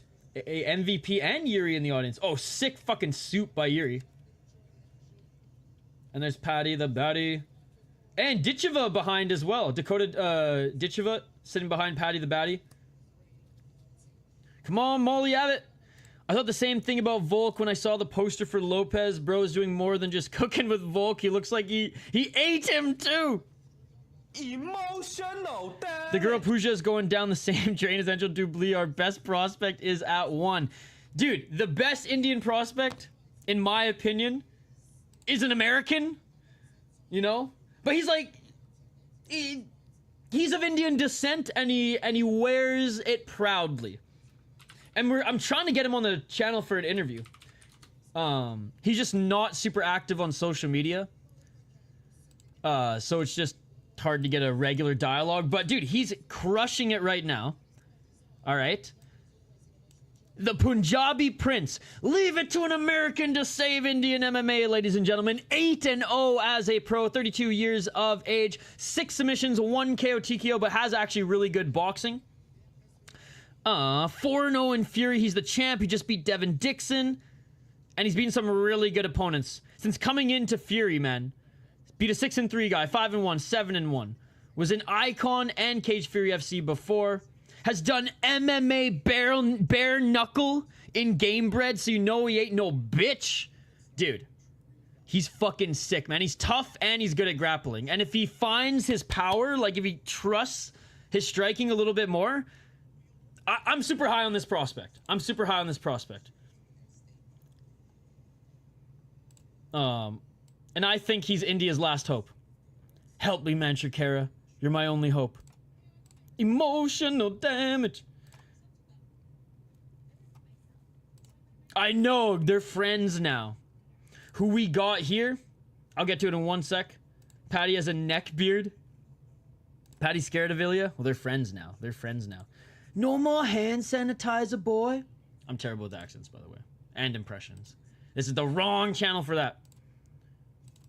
All right. Let's get to this next one. We have Meatball Molly McCann up against... What the fuck nickname? Berguesina. I don't know what that means. I don't know what that means. I'm not gonna lie. Berguesina. Does anybody know what that means? Anyways, let me bring this up here. We'll get to this next one. Remember when Molly got absolutely ran over by Aaron? Yep. Friends because Paddy is a fanny that's scared of Ilya. I will say Paddy Pimblett is developing more and better than I thought he would. Having said that, Michael Chandler will be, I think, will be the answer, will give us answers to a lot of our questions. Meatball Molly McCann, 14-7 as a pro, 2-3 in her last 5 fights. Yes, her grappling has gotten better. Yes, she's focused on that, and she has been fighting at her proper weight class. The Bruno Brazil fight was a fun one. It was sloppy. It was bloody. Bruno Brazil did bully her most of the fight. She beat Belbita, which, okay, fine, decent, especially via armbar, but it's not like Belbita has a lot of jiu-jitsu.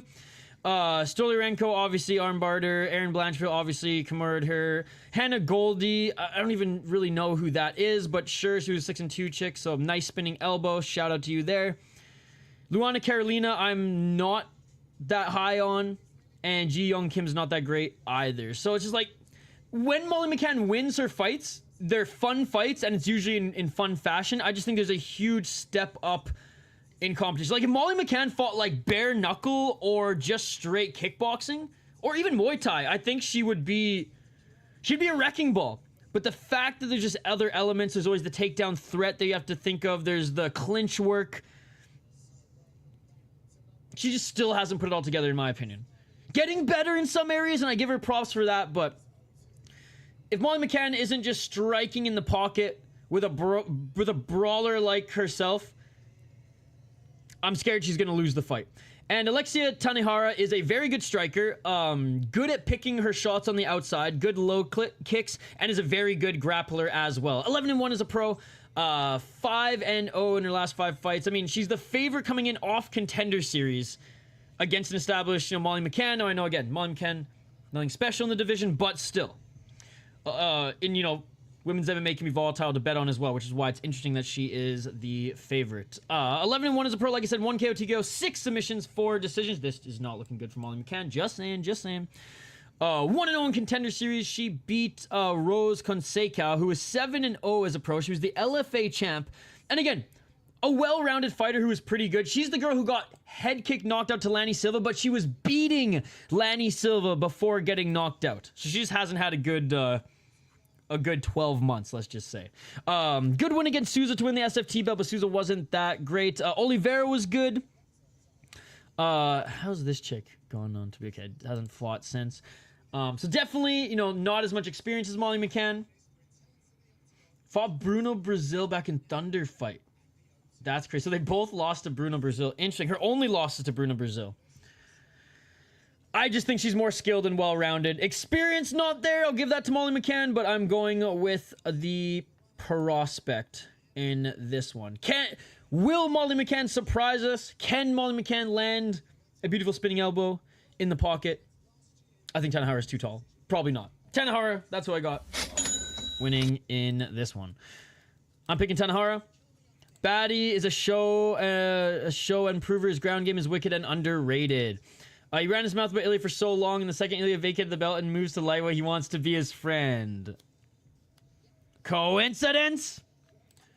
Molly, should to be fair, there was a lot of empty seats there. Time for some scissoring. Molly needs to join BKFC. She will be the Mike Perry of women's division. I think so too. I think so too. And Thainara dancing on her way out. Maybe she didn't warm up backstage, just her warm up. She's loving the crowd, though. Loving the booze. Molly can't grapple. Not in the cage, anyways. Not in the cage, anyways.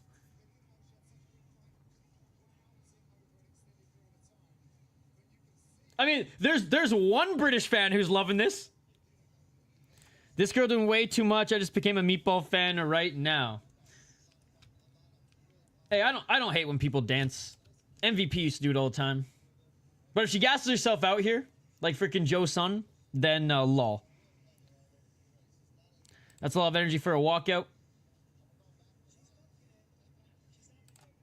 Jay, this bitch on crack. Alright, let's get to the fight now, girl. You've already made your walkout. I don't mind the dancing on the walkout, but you're in front of the cut man here. Let him do his job. Let's go, let's go, let's go. Oh, all right, let me know your pick in the live chat, ladies and gentlemen. Even Yoel Romero danced less than this. Maybe she's trolling the crowd. She snorted Shama. What the fuck is this lady doing? Thainara's having fun. Feel like she's going to stand and bang a little with Molly. Molly probably can't please a man, but she can knock one out. This is how I walk into the bedroom. I hope she gets memed bad now.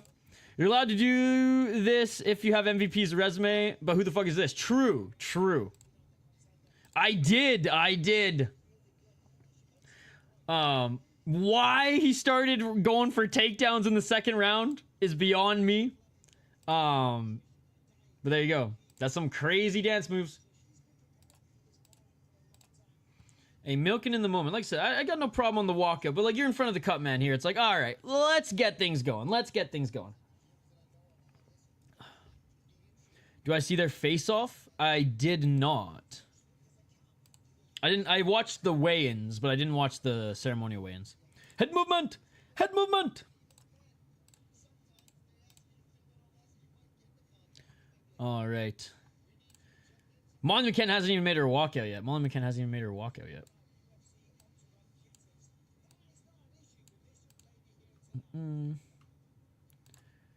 That was funny when Pereira exited Shama. She's trying hard to make a viral moment happen. This girl got the stanky breath. Came here to say, what the hell was Vucenic's low IQ? I know, Sean! I know!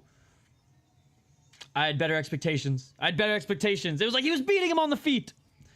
They sprung me, cashing too many tickets. Let's go with more calzones. I'm literally getting a calzone for dinner if they have them at Quick Trip. If not, I'll settle for a pizza. I'll roll it up and I'll show you on stream. I will make a calzone. We'll make chicken fucking salad out of chicken shit, baby. Chicken salad, baby. Thank you, Chance. Chance has now donated $20 to the stream, ladies and gentlemen. Thank you so much. I thought Sweet Caroline was Molly's walkout. Maybe she switched things up? I have no idea. I don't have the volume on at all. The headphones are to make sure that I'm coming through okay. Molly, Murder Mode, McCann, walking.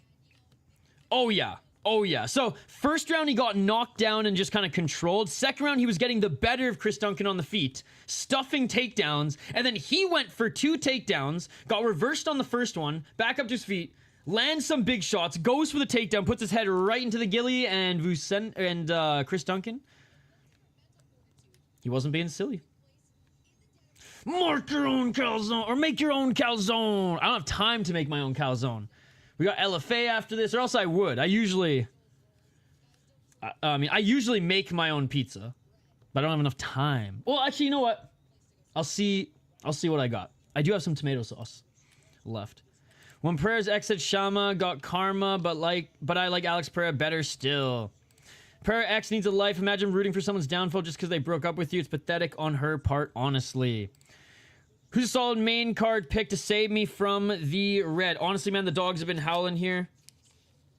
I don't know. Kevin Holland plus 100 if you trust him, or Leon Edwards plus 125. I don't know where the odds are now. Kevin Holland's a little bit more volatile. I still believe that Leon can beat a guy with like Sean Brady. But I don't know if there's, again, those two are swings. Jan maybe as an underdog, but I'm more bullish on Leon than Jan, but Jan is tough.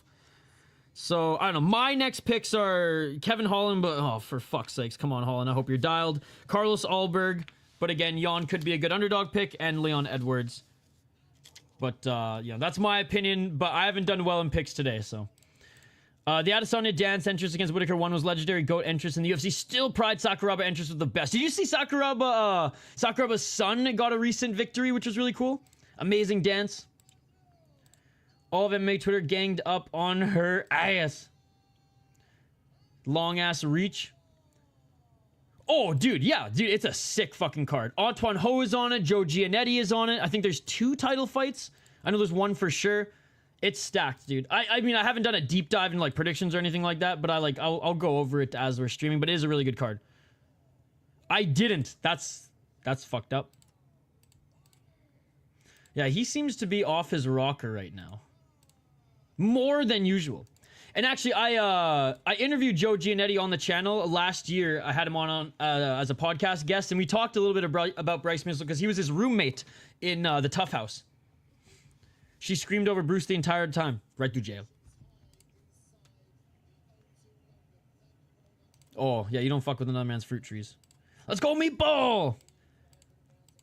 All right, ladies and gentlemen, round 1. Can Meatball get it done in front of the home crowd? Let's see. By the way, in regards to the nickname, oh, it's Portuguese translate to middle class or bourgeois, often used playfully with a touch of irony. Got you. Okay. Come on, Meatball, says Aaron. I had to Google it. It was annoying me. Thank you for doing that. What would I do without you? Right to the body by Thainara. Crowd going crazy here for Molly McCann, who looks like she's in really good shape for this one. Connor Burke somehow getting away with ref in another fight is insane. Yo, shout out to Connor Burks. 4 minutes and 22 seconds. Left hook by Thainara. I actually reached out for him for an interview. He's good shit. Oh, counter left by Thainara. New York Rick declined, but he's he answers questions and is down to talk MMA like on Twitter and shit. Molly looks scared to me. I guess you'll have to listen to the podcast and find out. 3 minutes and 35 seconds on the clock, and Molly McCann pulling guard? Molly McCann pulling guard? If Holland is still the underdog, shit, you might as well go there. If Gunnar Nelson even fought once a year, not once every 2 years, I'd probably pick him to win via ground and pound, but...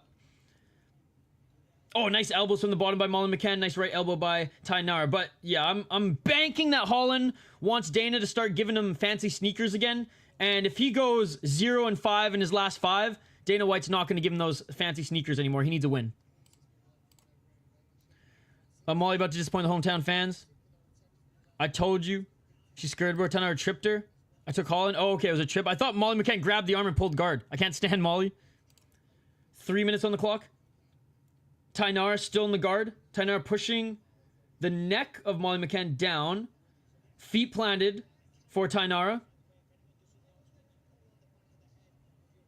2 minutes and 53 seconds.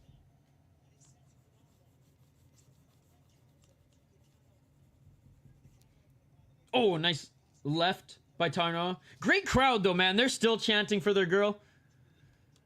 Gotta respect that. I have to say, one of the more surprising, crazy crowds. Oh, armbar attempt by Molly McCann and a big right elbow by Thainara. Molly McCann didn't like that inside control. Thainara just out-muscling her, man. Just out-muscling her. Thainara just pushing Molly McCann back on her back, getting right back into side control. Forgot Kevin was on this card, but I honestly don't even care, right? Dude, I'll be doing all the fights, dude. And I'll be doing LFA, and I'll be doing Deep Impact, and I'll be doing 1/172. 4 streams back to back to back today. I guess 5 if you include UFC picks and predictions. 2:04 on the clock. Still in the guard. Molly McCann controlling the wrist while landing some left hands is Thainara. Molly with the high guard. Trying to play jiu-jitsu here. Hey, thank you, Tyson. Appreciate you, man. That shit beautiful than a motherfucker. Welcome to the community. 1 minute and 49 seconds. Molly really trying to go for an armbar here. Someone warned Guru that Holland's in town. 45-70. Shenanigans inbound otherwise. Molly McCann almost landed the upkick there, which, you know, I honestly would have been a fan of her if she did. Left hook in by Thainara, trying to get the back of Molly McCann. She might use this to get into mount, and she does. Thainara in mount. Thainara in mount. Now is the back of Molly McCann. Double hooks in. Molly McCann on her side. I missed that. Whose toes? Whose toes? 1 minute and 16 seconds. Double hooks in by Thainara. Cut off her toes. Look for the rear naked choke. Look for the rear naked choke. It's not under the chin just yet, and Molly McCann doing a good job of fighting that right hand of Thainara. Body triangle isn't secured. She's just holding Molly McCann's neck with the left hand. Molly, the ref saw and did nothing. Cut off her toes. It's over for her. Molly McCann still having to fight off this rear naked choke. Thainara has the left hook in. We got the real meatball. She's going out or tapping. Let's go. Yo, what's up, Activate? Good to see you back, Molly. Turn red as Fook. Oh, there it is. Rear naked choke. And there's the tap, ladies and gentlemen. There's the tap. Molly McCann gets choked out. And Thainara, I mean, who asked for the big booty league? I mean, there you go. Your prayer was answered. Molly redder than a meatball, dear God. Fighting for air. Training with Patty, you would think that Molly would have a good sub game. Face crank. Told ya. And that is it. Let's go. Thainara plus 400 sub. Let's go. Somebody in the chat earlier, it might have been HM, but he went to go meet his plug, he said. He was like, when do we get to see the big booty league? There you go. There you go. That Sully was pretty funny. Again, she had to win like that or else we'd be dogging her for a while. Plus 350 sub cashed. This was a bad matchup for Molly fights in the UK. For a Molly fight in the UK. You saw it. There you go, HM. That shit beautiful than a motherfucker. Molly fight's ugly. I thought that line was way too long. Go back to Cage Warriors. Unfortunately, unfortunately, she makes too much money for the UFC. But will she retire soon? That is the question. That is the question. What more adjustments can she make? Because, like, her jiu-jitsu has gotten better. But that's the result, right? That's the result. Like, she's trying. She's been doing, I think, like, regional ADCC, like, qualifier matches and things like that just to get reps. But is it enough? Clearly not against a prospect coming in. Can't spell McCann without can. Exactly that. Feel bad for the guys who saw WMMA and then went to take a piss break. That was pretty good. Clear that screw loose. No, I just said, like, I mean, how much more of this? How much more of this are we going to see, ladies and gentlemen? How much more of this are we going to see? I would say Molly's closer to retirement than not after that loss. I was thinking it should be plus 200 at most. Well, there we go. There we go. Thainara. Got to win there. Got to win there. I got Kevin Holland next, but oh god, I can't believe I picked Kevin Holland to win a fight. And I like Gunnar Nelson. I always have, but bro, he fights once every 2 years. Once every 2 years. It's crazy. Bro, I can't believe we're actually gonna have time between LFA. Because we might do the prelims if I can get the stream set up in time. But I actually might go for a run between streams. Hoping this time it's an L. Crackhead Energy wins. Shite! She should either retire or fight a lower level because this level is obviously too high for her.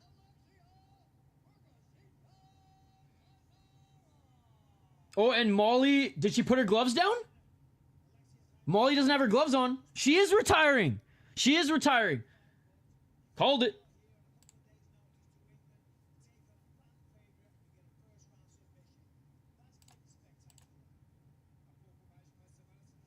It is true, it is true. And I feel like there's more athletes joining women's MMA than just like chick fighters back in the Strikeforce days, right?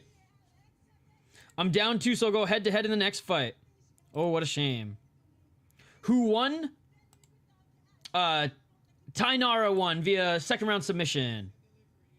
She made up for the 5-minute entrance by finishing her in the first. Agreed, agreed. She should. Yeah, weird when her wins, most of her wins come from sub. True. Dude, the lines have been crazy. I mean, like, this is a card to make some money. And I'm sure the gamblers are.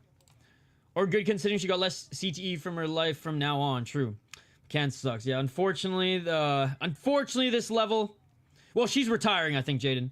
I'd bet anything Molly would go box and Misfits or something. Dude, BKFC? I would like to see Molly McCann in BKFC. I'm not gonna lie. I think she fucks up some girls. Mostly because, like, no one else would probably be as good as her, so she could just fire through, be the Mike Perry of BKFC UK. Maybe BYB? We'll see. Molly McCann, it looks like she is going to retire.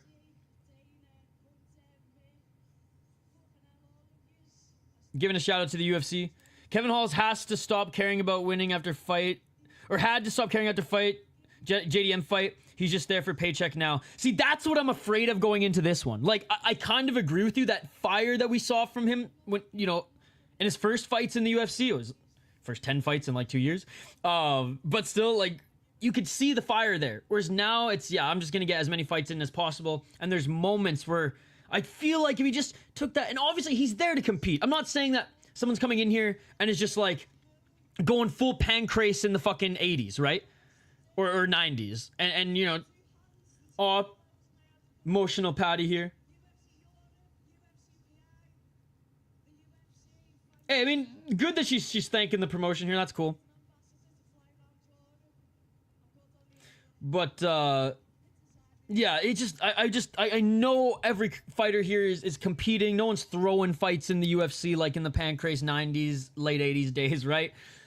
Having said that, there's an extra level that I know he could tap into, and I think if he does, he'll be able to stuff the takedowns by Gunnar Nelson. The thing is, I just, this one's so hard to pick, because, like, who the fuck knows how good Gunnar Nelson is? Who the fuck knows how good Gunnar Nelson is 2 years layoff, right? It's some influencer boxing.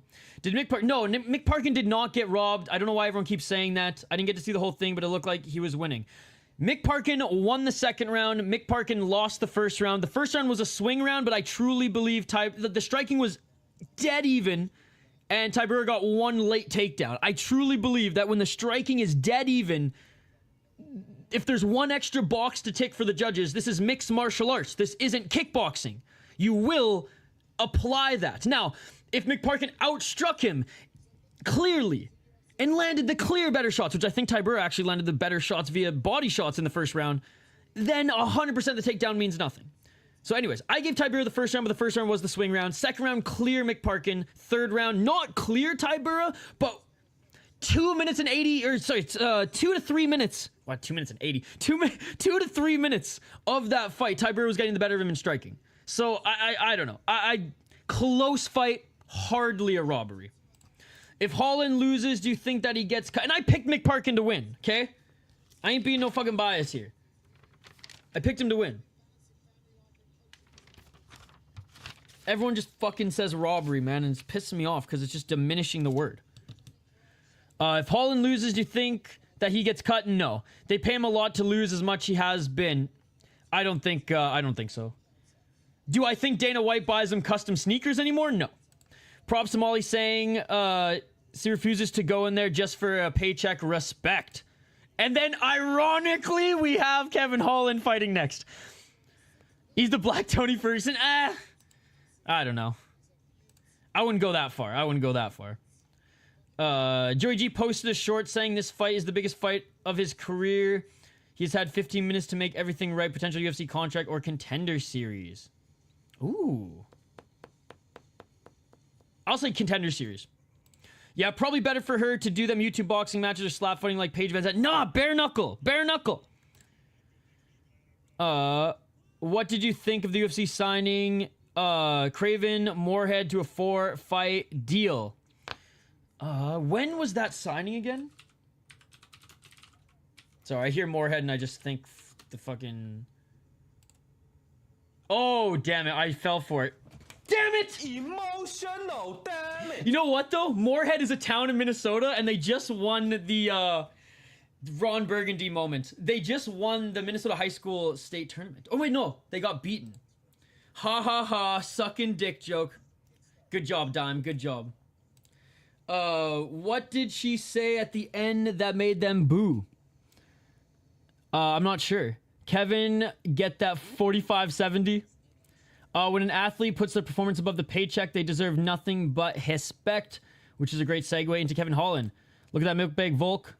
I will say, the Craven Moorhead, not as bad as what Denial and motherfucking Ice Cream Kane did. So I'll take that one on the chin. We'll see if Kev got that 45-70 on him today. Paddy had tears in his eyes. Because when I looked up more, it's like the hockey team came up again. And I was like, oh yeah, they just played 2 weeks ago. Paddy had tears in his eyes. Dude loves Marty like his sister. Yeah, they're best friends and training partners. 314, gonna be a banger. Kevin don't mind a quick paycheck, even if he gets knocked out for it. I'm Ron Burgundy. When was that signing again? Wasn't there a fighter named Craven, though? In Poland or some shit? The Moorhead thing, I mean, I should have known. Okay, there's some fucking Czech fighter, but not in a league that I covered recently. So yeah, I'll take that one on the chin. No excuse. Kevin should walk out to Rampage diss song. That would be epic. That would be epic. Do you think I'll get copyright strike if I play some of that? Probably. 1-0, by the way, for Dime Drawer. 1-0 for Dime Drawer. Is Holland the only fighter to average 3 fights a year his entire UFC career? I think, like, his entire UFC career, probably.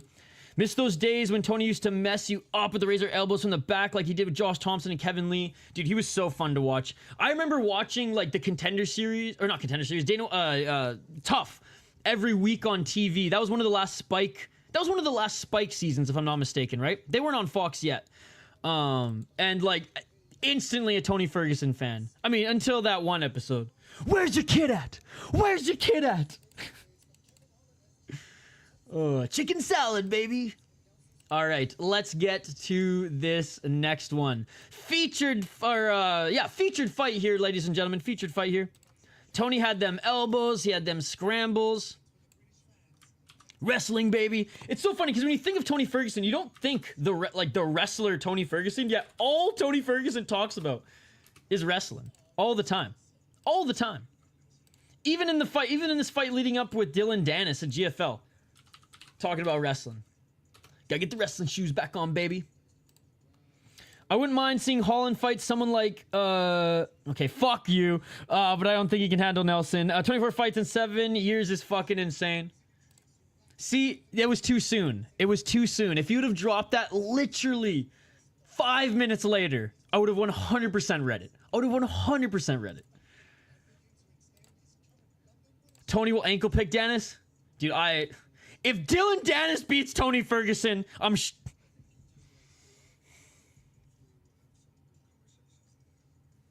I'll be very sad.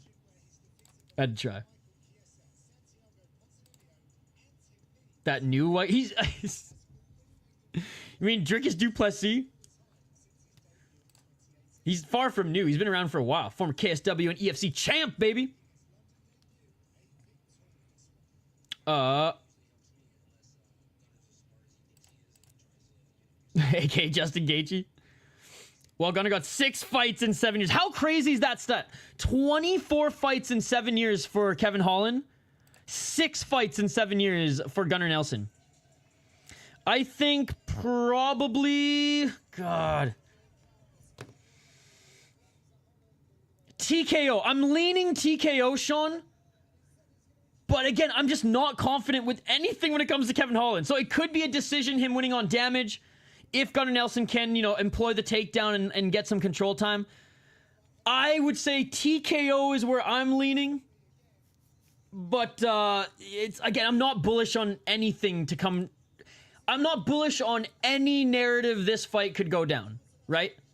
I'm really not. Like, truly anything can happen in this goddamn fight coming up here. There's just way too many variables on both sides to be confident with any fucking prediction for this one, ladies and gentlemen. Let's be perfectly honest. Gunnar Nelson, very good grappler, can hold his own on the feet. Tough motherfucker, 36 years of age, has not fought in 2 years. Yeah, he's 3-2 in his last 5 fights.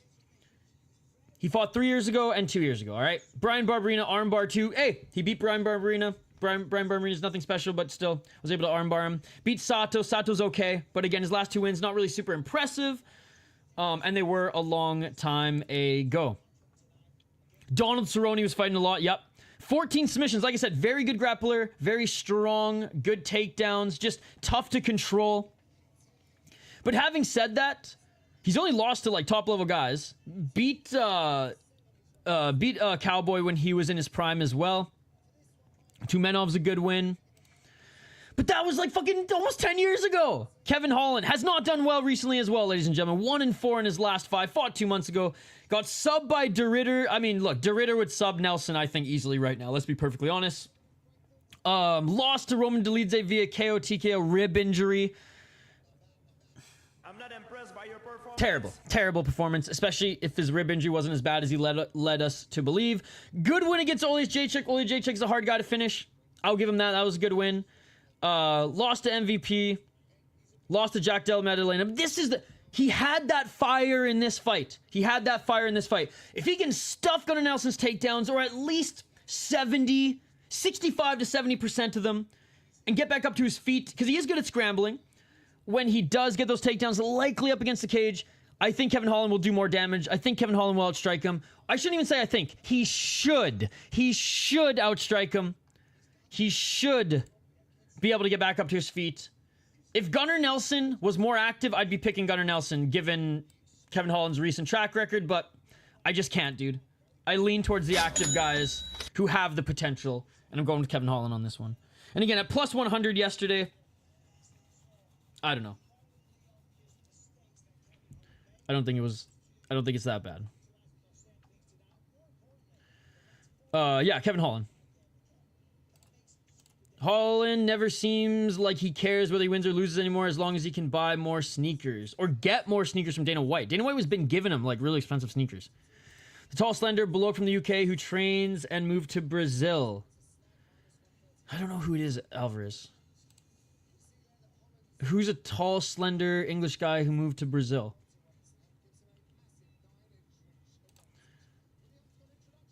What injury did Kirill get? Kirill Kaprizov? Hip surgery. Gunnar needs a sub because Kevin loves to fumble the bag. Teach him what a 45-70 is, Kevin. He's been canned. I'm not sure, Alvarez. I'm not sure. I'm trying to think of it on the fly, but... Man, I just need to say I can't bear the Jackson... I can't stand bear from the Jackson podcast. I can't either. The only reason I listen to that podcast is because of Rampage and his chemistry with the guests. I'll say this. Props to Bear for giving the fighters and Rampage this platform, this gym, you know, a facility and you know, some backing 100%. I don't think it's actually helping him sell jewelry. And at the end of the day, I don't think he's good at podcasting. He doesn't know enough about mixed martial arts, despite claiming to be involved in the sport for so long. And that's what's annoying. But what I will give him props for is creating this for Rampage and allowing Rampage to to rekindle his connection to fans and to mixed martial arts. Gunnar Nelson looks like one of the Von Steegers, someone they brought out to dump the fight to Holland after he pulls a foreign object out of his trunks. 2 of Gunny's wins as Eubank Cummings have retired for a while. Yep. I think RDR wins. I don't think he keeps it on the feet. I think he finds his entries. Or pulls guard and drags Bo to the ground. I'll go head-to-head and pick Nelson. Gunnar looks like he's been smoking pills with Nick Diaz. No Nick Diaz slander in this chat. We want Nick Diaz to do well. I think it ends well for Bo. I don't think Gunnar looks that bad. In fact, I think Gunnar actually looks like he's in pretty good shape. Doesn't look as... And here I am about to slander Nick Diaz. Milk baggy Diaz has. Being out of competition. Round 1, ladies and gentlemen. Let's get it all! I actually don't think Gunnar Nelson looks too bad here. I mean, as far as his physique. Ian Gary? If Holland wins, you win today's beer bets. I have Holland decision on Tapology, but I don't trust him or care about his fights anymore. Yeah, beer sucks. Plot twist. Dana and Kevin wear the same shoe size. Low kick by Kevin Holland, 4 minutes and 22 seconds. Karate style, Nelson always does okay on the feet. Let's see how this goes. Yeah, Nelson with the wide stance here. That guy Bear's a rabbit turd. Bear's simply a manager that thinks he is the client. Ooh! That is a good way to describe it. Shout out to Aussie, ASMR multi-layered. God looks... Oh, Ian Gary! Sorry. I thought he was training in Brazil. Or is that what you said? You said he moved to Brazil? Yeah, that's right. He moved to Brazil. No, I don't think full-time, but yeah, he's been training there. He bounces around a lot of camps, though. Trained in the UK, trained in Brazil. I think he's trained in Thailand a little bit as well. Hey, for as annoying as Ian Gary is sometimes outside of the cage, he's a damn good fighter. Oh, nice right by Kevin Holland. Gunnar was looking for his entry there to drag him to the ground. Gunnar Nelson looking for the single leg. Takes down Kevin Holland with a single leg. Holland off his back. Icelandic Viking versus... Well, okay. I don't think he's a crackhead. Ian Gary is what I'm talking about. Gunnar Nelson trying to step over into side control. But a tangled arm by Gunnar Nelson here. Kevin Holland utilizing that jiu-jitsu. She got McCann indeed. And Gunnar Nelson lifting Kevin Holland up from the ground as Kevin Holland holding on to the arm of Gunnar Nelson. Gunnar Nelson's literally holding Kevin Holland up like he's a freaking dumbbell. Trying to find some sort of submission here on the arm is Kevin Holland. Maybe trying to switch to an armbar here. Gunnar Nelson doesn't slam him to the ground, pushes him back to the ground. He's a badass fighter. Holland versus Jake Paul incoming. Holland with the purse attack. That's a good comment. That's a good comment. Exactly that. 2 minutes and 27 seconds. Nelson trying to re-enter Holland's guard. Holland hand fighting with that right hand of Nelson. Nelson trying to get into side control. Can't, and Holland trying to scoop up that arm. Holland does like the arm bars. Holland some shots on the bottom here. Gunnar Nelson throws a left of his own. Holland trying to nab that right arm of Nelson. He's still on it. 2 minutes on the clock. 2 minutes and 4 seconds. Again, rolling from his back here is Holland trying to get Nelson in the high guard, and Nelson now in his guard. Holland still holding onto that right arm. Nelson's feet planted. Gunnar has the chance to rampage slam him, right? I would absolutely smash him down. Chandler Star, armbar, be damned. Holland winning this position, in my opinion. You carry a gun on your hip. I carry a trailblazer. 1 minute 38 seconds. Gunnar needs to land more shots here. As Holland has been, active and more aggressive off his back. 1 minute 25 seconds. Nelson still in the full guard. No half Nelsons here. That was the worst dad joke ever. That was worse than me reading freaking... What did I read again? Something cocksucker-ish. Fucking whatever. Yeah, he needs to land some smash or something. 1 minute and 4 seconds. Holland's blocking shots from the bottom.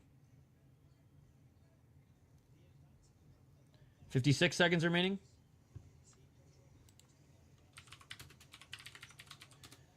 And Gunnar settles in to the guard now. Nope, right back to his feet. Ah, yes, Moorhead. Shout out to Moorhead, Minnesota. They got a good brewery up there. Gunnar looks way better than I anticipated with the layoff. Me too. Me too. Oh, looking for the up kick was Holland. Just misses and Gunnar gets into side control. 25 seconds. Okay, LFA doesn't even start till 7. We good, boys. Oh, nice rolling from Holland to get back up to his feet.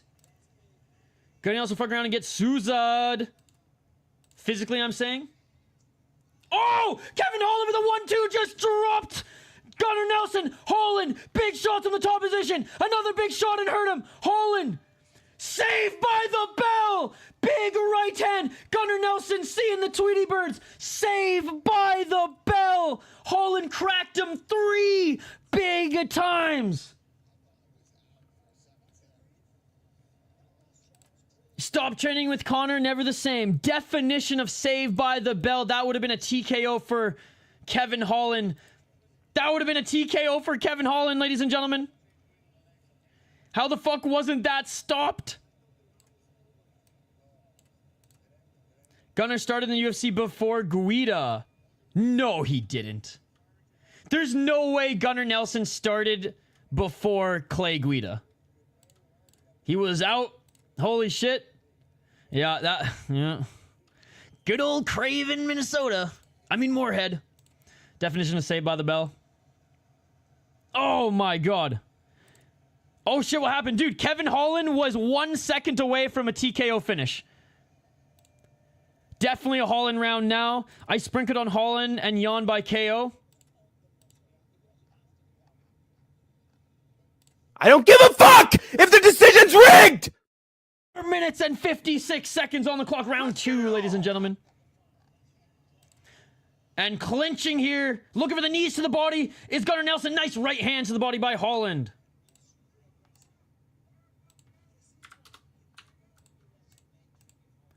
Four minutes and 38 seconds.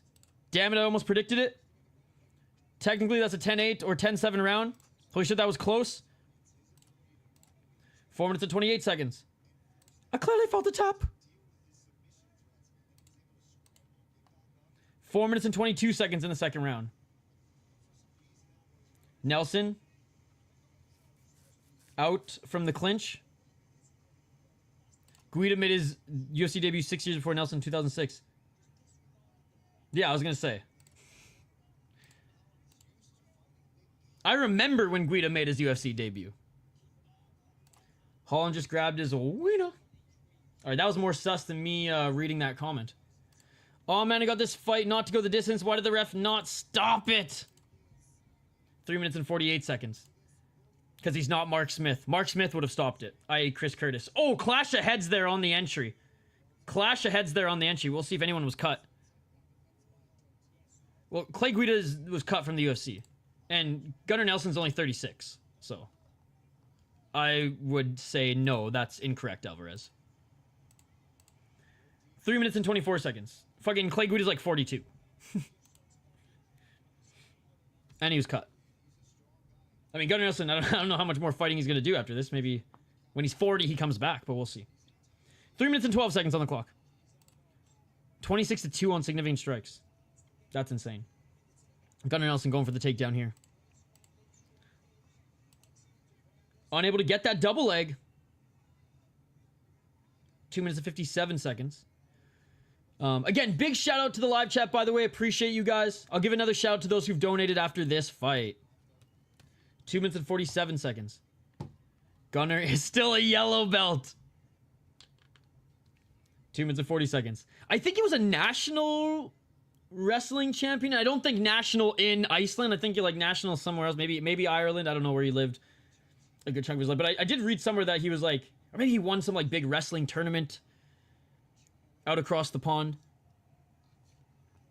I used to, but like sugar's the silent killer, so I try to stay away as much as I can from sugar. I used to when I was a kid. That was my favorite sugar cereal. 2 minutes and 14 seconds, but yeah, I try to stay the fuck away from sugar. I mean, I'm gonna die in the next like 5 years, Jaden. Anyways, let's not speed it up with sugar. Gunnar is on a zombie time right now. Gunnar with a nice takedown, just drags Kevin Holland to the center. Dad needs a new pair of shoes. Performance from Holland. Gunner's too emotional. Emotional damage. 1 minute and 51 seconds on the clock. Really nice takedowns. Just dragged Holland to the center. No cage for him to work off of here. 145. Gunnar Nelson needs to do some smash. Needs to land more shots. Kevin Holland looking for the up kick as Gunnar's looking to try to get into side control, and he almost made it. I'm sure Rogan eats probably more sugar than me still. But Joe Rogan is going to outlive me 100%. With the amount of sleep that I get, I am going to die within the next 5 years. My parents are going to outlive me, bro. 1 minute and 5 seconds on the clock.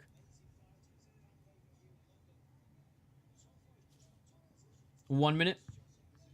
No competition. It just skin breaks out, feel like shit. So just don't put that. And again, I drink beer, so like I gotta cut something out to somewhat balance it. 45 seconds on the clock. Gunnar's not doing anything here. Still only 8 ground strikes. Holland from his back has 45 ground strikes.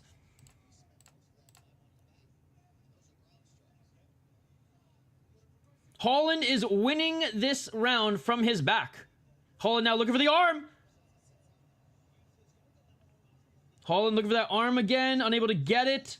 He's going to have to watch the up kick until Gunnar Nelson's back on his feet. Up kick by Kevin Holland. 15 seconds left.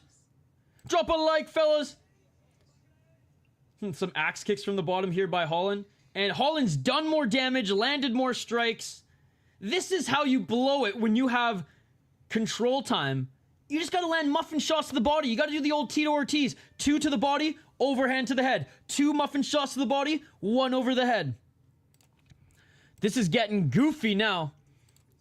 Kevin Holland winning the second round as well. From his back. No joke.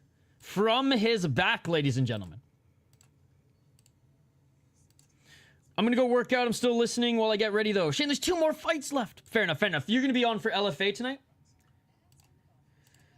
Looks like you're going to win the beer bet. We'll see. We'll see.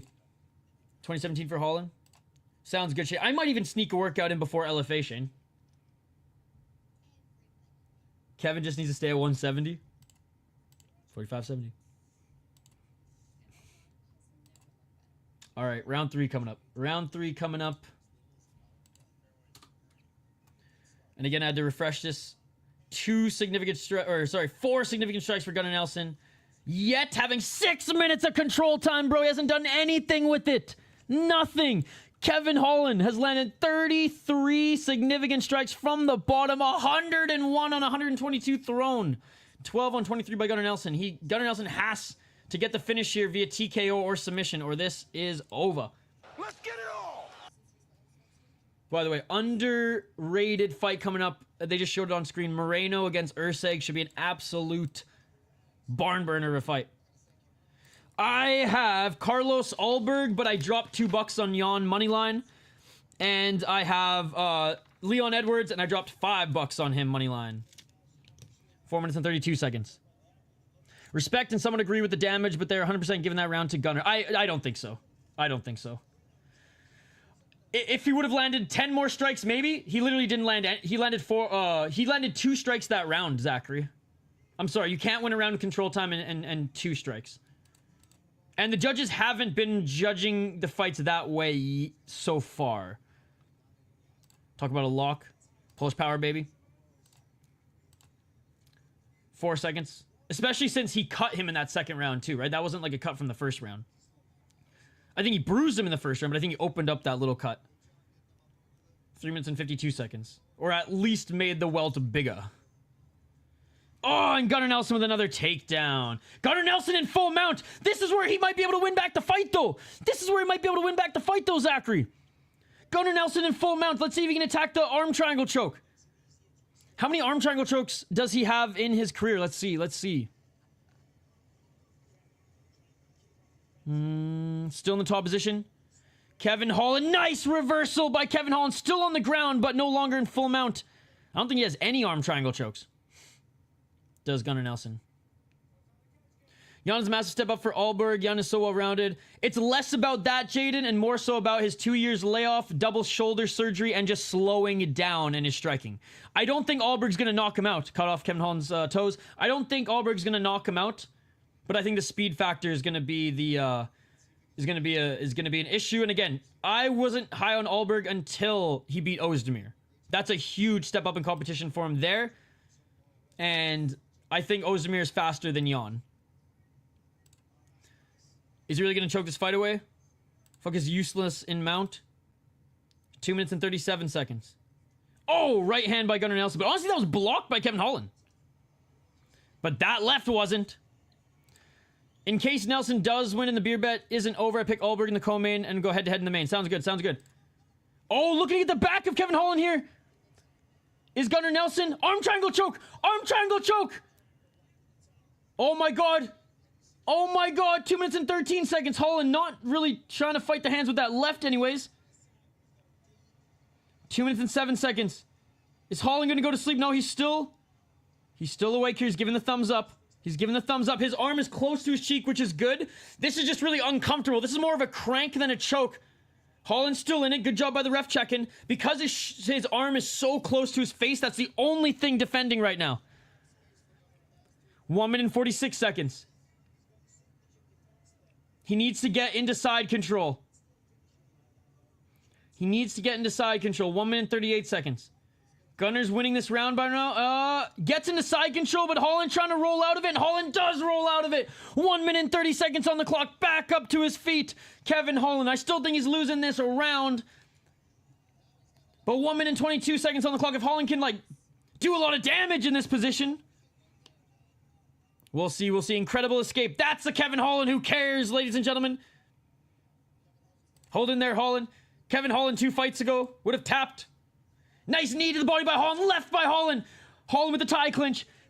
Jumping knee by Holland. They separate 1 minute left in this round. Front kick by Holland. Let's see if Holland can do enough damage to win this fight. Holland with a step in left hook. Holland with a big knee on Nelson. He hurt him. Gunnar ate some knees. 49 seconds on the clock, and Gunnar looking for that double leg, but Holland just pushing his head to the ground. Holland continuing to push Gunnar to the cage. 35 seconds on the clock. Flying knee in the clinch was crazy.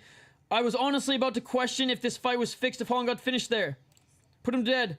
What the fuck is Nelson made of? I guess those Icelanders have good chins, but Gunnar Nelson relied way too much on the grappling here and not enough smish. Relied too much on his grip versus smish. 10 seconds left. Gunnar trying to get one final takedown. Holland doing everything he can to stuff it, and he does. Another knee by Holland, but he slips throwing that knee. Looking for the up kick is Holland. And that will do it, ladies and gentlemen. Honestly, I got it 3-0 Kevin Holland as well. That third round, if you want to give it to Nelson, fine. Fine, and maybe a judge will. Gunny unanimous 2-1. I hate the judging, but I'm telling you. Dude, he didn't... Zachary, he had to do damage. He didn't do anything. And I'm not one of those saying, Zachary, that... You know, damage number 1 and always the refs are into that. He landed 2 strikes. I'm sorry, even a corrupt judge can't do that. And furthermore, there haven't been any corrupt judges from what I've seen on this card, a heavy decision card. So I have to disagree with you, Zachary. I have to disagree with you. I don't think that the judges here tonight are as corrupt as boxing judges. And I know this is the UK. I know Paddy Pimblett got a win. I would agree with you if we saw some suspect judging throughout the night, but I don't think we have. I'm not disagreeing with your points at all. Holland drove me to the bank. 21-138 Holland.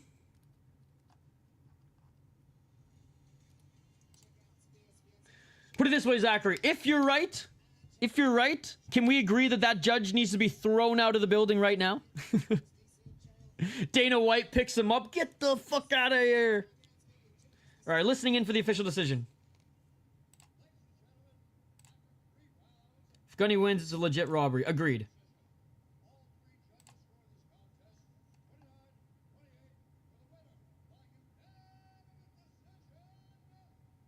All right, Kevin Holland won. Thank God. Let's get it on! Whoops. Yo, what's up, Brian? Good to see you. Me and Britt, Fire Night for Combat Sports. Dirty Boxing starts in an hour. Got one FC 172. Rodtang, Superfight. Hope Leon gets slept at home. I hope Leon actually wins. I don't think Sean Brady's gonna sleep him. Brian, that's awesome. Yeah, we'll be covering LFA deep and then 172 as well. But I've watched this my whole life. Like you, I'm sure. I hope I'm wrong, but yes, they should be fired immediately. Well, thank God. Thank God it wasn't the case tonight. I will say there have been some really bad judges in the UK, Zach, so I totally understand why you think that. If Gunnar Nelson, like I said, would have landed 10 more strikes, then I would have been concerned. It's all good, Zachary. It's all good. We get paranoid off the dabs and with UK judges. Ironically, Gunnar got 45-70. Exactly that. Is that the second best fight of the night? Maybe. Maybe. Still, Loughran Kavanagh. 300 to the good gents. It's a good day. Hey, let's go, Tyson Love. Let's go. Tomorrow, APFC 16, 3 title fights. Dustin the Diamond and Neil Magny. Yes, APFC tomorrow as well as Fury FC.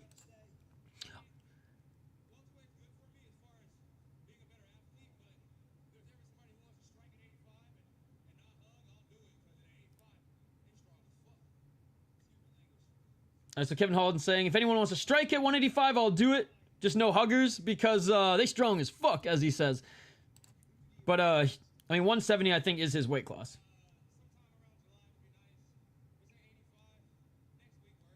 He says, at 85, I'll fight next week. At 170, let's do July. That shit beautiful than a motherfucking. Holland addressing the crowd with something here, but the broadcast cut him off. But can we be real? If Islam has a round where he lands 4 strikes but has 4 minutes of control time, he wins that round. But the thing is, Zachary, Islam wouldn't land 4 strikes. He would land 20 to 30 because that's not how he fights, right? So I based on your example, I have to call moot. I have to call moot. Hey, Tom Aspinall with the duck because he doesn't fight like that. Yeah, but Islam wouldn't throw just 4 strikes. Tom brought a duck. Who's a fighter who fits that narrative a little bit more?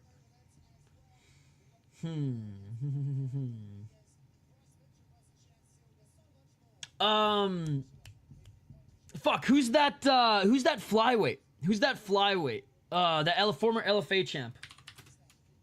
God, he was on The Ultimate Fighter. Small little fucking fire hydrant-ass guy. Him. Better example. And no, I still don't think they'd give it to him. Jelton Almeida. Oh, fuck him. You do have a point there. I can't stand Jelton Almeida. He's probably one of my least favorite fighters in the UFC. I'm not gonna lie. I want to say no. Because again, 4 strikes, I've never seen a judge give the guy the round on 4 strikes. 10 to 15, now we're talking. So I'm gonna still have to stick with my guns. And look, we've probably watched the same amount throughout the years. Have there been bad judging? Have we seen robberies due to cross sniffing? Yes, but I feel like they even throw muffin shots. Gunnar wasn't even throwing muffin shots, bro. He wasn't even throwing the Tito Ortiz 2 to the body, 1 overhand, right? So that's where I think is the biggest difference. Joanna supporting the Polish power. Of course she is. Jan's gonna shock you all. Mark my words. Hardly a shock. Everyone has been saying he's a good underdog. Tom's duck with the picture of John would be a hilarious chat name. Got Jan decision. I think Jan decision is an incredible bet. That's why I actually put money on Jan. I picked Ulberg to win because 2-year layoff, shoulder surgery on both sides, and just Jan was never a fast striker anyways, and Ulberg he's fast. He's fast at striking. Jan has the leg kick advantage. He's got the toughness advantage. He's got the unk advantage. But for me, it's speed, man. For me, it's speed. And if Carlos Ulberg didn't beat a guy as good as Ozdemir in his last fight, I wouldn't even care about the layoff or injuries. I'd pick Jan Błachowicz because for one, I'm probably the last one to finally be like, okay, Ulberg's good. I've been saying that Ulberg is way too overhyped upon him entering into the UFC. The Ozdemir fight, okay, he beat one of the top guys, and Ozdemir is still a very, very good opponent. Man, people cooked me on our channel for not doing research on my picks, and I'm second on top. Hanks is 17th. Has he crashed out yet? Izzy was fast too, though. True, but I think Ulberg will be tougher to control. Do I think Jan might resort to the takedowns, and could he get it? True. Izzy was a string bean compared to him. And again, Jan was in his prime then. Not coming off a 2-year layoff. Not coming off 2 shoulder surgeries. Look, I love Jan Błachowicz. I'm confident enough to put money on him, and I don't bet. So that should say something. But I'm not just going to blindly say because he was a former champion, because he is tough as nails, that we're just going to overlook 2 years off in his 40s coming back from shoulder surgery. I fucking love Jan Błachowicz. I've loved Jan Błachowicz since his KSW days. I think this one's going to be tough. Now, do I think the odds are fair on this one? I do. We don't see a crazy difference in the line. Again, from what I saw yesterday. Okay, never mind. Yesterday was a lot more even. I found Ulberg at minus 220 yesterday, and I thought, okay, that's fair. At plus 275, Jan Błachowicz, an amazing underdog, especially for this to go the distance, in my opinion. I don't think Ulberg knocks him out. I really don't. Ulberg couldn't finish Ozdemir. I don't think he finishes Jan Błachowicz. I just think he outstrikes him. And Jan Blachowicz' path to victory is leg kicks, leg kicks, leg kicks, and then takedowns. And try to do what he did to Izzy, and do what he did to Ankalaev's legs. Carlos Ulberg, 11-1 as a pro on a very good win streak right now. But again, I was not sold on this guy upon him entering the UFC. Definitely sold on him after that last fight against Ozdemir. Highly recommend you guys go check it out.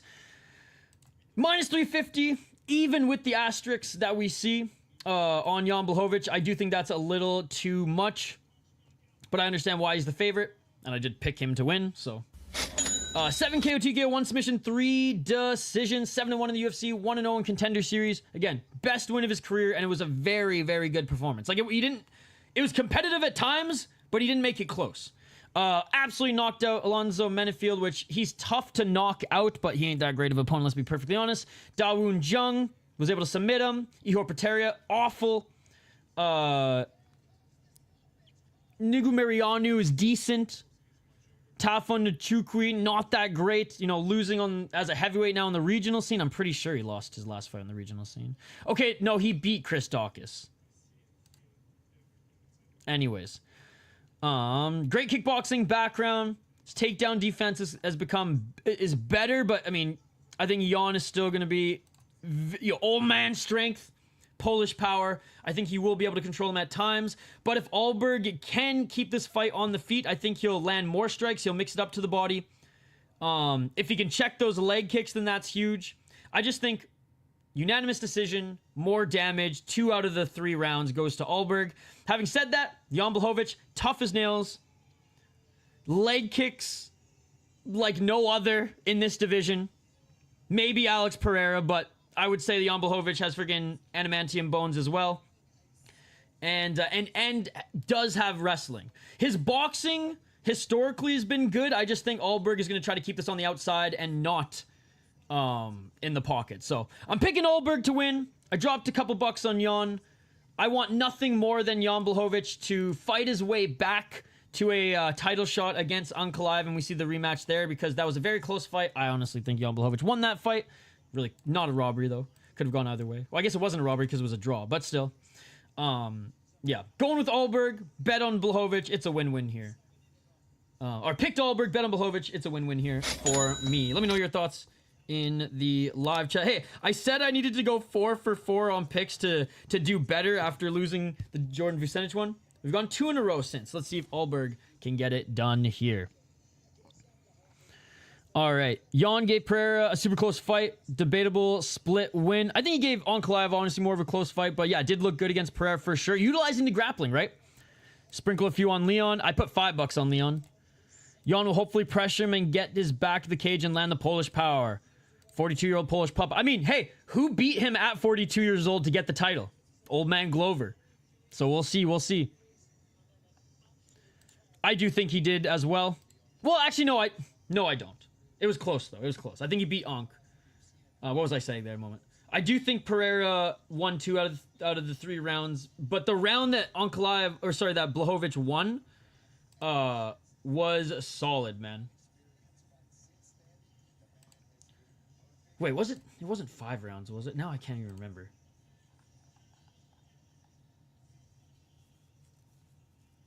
No, it wasn't. Okay. Sounds like some CTE there in their ice cream. I had an open shoulder surgery because I dislocated my shoulder a few hundred times over a decade. I think it'll be a slow technical fight. Polish power strike again. I think Jan might chin this motherfucker. Dude, how awesome would that be? Dude, I'd be fine with my pick being wrong if that was the case. The people's main event. No, fair enough, fair enough. Like, I'm a fan of his as well, but like, I'm not gonna let that influence my pick. Damn, you all had an open shoulder surgery. You only get those if your shit is bad. 200 on Leon, or 200 if Leon wins. Let's go.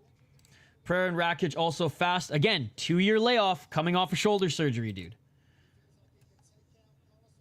I mean, I called out Holland winning from bottom position in the first. He was just hanging out in the guard like it was BJJ practice. How did chilling in the guard work out for Souza? True, true. Do I think Brady wins? I don't, unless he submits Leon. I think the only way for Brady to win is if he submits Leon. Hank, he got so angry that Wood. Oh, sorry, I don't know if I'm supposed to be reading this out loud. Okay, well, not you, Bubba. The source you were quoting. Oh, got you. Jan pulls out the upset plus 800 submission. The submission would be amazing. What's up, Profitable Play? You know what? I didn't even think about him going for a submission. That's good thinking. That's good thinking. Polish power, let's go. So yeah, I got Leon Edwards to win a decision. Polish power, resurrected. UFC Fight Pass, but of course.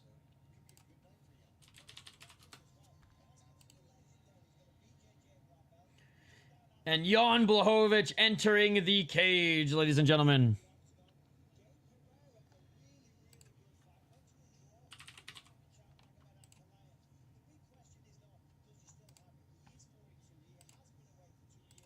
All right, both fighters entering the cage. What should I comment, Idaho? Oh. Looks like someone's home. Winnie! Winnie! Where you at, dog? Winnie, come here! Come here, Winnie! Yo, what's up? Winnie's human is home. The way you typed it was why I thought it was almost unpredictable. Got you. Got some long shot double. Added Jan and Leon by decision. Oh, let's go. And you see Jan versus Yuri. When he chins Ulberg. Dude, I would love that fight. Don't comment anything.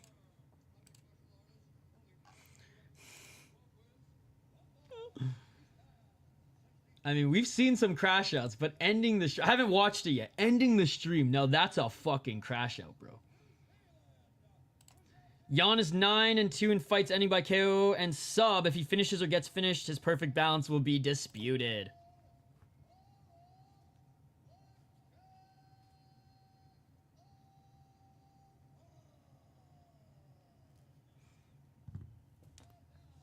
All right. Jan being announced now. In the co-main event of the evening. And look at Jan Błachowicz getting a huge pop from the crowd here. I love it. I love it.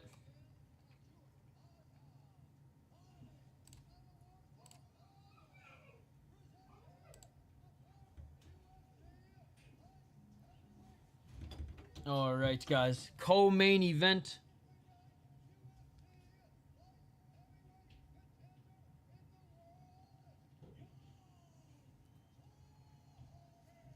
Oh, man, let's go. So many Polish fans here as well.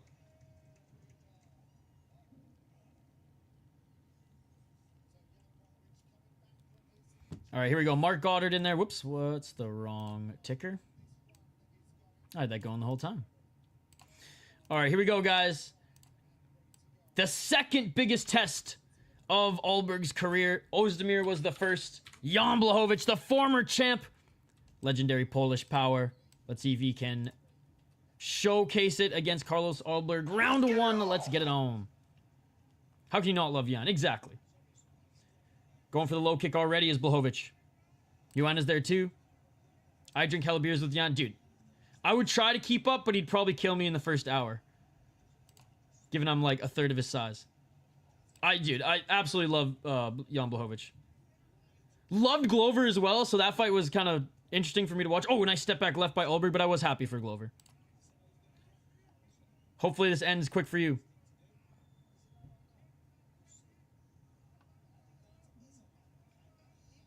Four minutes and 18 seconds. Then when Jan goes for the takedowns, it's usually guard control and some shots. Same tactic used with Izzy. Let's go, Jan. I'm so fucking hyped. 4 minutes and 6 seconds. Jan trying to walk down Ulberg here. Ulberg outside that center line. I haven't seen it yet. I haven't seen it yet. Hey, some people love their Tapology picks, man. More than their fans. Do you have Sportsnet, Striking Ace? I know it's on Sportsnet. Left by Ulberg. Ooh, that's a great one. That's a great one. I use that in hockey all the time. 3 minutes and 34 seconds. Jan looking for the low kick again. Ulberg looks like he'd try and fuck your girl, and Jan looks like he's a cool-ass dad. Exactly. Exactly that.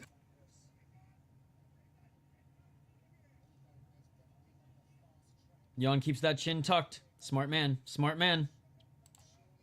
Again, I picked Ulberg to win, but I've never wanted my pick to be more wrong, to be perfectly honest. 3 minutes and 10 seconds. When you care more about your picks than the fights themselves, you won't be happy watching the sport. I don't even think he likes the sport, Sven, to be perfectly honest. And I've said this even before he started streaming. I said this when he was when he was a mod in my chat.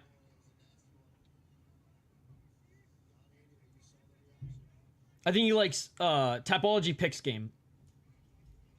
Nice left hand by Jan after the low kick. I truly don't think he's a fan of the sport. 2 minutes and 42 seconds.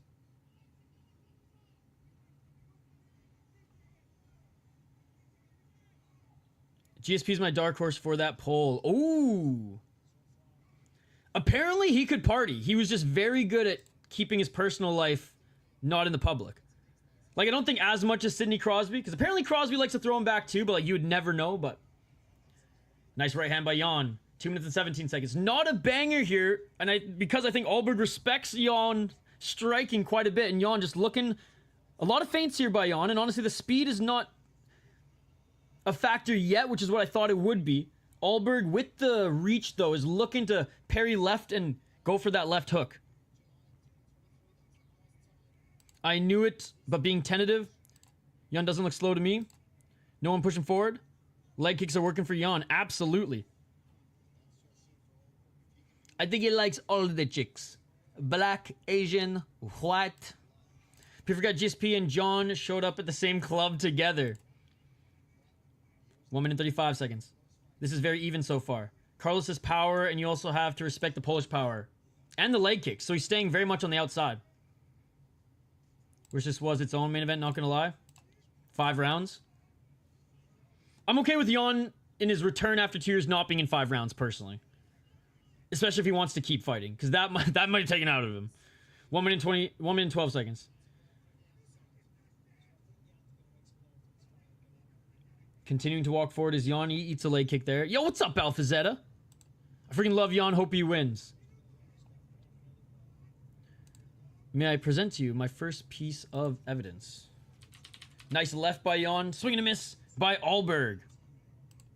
Low kick by Ulberg. Inside low kick by Ulberg. Jan with the low kick on the inside as well. 40 seconds.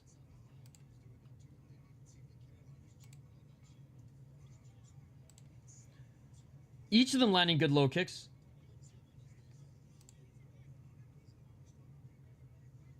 Shit, literally Asian, Filipino. I guess Filipino's still Asian. But we're talking like white Asian, brown Asian, and black chick in this tub with GSP, and he looks faded as fuck. 13 seconds on the clock. Like I said, Ulberg skating around the outside. Concrete shin bones. 5 seconds on the clock. I feel like GSP still runs Montreal. Oh, 100%. He runs that city more than the mayor, dude. Nice left jab by Ulberg to end this out. John Jones, easy, scariest person to get a beer with, speaking as a small, cute boy. Exactly that. Very nice, very nice. Jan with some meaty leg kicks. Waiting for that legendary Polish blitz. Jan 1-0. Ulberg needs to check and counter with either kick or punch. Yannick! Jan's head kick is getting close. 10-9 Jan. Let's go. Yo, let's go, Vulcan. 3 euros from Vulcan. Thank you so much. Let's go, bro. Kevin Holland 1. Leon to go. Let's go. Dude, there have been some good dogs on this card, Vulcan. Good to see Vulcan in the chat. Shout out to our friend Vulcan here. He was hanging out in membership stream this week, and we were chatting about just chatting about the underdogs all week. Thank you so much for the donation, man. And again, shout out to everybody who donated throughout this stream. Vulcan, Chance with the $20. Sven gifted a membership. We had our boy Herson de la Cruz, who's donated a total of $4 or $5. He's the first one to ever donate pesos. Mike with the $5 as well. Thank you guys. Really appreciate you. Round 2, ladies and gentlemen. Round 2. Let's get it on. Jan is built different, but will his age finally catch up? Hope not. Again, it's the 2-year layoff at his age and the double shoulder surgery that he's coming off of. That was the reason why I picked Ulberg. But Jan looking good. Looking good. I thought Ulberg would have the speed advantage. So far, not the case, which is awesome to see. I don't know if there's a Canadians player more popular in Montreal than GSP. He's probably the most popular athlete in Quebec.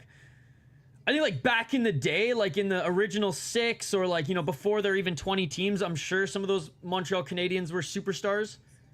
Like I'm sure Maurice Richard was an absolute legend. But no, you're right. Your Honor, my second piece of evidence is GSP's tweet. 4 minutes and 5 seconds on the clock. When you make love to a woman of another nationality, do it well because you represent an entire country. Oh, Canada, baby. He's representing our Canadians well. 4 minutes and 49 seconds on the clock. Terre de nos aïeux. I mean, that's a whole video idea. Who slays more in the UFC? And even outside the UFC now.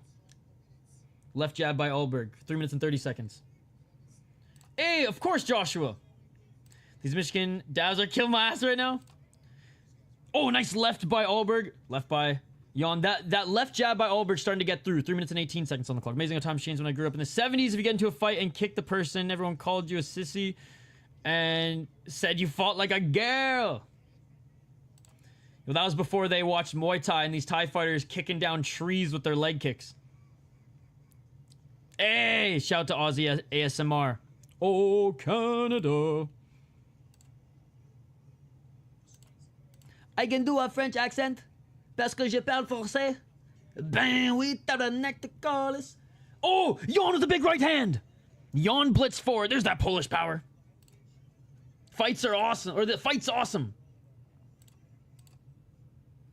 2 minutes in. You were an apostrophe away from getting it right. Nice checking the leg kick by Ulberg. Ulberg missed with that left jab. Oh, Jan with the counter left and right. Huge counters by Jan Błachowicz. Ulberg didn't like that. Ulberg going for the tie clinch. Jan Błachowicz with the left hand. There we go. I'm so happy that you know, me too. I was scared he was going to look slower. But nope. Low kick by Ulberg. I do think Ulberg is still light on his feet. But Jan's not showing me that he's fading at all. I mean, Glover did, but that's it. 1 minute 58 seconds. I mean, maybe Daniel Cormier. But when did he retire? 40? Did he retire 41 or 42?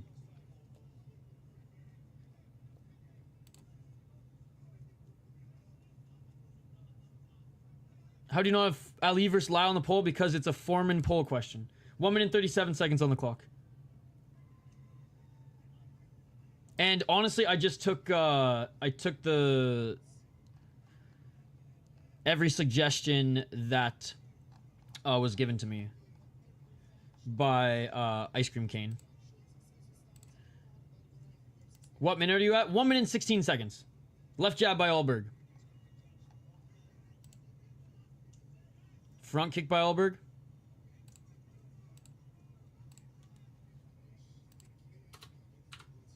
One minute and 3 seconds. Ulberg actually starting to tear up that lead left leg of Jan Błachowicz. Now I know he's got like steel bones, but Jan ain't checking that kick at all. I know. I just wanted to read the first one first, that's all. 44 seconds on the clock. Jan Błachowicz missing with the high kick, but the chat was saying that it was there. It was there. 35 seconds. Jan stopped kicking as much. 31 seconds. He has slowed down the leg kicks. I would say more have come from Ulberg this round. But still, Jan is leading 11 for 16. Oh, there's a body kick by Jan. Jan's still backing up Ulberg, though, with 15 seconds on the clock. Another close round. Ulberg looking for the right hand. Jan with the straight left. Straight left by Jan again. Low kick by Ulberg. Another low kick by Ulberg. And that is it for the second round. Fuck, man. This is a close fight. This is a close tactical fight. I knew it would be boring. I don't think it's a boring fight, personally. I think it's a really good fight. Very technical. Just no one has been blitzing just yet. What's up, Pocket from home? I don't expect there to be any brawls or exciting fights in the UFC anymore anyway. So maybe I've just set my bar accordingly. Unless it's Deep or Ryzen or KSW, the fight's not going to be exciting in the UFC 9 times out of 10. 8 times out of 10. So maybe I just set my my expectations lower than the masses. 2-0. Who do you think is the best fighter so far? I think this one's 1-1. I think Ulberg narrowly squeezed out the second round. I think Jan Błachowicz narrowly squeezed out the first round. Two counter-defensive fighters. Definitely not a brawl, but I don't know. I wouldn't say... I don't think it's boring. Mike is far from casual, I will say that. Different strokes for different folks. Great chess match.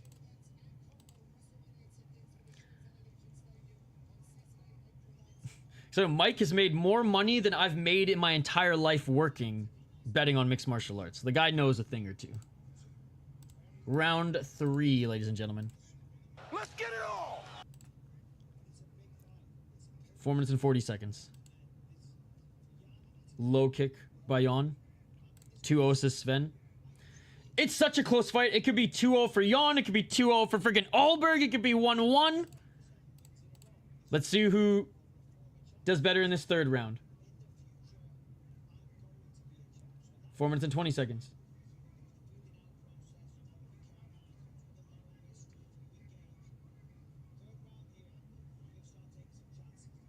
Low kick by Jan again. It looks like there's a welt on Ulberg's leg as well. And Jan going back to the leg kicks. I wonder if his corner told him to go back to those. Oh, sorry about this, guys. And Ulberg looking for the takedown. Great defense here by Jan Błachowicz. 3 minutes and 48 seconds. Knee on the exit. Each of them missed that left jab. Jan spamming it, but landed. Nice checking of the leg kick by Ulberg. Ulberg with the right to the body.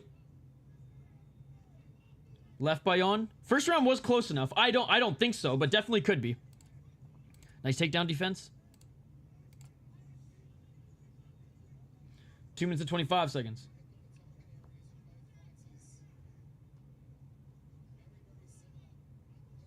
Low kick by Jan. Because I think the kicks and the jab that Jan was able to employ in the first round should give it to him, but not insanely decisive. 2-0 Jan, in my opinion. I definitely lean towards 1-1 or 2-0. Step back left by Jan. Nice left by Ulberg. I do like the counter lefts that Jan actually was throwing in the first round as well. Jan needs to move forward and be first. He's scaring me. That's the thing. It's just like not walking forward as much as he did early. But he is doing damage. Look at that under the left eye of Ulberg. Jan's kicks are heavier, 100%. Man, when you have St. Paul steel as your bones, I'm just saying. What's more strong, St. Paul steel or adamantium? That's the real question. Left by Ulberg. Ulberg just seems to be content with that left jab and kick, which I don't think will get it done in the last 2 minutes and 25 seconds. Especially if Jan, you know, being the veteran that he is, senses urgency. And there's Jan swinging with that left hook, just missed. Shout out to St. Paul Steel. Ulberg missing with the right hand in the pocket. Left by Jan. Ulberg's calf's bleeding. How crazy is that? Wolverine bones. That's no disrespect to St. Paul Steel. I want to get that sponsorship back very, very soon. That's the only sponsor I've had on the channel is St. Paul Steel. Step back left by Ulberg. High kick swing and a miss by Jan. Oh, a nice right hand by Ulberg. Low kick by Ulberg. Another low kick by Ulberg. Jan just like refuses to check the leg kick. He's like, fuck it.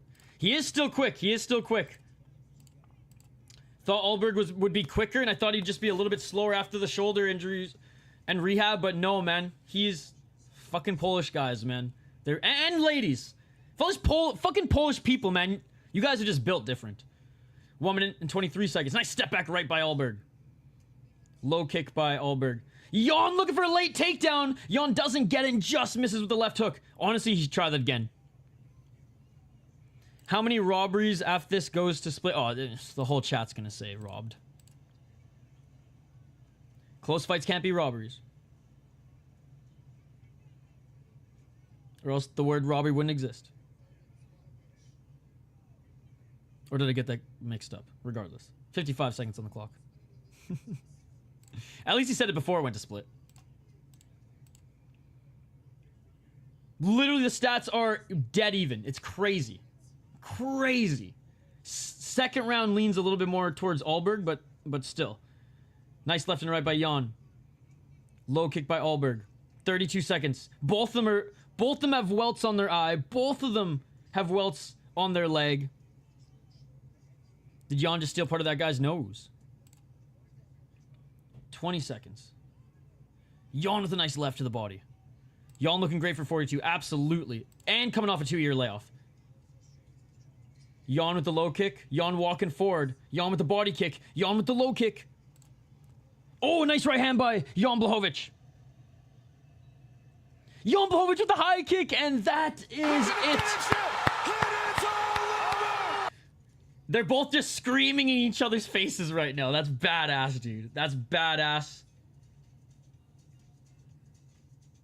Jan a little banged up. Cut underneath his right eye. I believe Ulberg has a little welt under his left eye. Ulberg's leg is cut from the kicks. Jan's leg is banged up. Strikes pretty even. Ulberg leads just a little bit. 71 significant strikes on 156 thrown. Jan Błachowicz 66. But Jan Błachowicz 27 leg kicks. Look at Ulberg. 39, dude. 39. That third round was so close, man. I don't know. This fight was too close for me to call. I don't care who wins. If Jan wins, awesome. He had a good performance anyways and showed me that he can still compete. Great if he wins. Fucking rights. Unk won and I win a little bit of money because I bet on him. If Ulberg wins, he's proven again that he can hang and or beat top guys in this division. So props him there. Both outcomes I'm fine with. Great fight. Literally wouldn't be mad either way. Yep. I think Polish Papa got this. I think Jan took this fight. Jan 2-0 close fight. Jan got this. I say 3-0, but 2-0 most likely. I mean, Ulberg, the stats show that he won the second round, and the eye test was too close for me to really be definitive, so I'll lean on the analytics. I'm not impressed by your performance. I take back what I said about Ulberg being Potan's dark horse threat. 29-28 Jan. I want Jan to win, but I'm biased. All right, we're listening in for the official decision. Oh, it's unanimous. Come on, Unk. Oh, Carlos Ulberg won unanimous decision. So they had him winning round 2 and 3, I imagine. Let's go. Minus 130 Carlos hits. Hey. Honestly, after a 2-year layoff and double shoulder surgery to almost beat a top prospect and literally coin toss close fight. I know the judges didn't see that way. They didn't have a split decision. That doesn't mean it wasn't a close fight by any means. Both of their stocks rose, in my opinion. Maybe, not in everyone's book for Ulberg.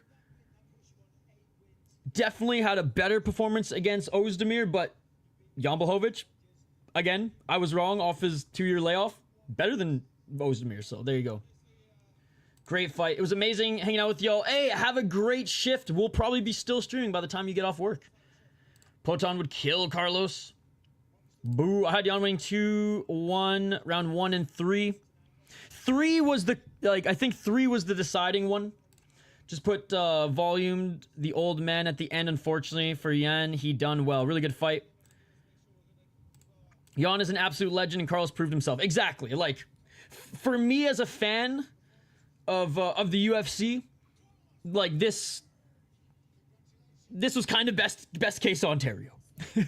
Ulberg will be able to fight better guys, and we have a little bit of new blood at the top of this division, and Jan can continue to continue to fight top guys in the division. Is he far away from a title shot against Ank now in that rematch? Yes, but I'm just glad that he showed that he could have won that fight. If there's different judges watching it, or, if he did a little bit more in that 3rd round. Damn, Yonfa, close grit. Tell you what, the odds were way off for the fight we got. True, 100%. And I feel like that's the storyline of this card. A lot of this card, it seems, yup, absolutely. Again, I got this pick right, but I'm not happy about it.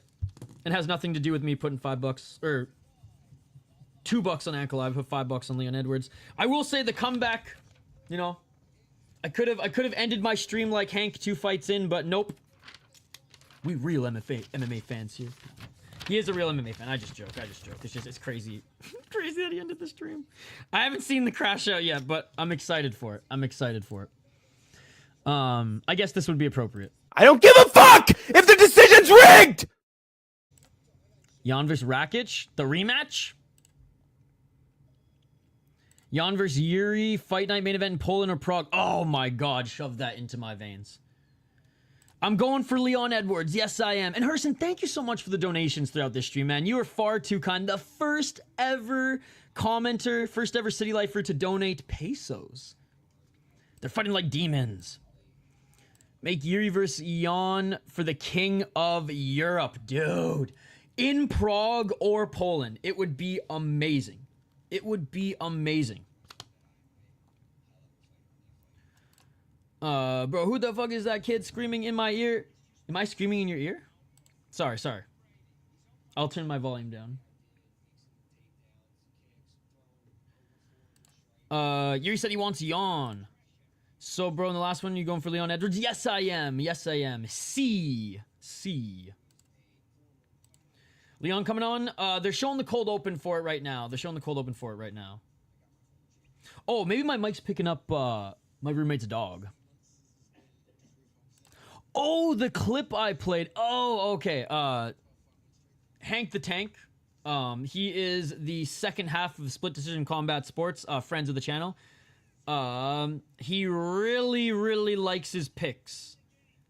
More, and that's like look, I hate to call it a running joke because he's gonna be pissed off at me for saying that, but at this point, it is a fucking running joke because he does it to himself every stream. Crashes out every stream when his picks don't work out. But on the streams, his picks do work out. Great card. So, that clip came from the Oral Buy and Rebecca fight, and his pick wasn't right, and he freaked the fuck out, so obviously, we had to clip it. Yes, going Leon Edwards. Maybe my volume's turned too much down now. I don't think he is. See, this is my theory on Hank the Tank. I think he's actually an amateur MMA fighter who's playing 3D chess with all of us. A lot of people know his real name. I don't think that's actually his real name. Or he's fighting under an alias and just ripping up the amateur scene in California. And let's be honest, nobody watches the amateur scene in California, not even this junkie. I barely watch LXF, and that's lights out, right? And that's a real pro MMA organization. I'll support Lights Out, but let's be honest, I ain't seeking out that shit. So, I think ruffling feathers enough for someone to pull up. He's gonna film him beating the fuck out of whoever it is, or like flying armbar shit. Throw it on the YouTube channel, and that shit hits 1 million views. I think that's the master plan. No worries, Herson, no worries. Bro, after the big fight and pay-per-view, make a breakdown video. Breakdown on what? I don't have time, dude. We have to stream. No one wants to hear me break down a fight after you've watched it. And there's better channels for that out there. Sean Brady beat a fighter named Rocky Edwards in Cage Fury in 2016. Oh my god. That is amazing. Carlos versus Yuri and Yan versus Jamal Hill next. Now you bro, the sample you play.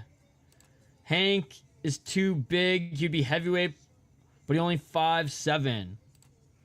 Let's go, Leon. I really hope he doesn't get wrestled for 5 rounds. Again, I'm not concerned with the wrestling factor of Brady. I'm concerned with his offensive jiu-jitsu because Leon can handle wrestlers. We've seen that throughout his entire career.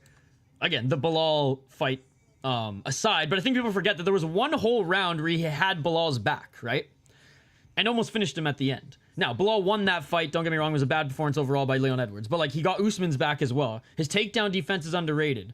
Brady, I don't think is as good as Bilal with the pressure striking. I don't think he's as good of a striker. Funny enough, and I didn't think Bilal was that good of a striker, but he proved me wrong.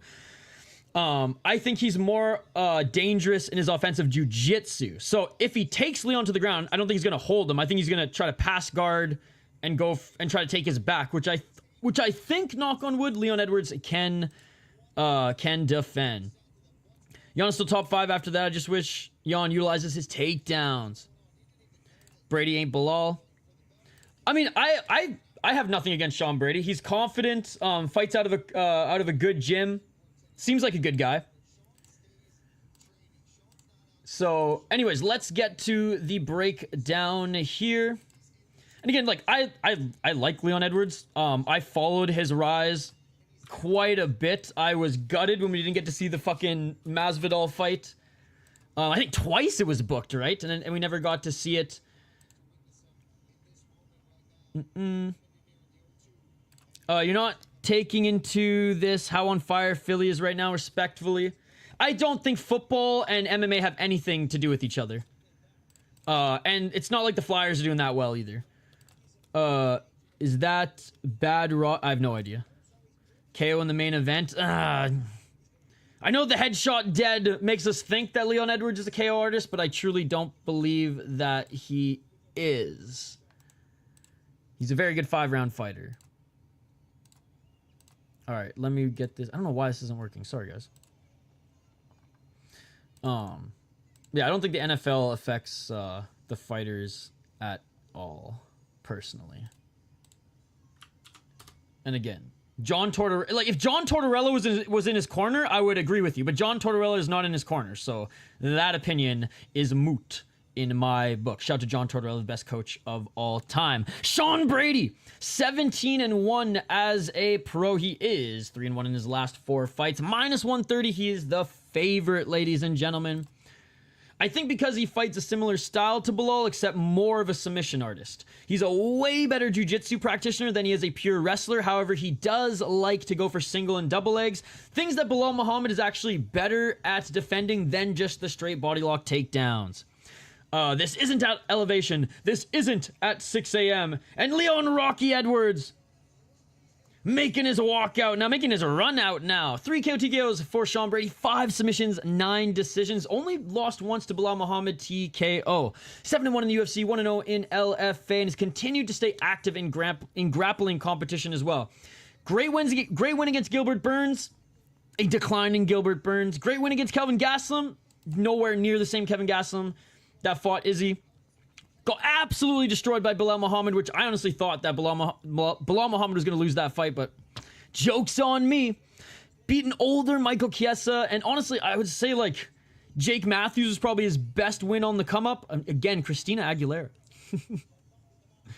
Old man Court McGee.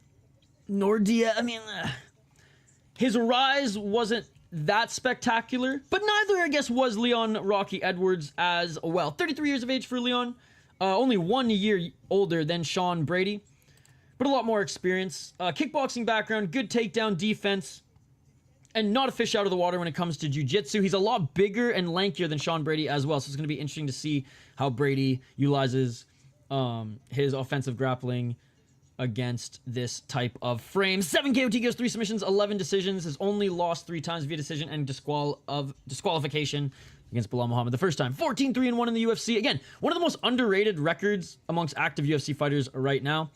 5-0 in the mighty Bama. OG MMA fans followed Bama. Way better than Cage Warriors. Way better than Cage Rage. And 2-1 in Fight UK. Again, lost the title to Belal Muhammad. Beat Colby Covington. Whatever. Beat Kamaru Usman twice. That's something, especially coming back in this one. Nate Diaz, whatever. Hindsight, it would have been crazy to see this fight. Dos Anjos was still good when he beat him. Gunnar Nelson was something when he still beat him. Cerrone was still... yeah, Cerrone was still good when he beat him. Vicente Luque, Tumenov, probably the 2 better wins on his come-up. Was the Bama champion as well, dude. I got Leon Rocky Edwards again. Good enough takedown defense with the single leg and double legs. Decent jiu-jitsu. Always seems to be able to take the back of a wrestler. But again, Sean Brady, more of a jiu-jitsu guy than a pure wrestler, in my opinion.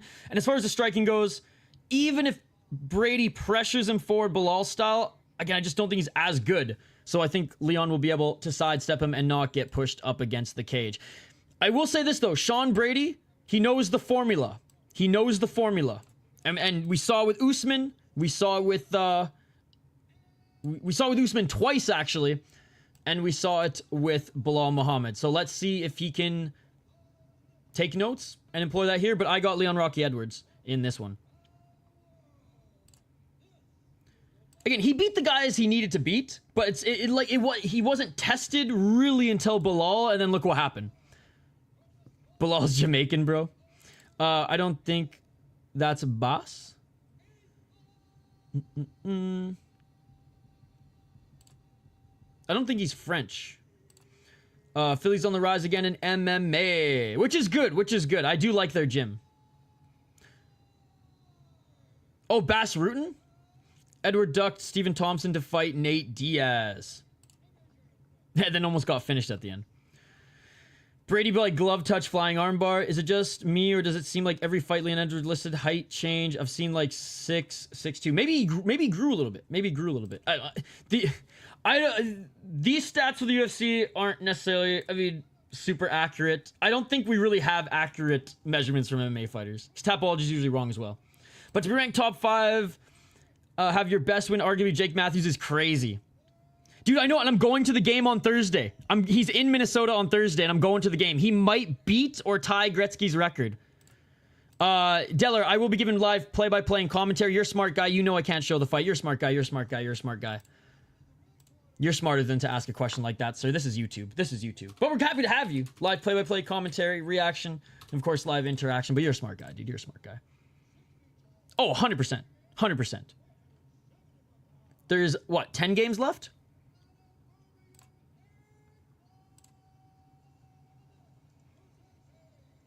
He's on pace to tie it right now. But I think this team will gift him every open netter that they can, right? Nah, those are official numbers because they even got leg length on UFC's site. Okay, well then there it is. This ain't that homeboy.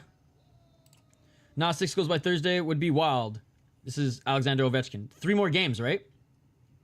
Or is it 2 more games until Thursday? In 2 games, you don't think in Minnesota he can do it with 3 more games, including the Minnesota game? And they wouldn't include it if they didn't measure it. True. They just don't make him up like Tapology. Got Brady with the most takedowns, minus 250. They limiting me, though. All right, here we go, guys. Main event of the evening. 5 rounds if needed. Welterweight title contender fight. He's got the playoffs to get the goals, too. True, but I think it'd mean way more in the regular season. Because I think... Isn't there some stat regular season? Oh, and right off the bat, they're swinging, ladies and gentlemen. As much as I want to talk about Ovechkin right now, we're turning our attention to the main event. I think it'd be way sicker to beat it when I'm at the game on Thursday, personally. That's why. And because Ovechkin is my favorite hockey player ever. Be wearing his jersey and everything. Kendrick's in the crowd. Is he actually? Or is that Bud Crawford again? Oh, nice counter left by Leon Edwards. 4 minutes and 31 seconds. Brady swinging a miss with those hooks. Edwards back to center. But I do think the Capitals are a dark horse to make a run in the playoffs. I will say that, Ice Cream Ken. Here I am talking about Ovi. 4 minutes and 18 seconds. Read up on it, Jaden. Read up on it. There's 2 he's going for right now. I literally talked about it on the last podcast too. Wildly Informed. A whole segment about it there, I think 7 minutes in. 4 minutes and 5 seconds on the clock. I think it will go the distance. Oh, Leon looking for that high kick. But again, guys, as much as I want to talk about Ovi right now, let's please focus in on this fight. 3 minutes and 54 seconds. Clinching is Sean Brady.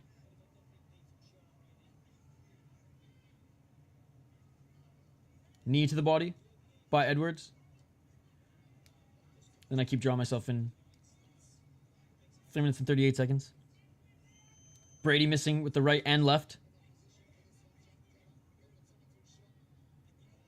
Brady, low kick, swing and a miss. That range of Edwards is helping him out a lot here. Brady, a lot of feints looking for that takedown.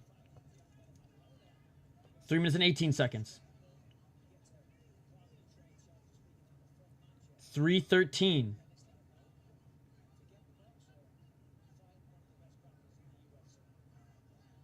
.305. Oh, a nice left elbow by Leon. Low kick by Brady. Oh, Brady with a nice 1-2. He landed a straight right on Edwards. Yeah, that's what I'm hoping for. That's what I'm hoping for. And again, he's my favorite player of all time, so. I hope the Wild get their fucking ass kicked and he scores fucking 4 or 5 on them. Fuck them. The one time I'm in the X, not, you know, Vancouver aside if they're playing. Obviously rooting for Vancouver if they're, but usually at the X, cheering for the Wild. Fuck that. Clinching is Sean Brady. Leon not allowing him to get the underhooks here. Leon, good job fighting the hands. Right uppercut by Brady. Knee by Leon Edwards. Leon Edwards, a nice left elbow on the break. This is the aggressive Leon Edwards that we've been missing, ladies and gentlemen. 2 minutes and 11 seconds. Body kick by Brady. Leon grabbed the kick to land that left. Nice ducking under the right of Brady and a right to the body by Edwards. The boxing. Brady is landing when he's entering. The boxing difference, though, is pretty evident here, just with the head movement alone. Brady is landing that 1-2 on the entrance, though. There's that left again by Brady. Leon trying to get this tie clinch going. Knee to the body. He has to be careful with entering the clinch, though. 1 minute and 42 seconds. Right by Brady. Left by Brady. Leon not liking those 1-2s on the entry. I think it's because Leon's worrying about the takedown on the entry, and that's why he's allowing that 1-2 to get through. No Korea because 4 Ovi slappers. Exactly that. 1 minute and 21 seconds. Left underhook by Brady. Brady with a couple right hands. And already the crowd booing. That's hilarious. Annoying, but hilarious. 1 minute and 9 seconds.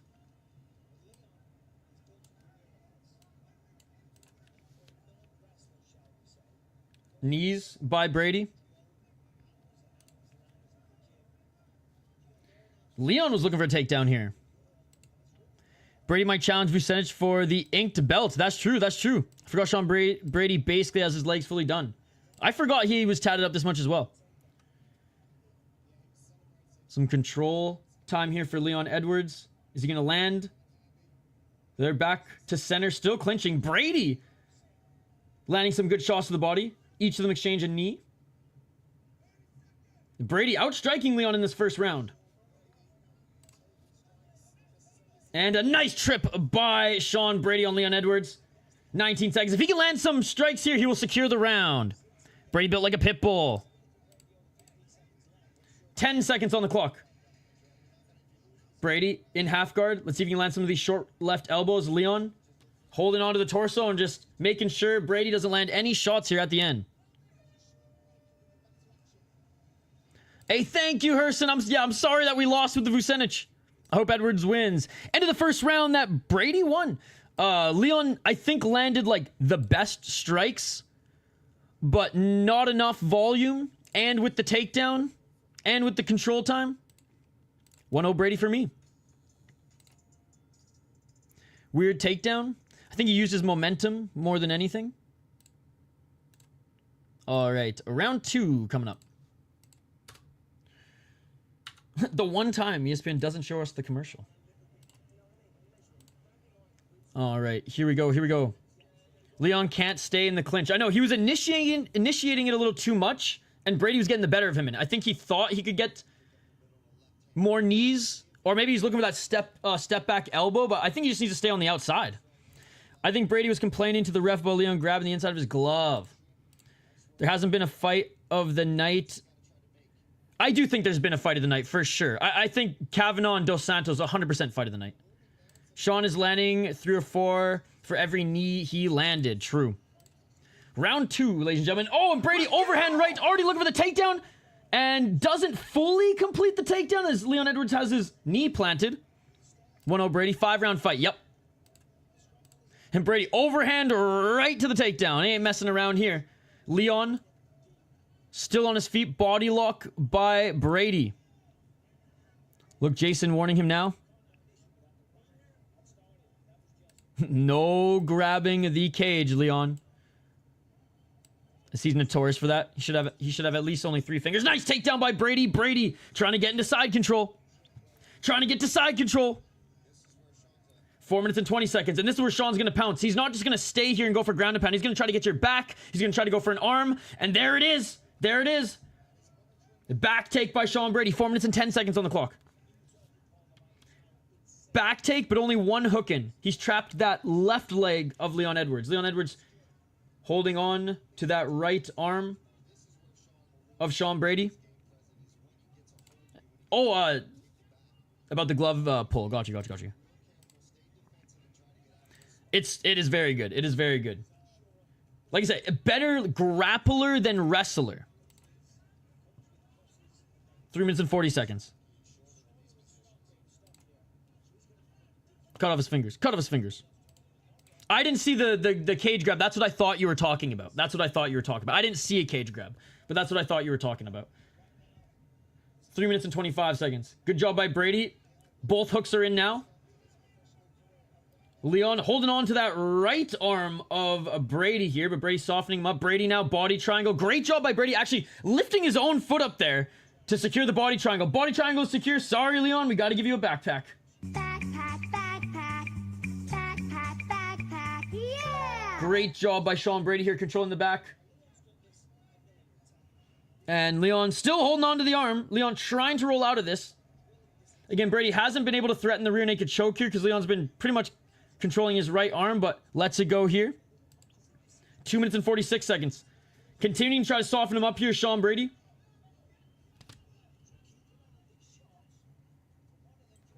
More shots by Brady. Again, just trying to soften him up. The body triangle is secured, and Leon's not getting out of this.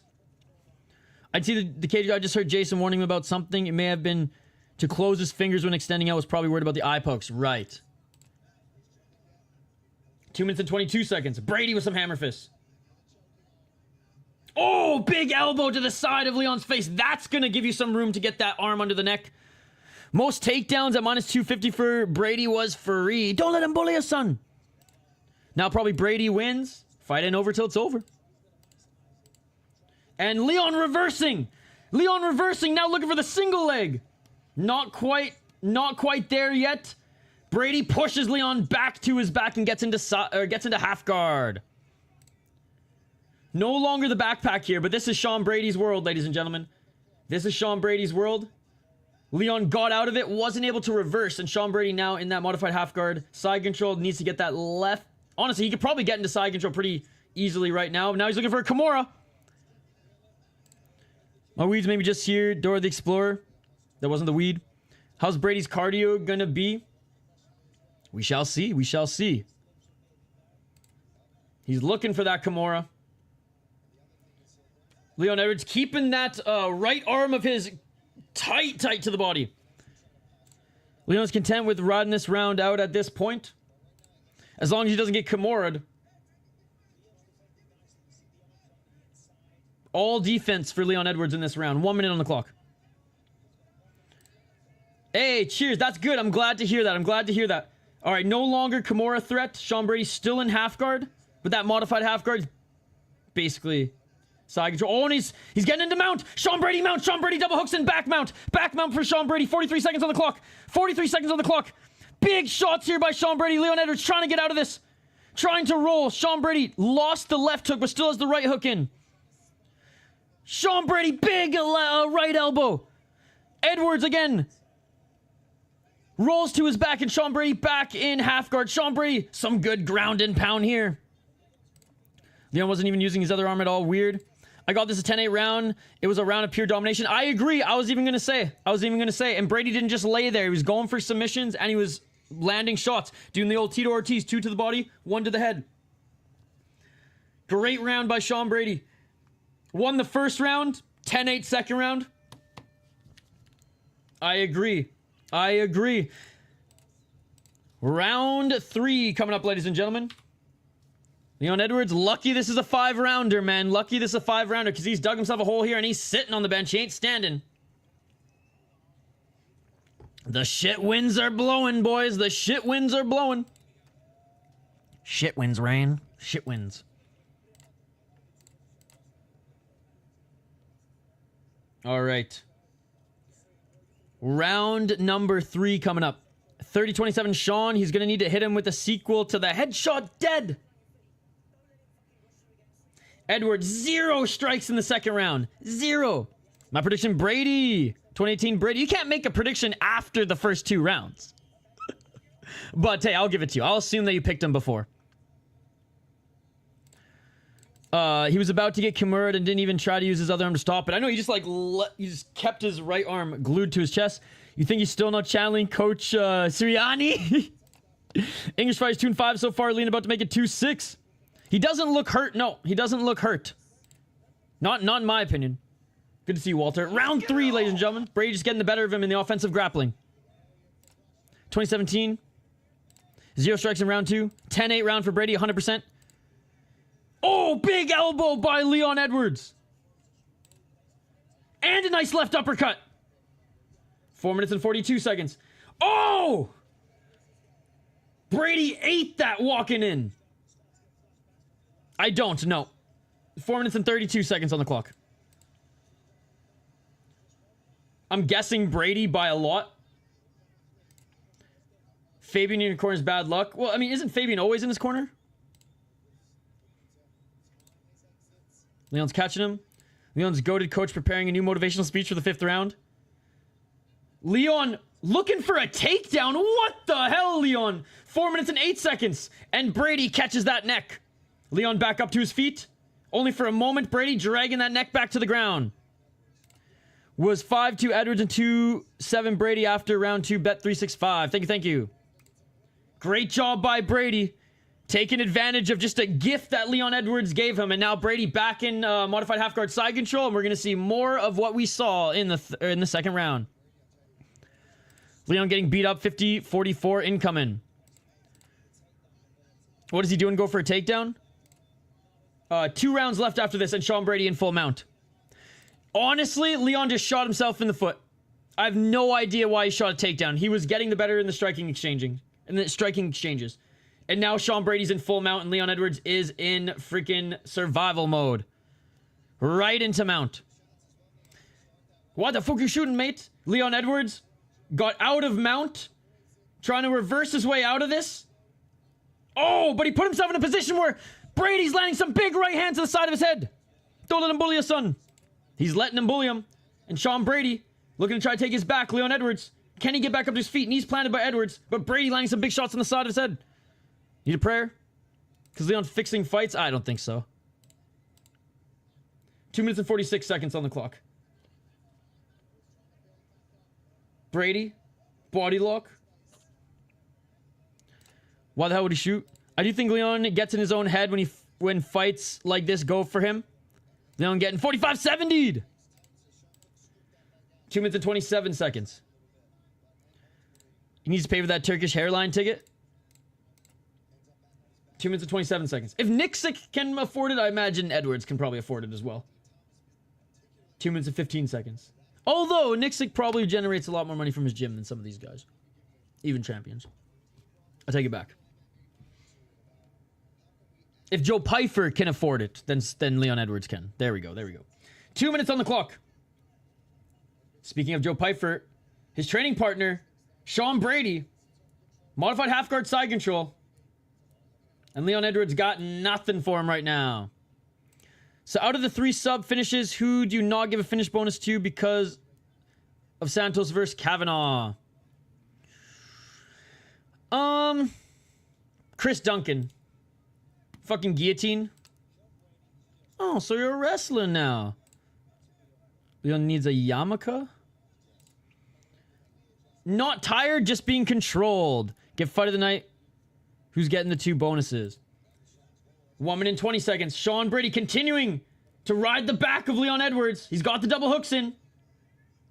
1 minute and 13 seconds on the clock. Yeah, Bannon deserves it after getting head kicked and then getting a... Sean was right for walking away from that coach. He's a scumbag. 1 minute and 2 seconds. 55 seconds.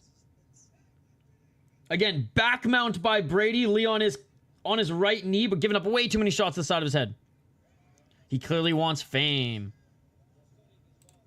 What do I think about boxing? Boxing's okay. I like Muay Thai and MMA more, though.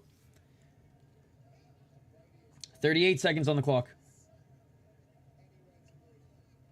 Oh, Brady with some big right hands. I mean, Brady's bullying Bilal more... Or, sorry, Brady's bullying Leon Edwards more than Bilal did. More than Usman did.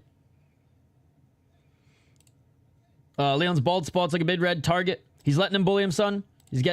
Leon getting dominated once again. I would say this is even worse than the Bilal fight. Because Leon, at one round, I think it was round 4, actually got the back of Bilal. And won the round. But not here. Not here. This is a beating. These stats are ridiculous. Leon is going to do some Leon shit.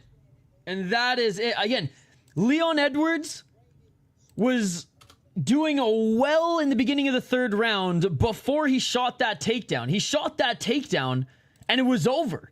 It was over. Brady put him right into that modified half guard side control position. Got into mount for a little bit.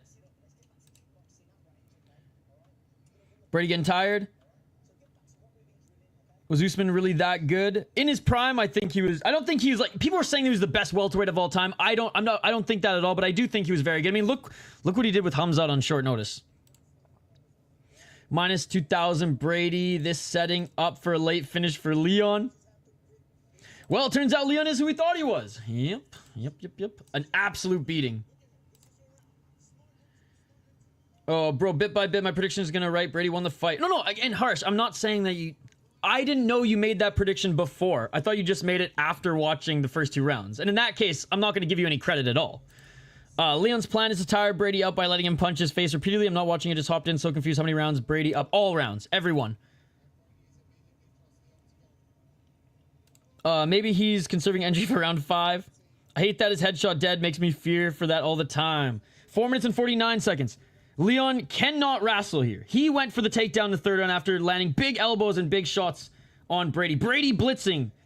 Again, Leon did okay in the 1st round until he got taken down. Nice left by Leon. Right by Brady. Brady's just blitzing with volume, and Leon's looking for that counter shot again. And Brady pressuring him. Brady doing the Bilal right hand, pushing Leon Edwards up against the cage. Yeah, 10-8 second round, I think, is deserving. And Brady with the double leg. Usually Leon Edwards... He can usually defend those double legs up against the cage, but not tonight, ladies and gentlemen. 4 minutes and 13 seconds on the clock, and Brady looking for that Kimura.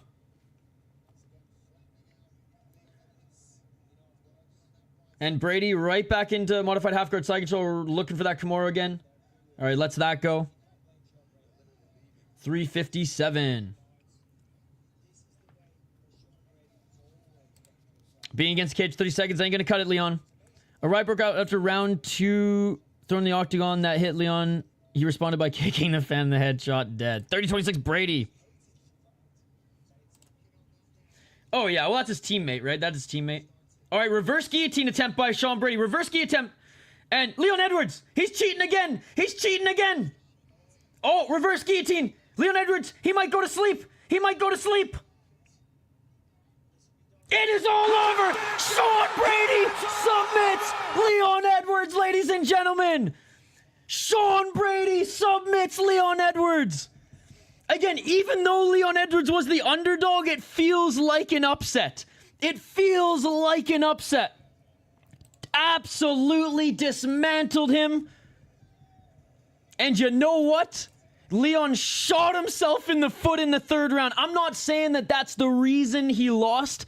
I'm saying that that could have been a momentum swinger, and he fucked it up. Great win by Sean Brady. 10-8 second round. Came back to after getting outstruck in the first moments of the first round. Hey, good display of respect by Sean Brady. What the fuck, Leon? He's getting bullied. All submission finishes today. I wish I could get paid for getting my ass beat. There's no doubt in Sean Brady anymore. Jack Della make him fight Buckley and set up the rematch for the title. Honestly, Sean Brady, he's fighting Bilal and Leon Edwards, Jack Della Maddalena. I'm down. Or Buckley. I'm down. Or, yeah, I guess, yeah. Today was the submission day. Sub by reverse guillotine. And Leon was trying to, like, pull his freaking pants off, too. Oh, shout out to Dean Thomas in his corner. That's awesome.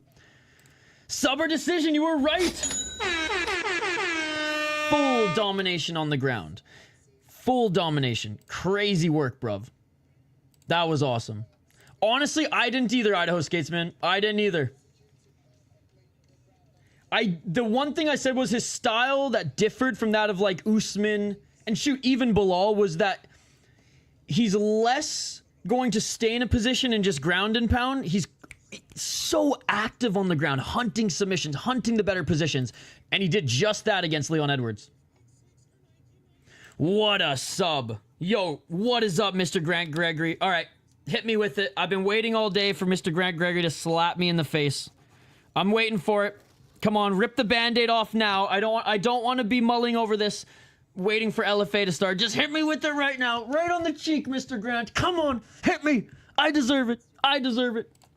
Wait for the comment. Wait for the comment. It's coming. It's coming. Sean Brady and Bilal, probably Leon's worst stylistic matchups at 170. Great performance by Brady.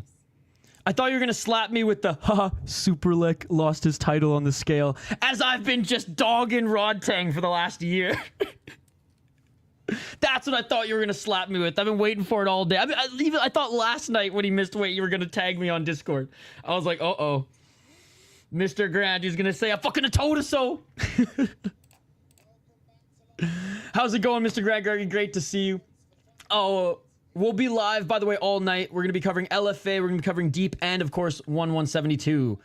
And maybe we do another post show for 172 and you jump on again, because that was a lot of fun last time. Great performance by Brady. I did. Sean Brady! Is he actually? I heard Joe Rogan doesn't leave the country anymore. Dude. Congratulations to Brady. All right. Let's see how we did. Did the D-Gen parlay hit? Nope, because Pulayev lost. Felipe and Jan Błachowicz lost. Safe parlay was cooked because of Nathan Fletcher. I can't believe I put fucking Fletcher in the safe parlay. I did say that the safe parlay wasn't that safe. And Vucenic was there too. Jesus. As far as some of the other underdogs, Holland hit at plus 185. Wood hit at plus 125. Padilla hit at plus 100. Edwards, nope at 125. And Parkin, nope at plus 115. I knew Brady would win because he has tattoos. I mean, Vucenic has tattoos and he didn't do that good. I would never tease someone for liking a bully waiter who cannot even make the scale. I am better than that. Oh, man. Hey, he made weight. He just wasn't hydrated enough. Montreal's expectation, I guessed. Joe, a big JDM fan. Well done to Molly. She lost and retired. Jerry's doing a fight companion. In Montreal or doing one right now? Hey, shout out to Sean Brady, man. That step up in competition, and he proved it. He's a contender. See you later, Harash. Or Harsh, thank you so much. People forget Brady beat Craig Jones in grappling a while back. He beat a lot of good guys in grappling. I think he's a better pure jiu-jitsu guy than an MMA guy, personally. And again, that's not to dog him by any means. He just beat fucking Leon Edwards, right?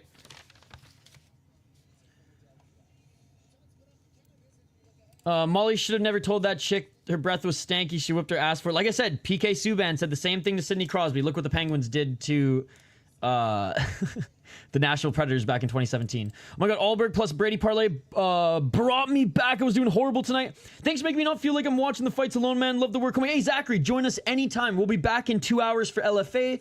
We will be back after that for Deep, and then we'll be live for 170.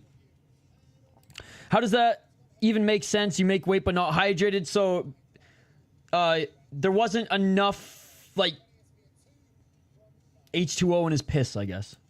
London down bad. His back tattoo is really cool. Hydration is the easiest thing to cheat, so he basically lost an IQ test. Shame. He's gonna be the goal. I don't think it's the easiest thing to beat. I mean, MMA on point kind of proved that. But yeah, Super Lex should. I mean, he should be taking this goddamn fight seriously.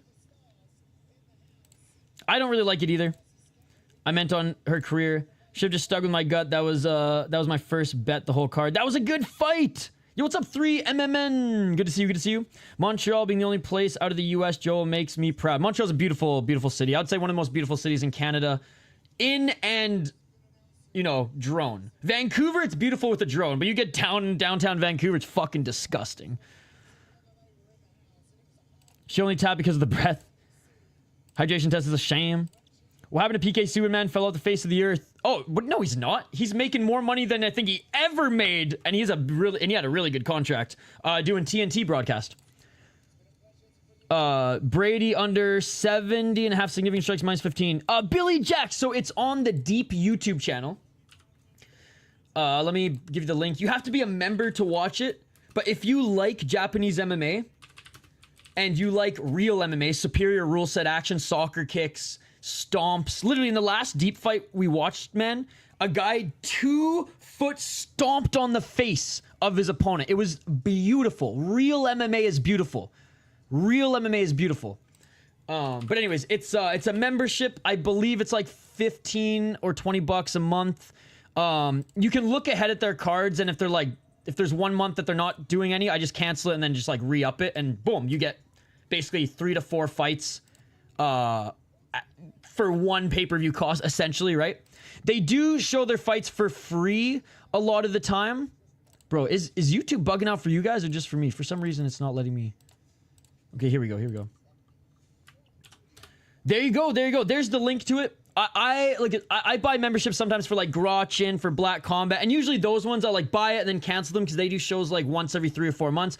Deep is usually pretty good at doing at least 3 shows a month, and if they miss a month, they make up for like a 4th or 5th show. NCAA wrestling is on, and basketball. No, appreciate the stream. Enjoy the rest of your day. Yo, I'll be back. I'll literally be back in an hour and a half for LFA. Because he got a reverse guillotine is nicer than a normal guillotine, so probably. Yeah, downtown Vancouver is a paradise for fentanyl addict champ. That's true. My main problem is too many bets. Should just stick to strong position and plus money shots. Yet all the fighters still cut some weight. Wasn't the argument that the hydration test would stop weight cutting? It'd make it more dangerous, but then these guys just don't pee while they're weight cutting. That's even worse on your body. Good to see you, Emmy. I'm so sad this will be the end of Leon. I don't think so. He didn't get knocked out. Yeah, Berlin hydration test is a joke. I don't think he'll ever be in title contention again, but I think he still put on some good scraps. Dirty boxing, LFA instead. LFA and Deep instead. I'll do dirty boxing after their first show. LFA on third. The prelims are, like, I gotta eat, man. I gotta eat and you know, I have to take a break. Leon Flash in the Pan Edwards. Did you watch King in the Ring? King of the Streets? No, I didn't watch King of the Ring. An arm and guillotine would have been better. Last fight in Leon's contract, so it'll be interesting. Oh, that I didn't know that. Leon's gonna get set up against Prates next. You know what, though? I would rather him fight Prates than another wrestler. Sounds like weight cutting will always be a catch-23 scenario. Probably. Yo, Dean Thomas looking fly as fuck. Again, looking Way more fly than Bruce Buffer. Okay, so LFA main card starts in an hour and a half. The prelims start in an hour. I'm going to do the main card, guys. I got to eat. I haven't eaten today. I was working this morning, so I have to take a little bit of a break, but I'll be back for the main card. All right, ladies and gentlemen. Yeah, it was close. It was close. Buffer takes some notes from Dean. If I can eat quick enough, I will jump on for the prelims, but if not, I'll see you guys for the main card. Look at the color he uses to make that jacket pop. Chef's kiss, chef's kiss. Guys, thank you so much. King of the Ring is a New Zealand kickboxing tournament that Izzy won 3 times, Ulberg won twice. Oh, I didn't know the name of it. I didn't know the name of it. Like, I'm familiar with it because, you know, all the breakdown videos and everyone talks about it. But no, I didn't watch it. I didn't watch it. Was it a free broadcast? I might have even glanced over it on Kaposa's site. So my apologies. Let me know when the next one is and we'll cover it. Guys, I want to give a big shout out again to everybody who donated today, as well as all you guys who stuck around during some of our connection issues earlier today as well. Chance $20 worth of fucking calzones, ladies and gentlemen. I don't have enough time to make a calzone, but I should do one this weekend. Shout out to Mike again. $5 donation. Good to see you, Mike. And Herson, my advice didn't work, but thank you so much for the $5. 100 pesos. Thank you, Sven, for gifting a membership, and it couldn't have gone to a better person than the Dirty Hippo himself. And also Volcan, man, with the €3. Leon didn't hit Volcan, but hey, we did good. We did good otherwise. It's a great local kickboxing, worth the watch now, wasn't free. I mean, I'd pay for the pay-per-view. Probably not. If I just have to eat, and like I don't have any, like I don't snack, right? So I have to go cook some food. If I'm done in time, then we'll catch some of the prelims, but I'm aiming just to do the main card, but we'll see. I also have to set up that stream and the deep stream, so likely no prelims, but for sure main card. If I can, like I said, if I can scarf food down quick enough, then we will at least catch one of the prelims. Sounds good, sounds good. Gunnar Nelson lost. He lost. Yeah, again, guys, it's on the schedule. I posted for a reason. I even posted it earlier this week. We have LFA, then we have Deep, then we have one championship, then we have Fury. 4 in a row, baby, 4 in a row.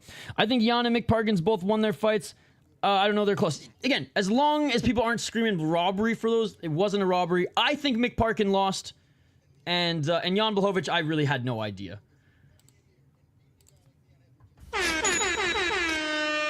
I'll crack a beer on the next stream for the beer bet, Shane. But anyways, guys, I gotta run if I'm gonna catch a lot of LFA. Japan cards are in a killer time zone. I know. All right. Thank you guys so much for joining. Thank you to everyone who donated. Thank you to everyone who supports this channel. Back in hopefully an hour, maybe an hour and a half, for LFA main card. Smash that like button and subscribe, and always remember, it was not Ankalaev's fault. Also, when people kick him, tell him not to just let them kick him. Stick to snatching birthdays, you fat fuck. See you guys on the next one. Peace. In your shield, in the fiercest battle out of